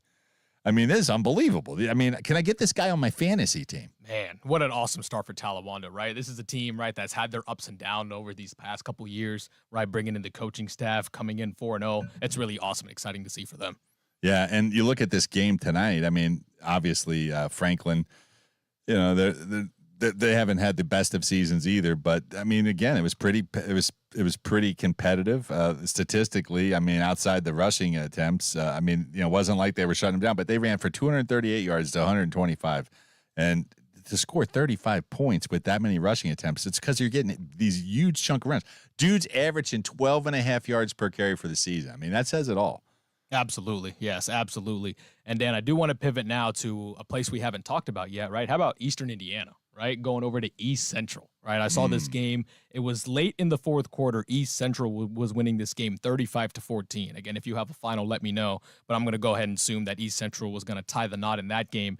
And it was a big win for them because this game was close, in the second quarter, third quarter. Franklin County actually had a lead early in this game. It was 14-14 at half. 14-14 at halftime. It was very close. And then East Central went on a big run. They scored a couple of touchdowns. East Central, number 21 in our Blitz 5 top 25. And that's not where we're used to seeing them, right? Especially over the past 2 to 3 years. But big win for head coach Miners, beating a pretty good Franklin County team. Yeah, no doubt about it. And Franklin County, I mean, give them credit. They came into play tonight. I mean, they're a little overmatched, and they definitely have a size disadvantage in that one. But Connorsville won tonight too, 28-7. So another big win for them. But I think when you look at East Central, it's interesting because they had the loss there to Harrison. They've looked pretty impressive in all their wins. But if you'll note, even the Lawrenceburg game, the game tonight, they haven't really yet put 4 quarters of football together. And when they do, holy cow, we'll see what the potential of it is. And I'm sure that, as coach looks at things there, I mean, that's good because he's, they're winning, but he's still finding these coachable things, and that's going to keep this team hungry. And now that they moved up in class a little bit, things are going to get a little tougher in the postseason than they're used to there in St. Leon. Absolutely. All right, we're going to take a quick break. Hopefully on the back end, we'll have some head coaches to talk to. And, of course, we're going to hand out some game balls as well as we get ready to wrap this thing up. So we'll be right back on the High School Football Tonight Show, powered by TriStateFootball.com on ESPN 1530 and Fox Sports 1360. We're on to week 4 of Blitz 5 football. Tonight at 11 on WLWT, we have some heavy hitters. The game of the week is a top 10 showdown between two unbeaten. 9th-ranked LaSalle hosts 5th-ranked Elder. Only one will remain per. Okay. Let me see if I can take care of that real quick. Proved to 4-0 against Mount Healthy. Those games and plenty more fun tonight on Channel 5 at 11 o'clock. For Jaron May and the Blitz 5 crew, we will see you then. Hey, it's Tony Pike here. New at Penn Station, it's the Penn Pair Combos. For only $7.99, pair up a small fresh-cut fry with your choice of a small chicken teriyaki, chicken cordon bleu, or a pizza sub. Treat yourself and order online today. Penn Station, love your sub. Today, 1 in 5 Americans experience emotional and mental health challenges, but many of us don't know how to ask for help. At the American Psychiatric Association Foundation, we work every day to eliminate stigma and advance mental health. Visit mentallyhealthynation.org to learn more. Mela Services has been your one-stop shop for window and carpet cleaning for over 15 years. We've built a reputation for excellence with thorough, responsive, and dependable service. Mela's proud of our 4.9 out of 5-star Google ranking because it means we've delivered excellent service to our customers over and over again. So let us put our award-winning team of cleaning experts to work for you. Check us out at melaservices.com/football. Stop settling for weak sound. It's time to level up your game and bring the boom. Hit the town with the ultra-durable LG X Boom portable speaker and enjoy vibrant sound wherever you go. Elevate your listening experience to new heights because, let's be real, your music deserves it. The future of sound is now with LG X Boom. And for a limited time, save 25% at LG.com with code FALL25. Bring the boom. X Boom. You work hard to provide for yourself and your family, and that's why identity theft is so scary. Not only does it pose a threat to your financial well-being, everything you... All right, Coach Parker's on. What were you saying? Danger to your family, even... Do you want me to do both in this segment or leveling next? Okay. Social... Yeah. All right, I'll try to get them both on. LifeLock monitors millions of data points. Stand by. If your identity is stolen, LifeLock will fix it guaranteed or your money back. Act now and save up to 40% your first year at LifeLock.com. Use promo code NEWS. Terms apply. All right, it's a Fawn Ovey. It's Dan Klaskin's TriStateFootball.com. Here on ESPN 1530, Fox Sports 1360. High School Football Tonight is brought to you in part by Thomas More University. Accelerate your degree with a business degree from Thomas More University. Penn Station. Hometown love in every sub, and Overhead Door Company of Northern Kentucky, serving greater Cincinnati communities since 1947. Call 513-347-DOOR. All right, we are excited to be joined by our next head coach of the evening. We're talking some GMC football and what was a top 10 matchup. We had number 6 Princeton taking on number 3 Lakota West. We have head coach Andre Parker on the line as the Princeton Vikings get a 27-10 win as they pick up their 3rd consecutive win of the season. Coach, congratulations on a big win, and again, thank you so much for joining us. Well, thank you, and thanks for having me. Coach, you're looking at the victory here tonight. I mean, you guys did it, obviously, some great defense, but a couple big special teams play. The offense did just enough. It looks like a total team effort. Take us through some of those big plays. Take us through some of those big plays that made the difference there to pull away in this game. Well, I'll tell you what I think. I think Andrew Wells played one heck of a game. I think we had 14 tackles. He blocked 2 field goals, which really set the tone and put some pressure on him. He's a captain for us, and he's a 3-year starter, so he's played a lot of football. He really set the tone. It was a total, complete ball game by our team. I thought we played really well in all 3 phases. We knew it's about who's going to make the least amount of mistakes. 2 really good, talented teams, really coached teams. So we were able, our special teams was really big for us tonight. Now, I thought we need to clean up a couple selfish penalties that we had. We gave them a couple extra chances, but I'm really proud by how hard and physical we played. Yeah, Coach, and it looked like on offense it ran through David Hambrick, right, your senior running back. He had 8 attempts for 113 yards and a touchdown, was averaging 14 yards per carry. Obviously, one of them was explosive. Talk to me about his performance tonight and, that senior leadership really taking over this offense. Well, he's a common effect for us. He's just another 3-year starter. And, those guys were here sophomores. They were able to come to Lakota West as sophomores and win. So we were pretty confident. He had played since Moeller. He had a really big first half against Moeller. Got hurt. He hadn't played since then, so we were able to get him back. And probably could have gave him a little more carries, but we wanted to be careful with him. So. Andre, Lakota West, obviously this is a big win for you guys, not just in the GMC, but your playoff, everything to picture, but most of all, the confidence. Picking up a victory against a quality opponent like that, I mean, what's that do to help build your team's confidence, and especially in some of your younger players that maybe haven't got a taste of a lot of big wins just yet? Yeah, I think it's a huge step in the right direction. Now we'll just focus on East next week.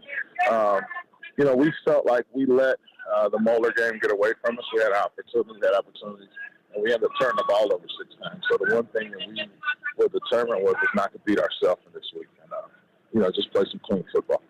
Yeah, Coach, and when playing in the GMC, right, no game is easy, right? Coleraine and Sycamore may not be at their peak right now, but playing teams like Lakota West, Lakota East, Mason, et cetera, winning these 3 games in a row, right? The defense has been playing really well, under 10 points in 3 consecutive games. You really got to feel good about that side of the ball, and again, playing tough teams in this GMC conference.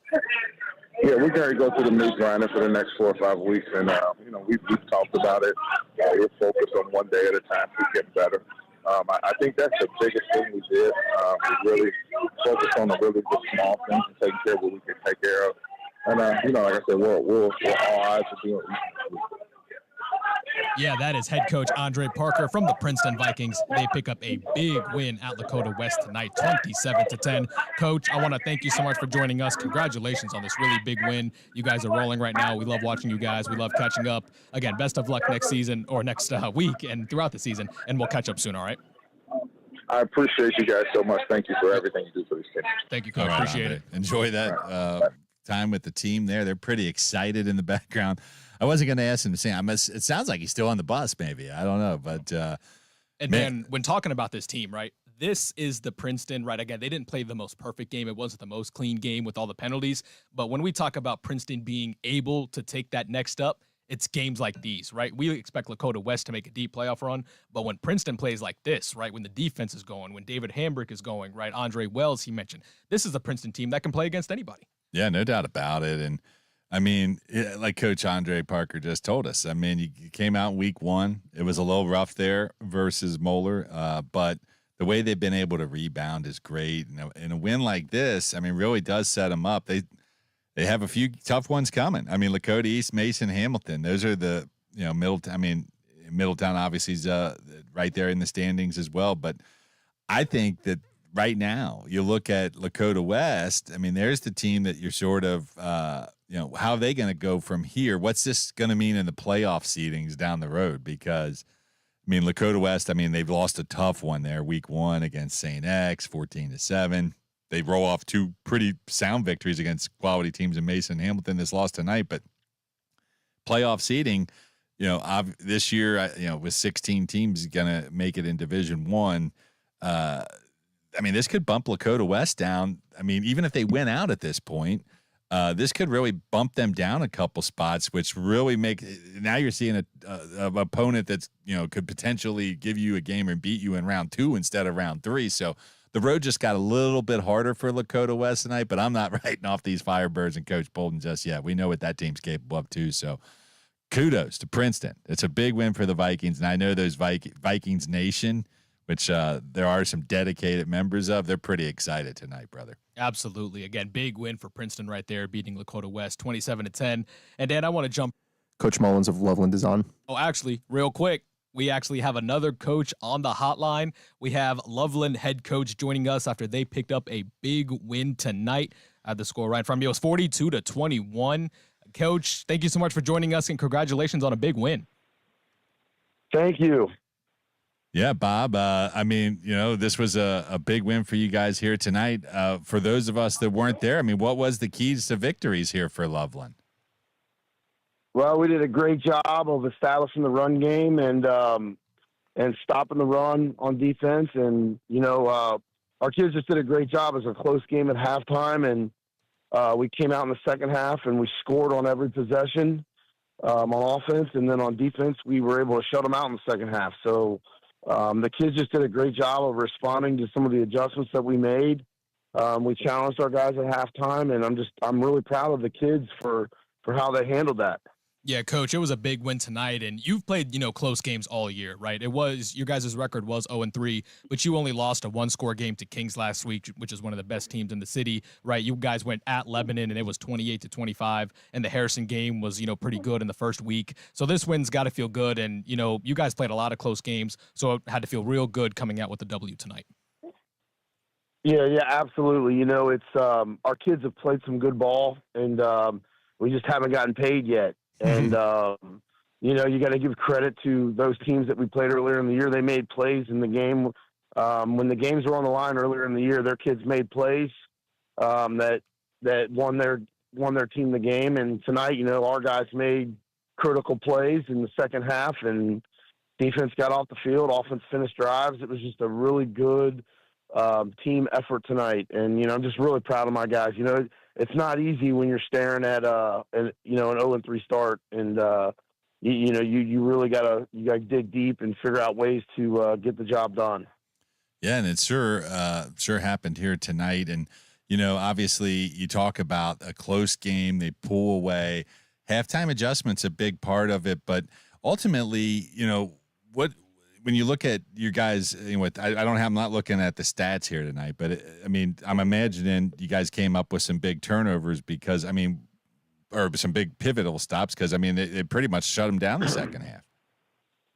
Yeah, we got some critical stops, but our offense just did an outstanding job of controlling the clock. We're a triple option offense, and we were able to manage the clock, and we were able to score. And then our defense went back out and would get 3 and outs and get off the field. And then the offense would go back out, put a long drive together, and then score.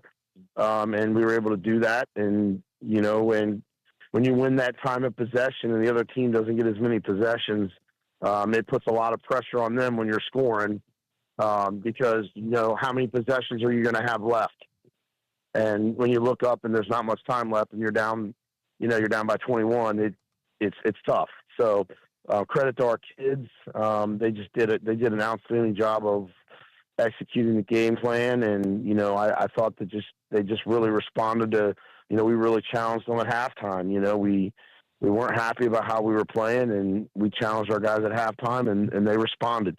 Yeah, we're talking to head coach Bob Mullins from Loveland as they picked up their first win of the season by a score of 42-21. And coach, you guys had played 2 consecutive road games, both of them so close. It probably felt really good to come back home, play on some home turf, and then obviously play the way you guys did. It's nothing like playing at Loveland.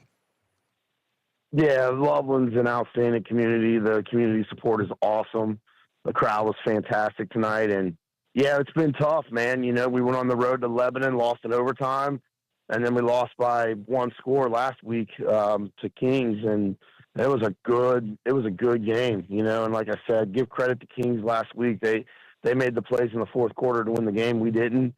It was a great learning experience for our kids, and but there's nothing better than winning at Loveland on Friday night. Yeah, and you guys sure did it here tonight. ECC football, man. Doesn't matter what team 2 teams are playing. You're going to get a good game to watch, and we certainly saw one here tonight, Coach, so we always appreciate your time. Hey, thank you, guys. Thanks, Coach. All right, there's Bob Mullins. Take care. Bye. Head coach Loveland, and getting that first dub. A big deal there, Safwan. And have you ever been out to Loveland I have for a football game? I have not seen a football game there. Obviously, covering them for a couple of years, but I still have not been able to see a game out in Loveland. Yes, it's been a few years since I've been there, but a fantastic place. Obviously, it's a great little community as well, just to between the bike trail and all the fun stuff. But they they love their football team up there, and it's good to see them get on the winning track here tonight in that homecoming game, or return to home. I'm not sure it was their official homecoming game. Yeah, and it's just one of those teams, especially in the ECC, with it being so deep. You saw their record coming into tonight; it was 0-3. But you look at them; they played a close game against Kings, right? They played a close game against Lebanon. So that's how Dan, how deep this ECC this conference is. That you see a team like Loveland coming in, whose records not aesthetically pleasing, but they can beat anybody on any given night. It's going to be fun to watch. See what happens when they play Turpin next week. Walnut Hills after that. I mean, they can start stacking some dubs pretty quick here. Absolutely. All right, we're going to take our last break of the evening. We're going to come back. We're going to reset the scoreboard, talk about some history being made tonight from some of our top teams, and then we're going to hand out some game balls as well as we put a cherry on top of the show tonight. So stick with us on the High School Football Tonight Show, powered by TriStateFootball.com on ESPN 1530 and Fox Sports 1360. We've been doing our own thing for more than 50 years at Gold. Anyone here, or are we done? Your own thing. The Coney thing. The veggie thing. The Okay. thing. The juicy flat top burger thing. The cheese. Yeah, just keep me updated on that. Yeah. McNick one? Okay. It's not what you'd expect from a neighborhood I will get McNick on. thing. At Gold Star, you're invited to come as you are, like what you like, and follow your own recipe. Hi, this is Dave the Door Guy with Overhead Door Company of Northern Kentucky. Do you know why a broken garage door is like a cooler at a tailgate party? Because no one is happy until it's open. Do you have a noisy garage door, a keypad that doesn't work, or a broken spring? Well, don't fumble the ball away. Give us a call at 513-347-DOOR. For 10 years, families have trusted Kelsey Chevrolet. Now we're driving forward with a new look, the same promise, and more ways to deliver peace of mind. Visit us today and experience the difference. From our family to yours, KelseyChev.com. Hey, it's Tony Pike here. New at Penn Station, it's the Penn Pair Combos. For only $7.99, pair up a small fresh cut fry with your choice of a small chicken teriyaki, chicken cordon bleu, or a pizza sub. Treat yourself and order online today. Penn Station, love your sub. Introducing the new Dell AI PC powered by the Intel Core Ultra processor. It helps do your busy work for you, so you can fast forward through editing images, designing presentations, generating code, debugging code, summarizing meeting notes, finding files, managing your schedule, and responding to Jim's long emails. Leaving all the time in the world for the things you actually want to do. No offense, Jim. Get a new Dell AI PC at Dell.com/AI. Coach Orlando is on. Stay ahead. Stop settling for weak sound. It's time to level up your game and bring the boom. Hit the town with the ultra-durable LG X Boom portable speaker and enjoy vibrant sound wherever you go.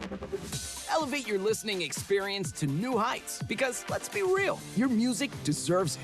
The future of sound is now with LG X Boom. And for a limited time, Here we go. then at LG.com with code FALL25. Bring the boom. Yep, I got you.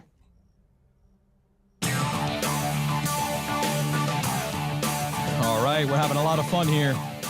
High School Football Tonight Show, powered by TriStateFootball.com, Cincinnati's ESPN 1530, Fox Sports 1360, Safwan Ulvi, Dan Klaskins, TriStateFootball.com. We want to remind you that right after this, live, WLWT Blitz 5 at 11 o'clock, all the scores and highlights from across the area. Join Charlie Clifford and Jaron May just a few minutes, 11 o'clock on WLWT Channel 5. And Dan, we're going to stick with the coaches' interviews, right? This is the best part of the show. We love talking to our winning coaches, and we have McNick head coach Mike Orlando on the line. They were taking on Roger Bacon tonight, and they pitch a shutout, 26-0. The Rockets are victorious. Coach, congratulations on a big win, and, that's where I want to start is that defense. You guys pitched a shutout. Tell me about that unit tonight and getting that second win of the season.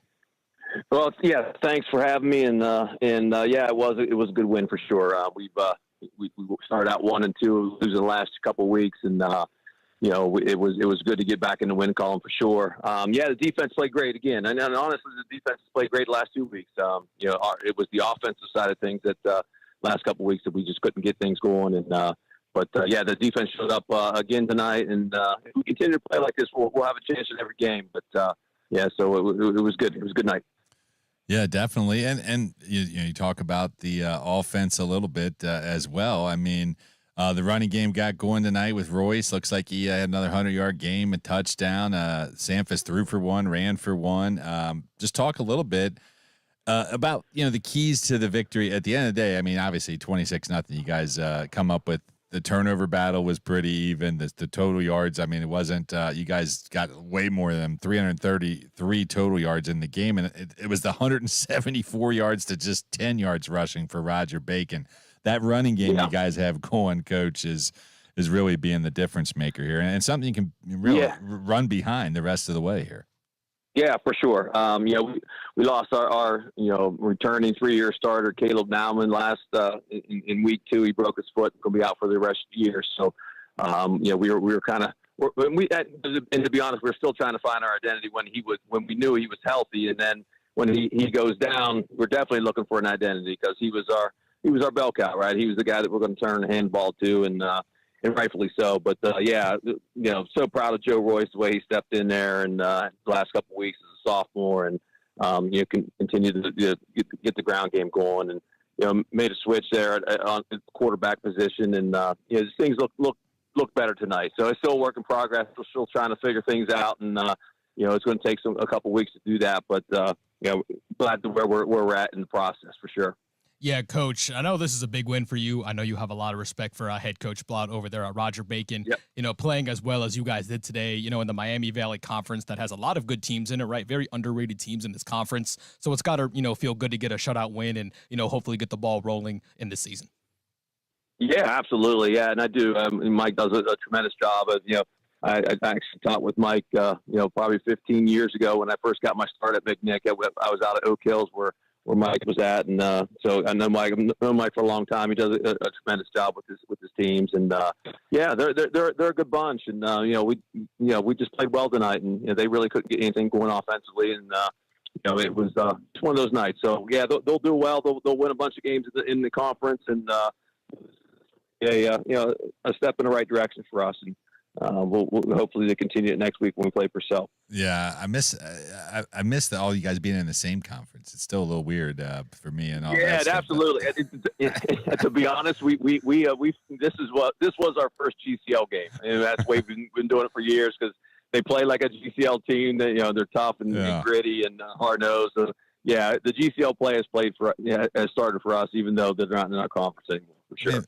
You bring up some good points, with your team. The injuries, obviously a key part a lot of teams have to deal with. But one of the big differences in these last few years with the playoff shakeups, and it's not, the pressure's not on as much, right? Because, I mean, not like it was a few years ago where there was little margin of error to get to the postseason. Sure.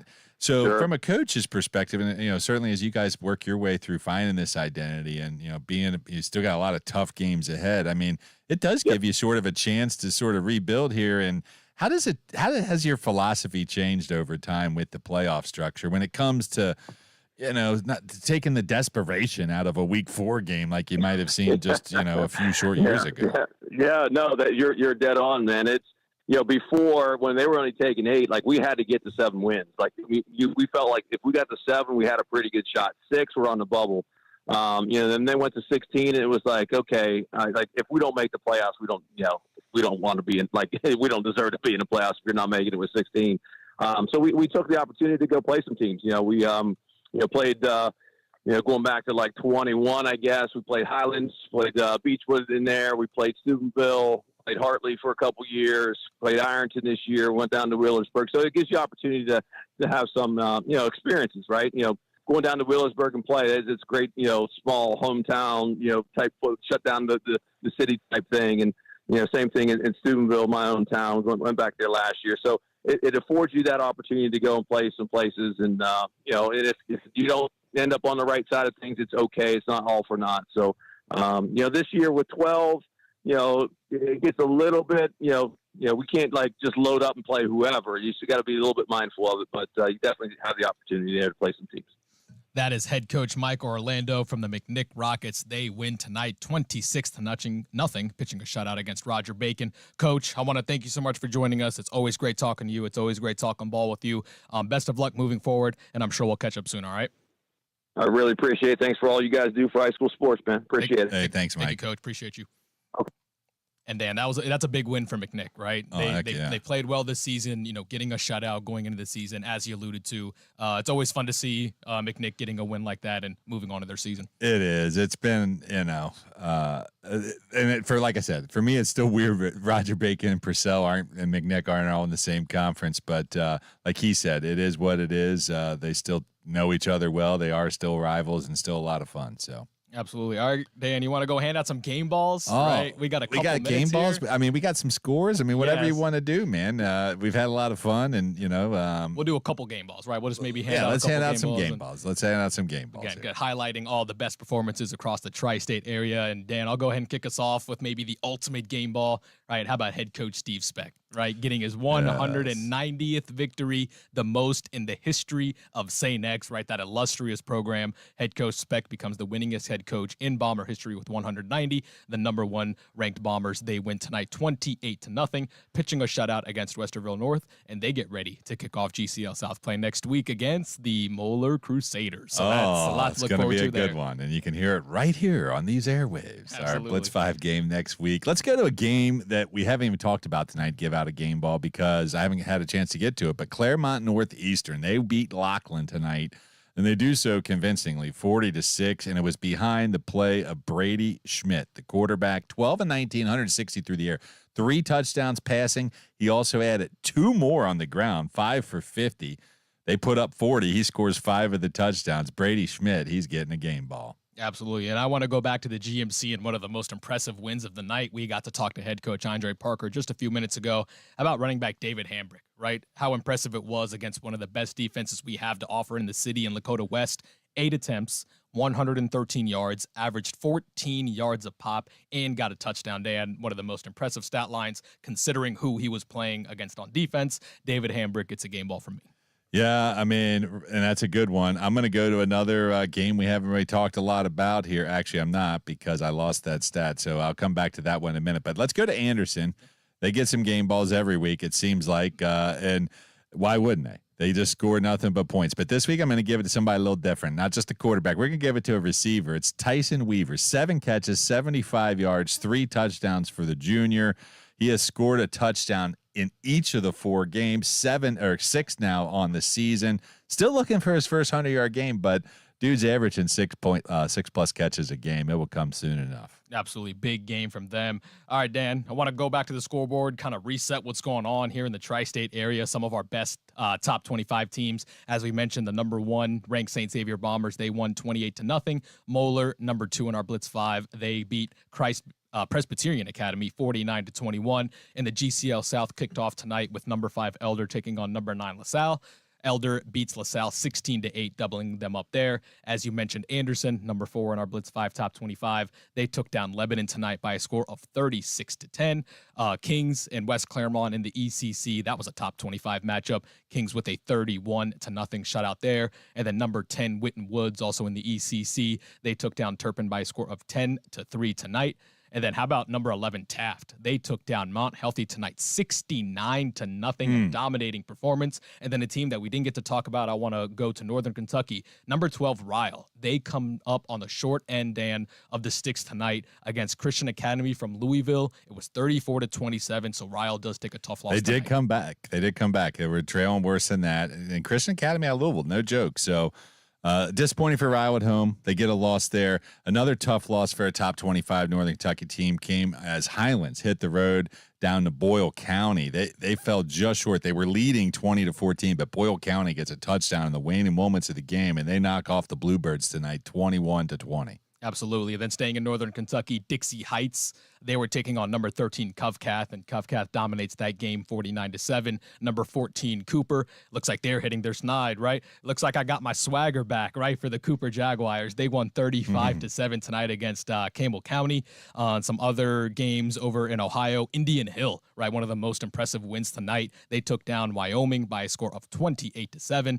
And then East Central over there in Eastern Indiana, they won by a score of 35-14. Number 18, Middletown, they took down Coleraine by a score of 31-0. And then Mason versus Oak Hills, 24-14. Mason wins that game. Any final thoughts, Dan?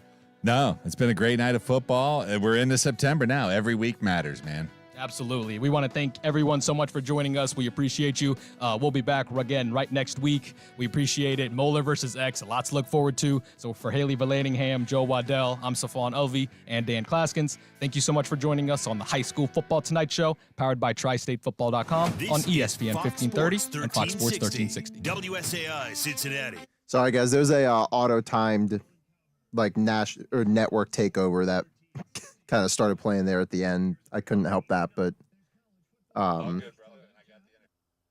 right, that's what I was going to ask. I'm going to come by and grab the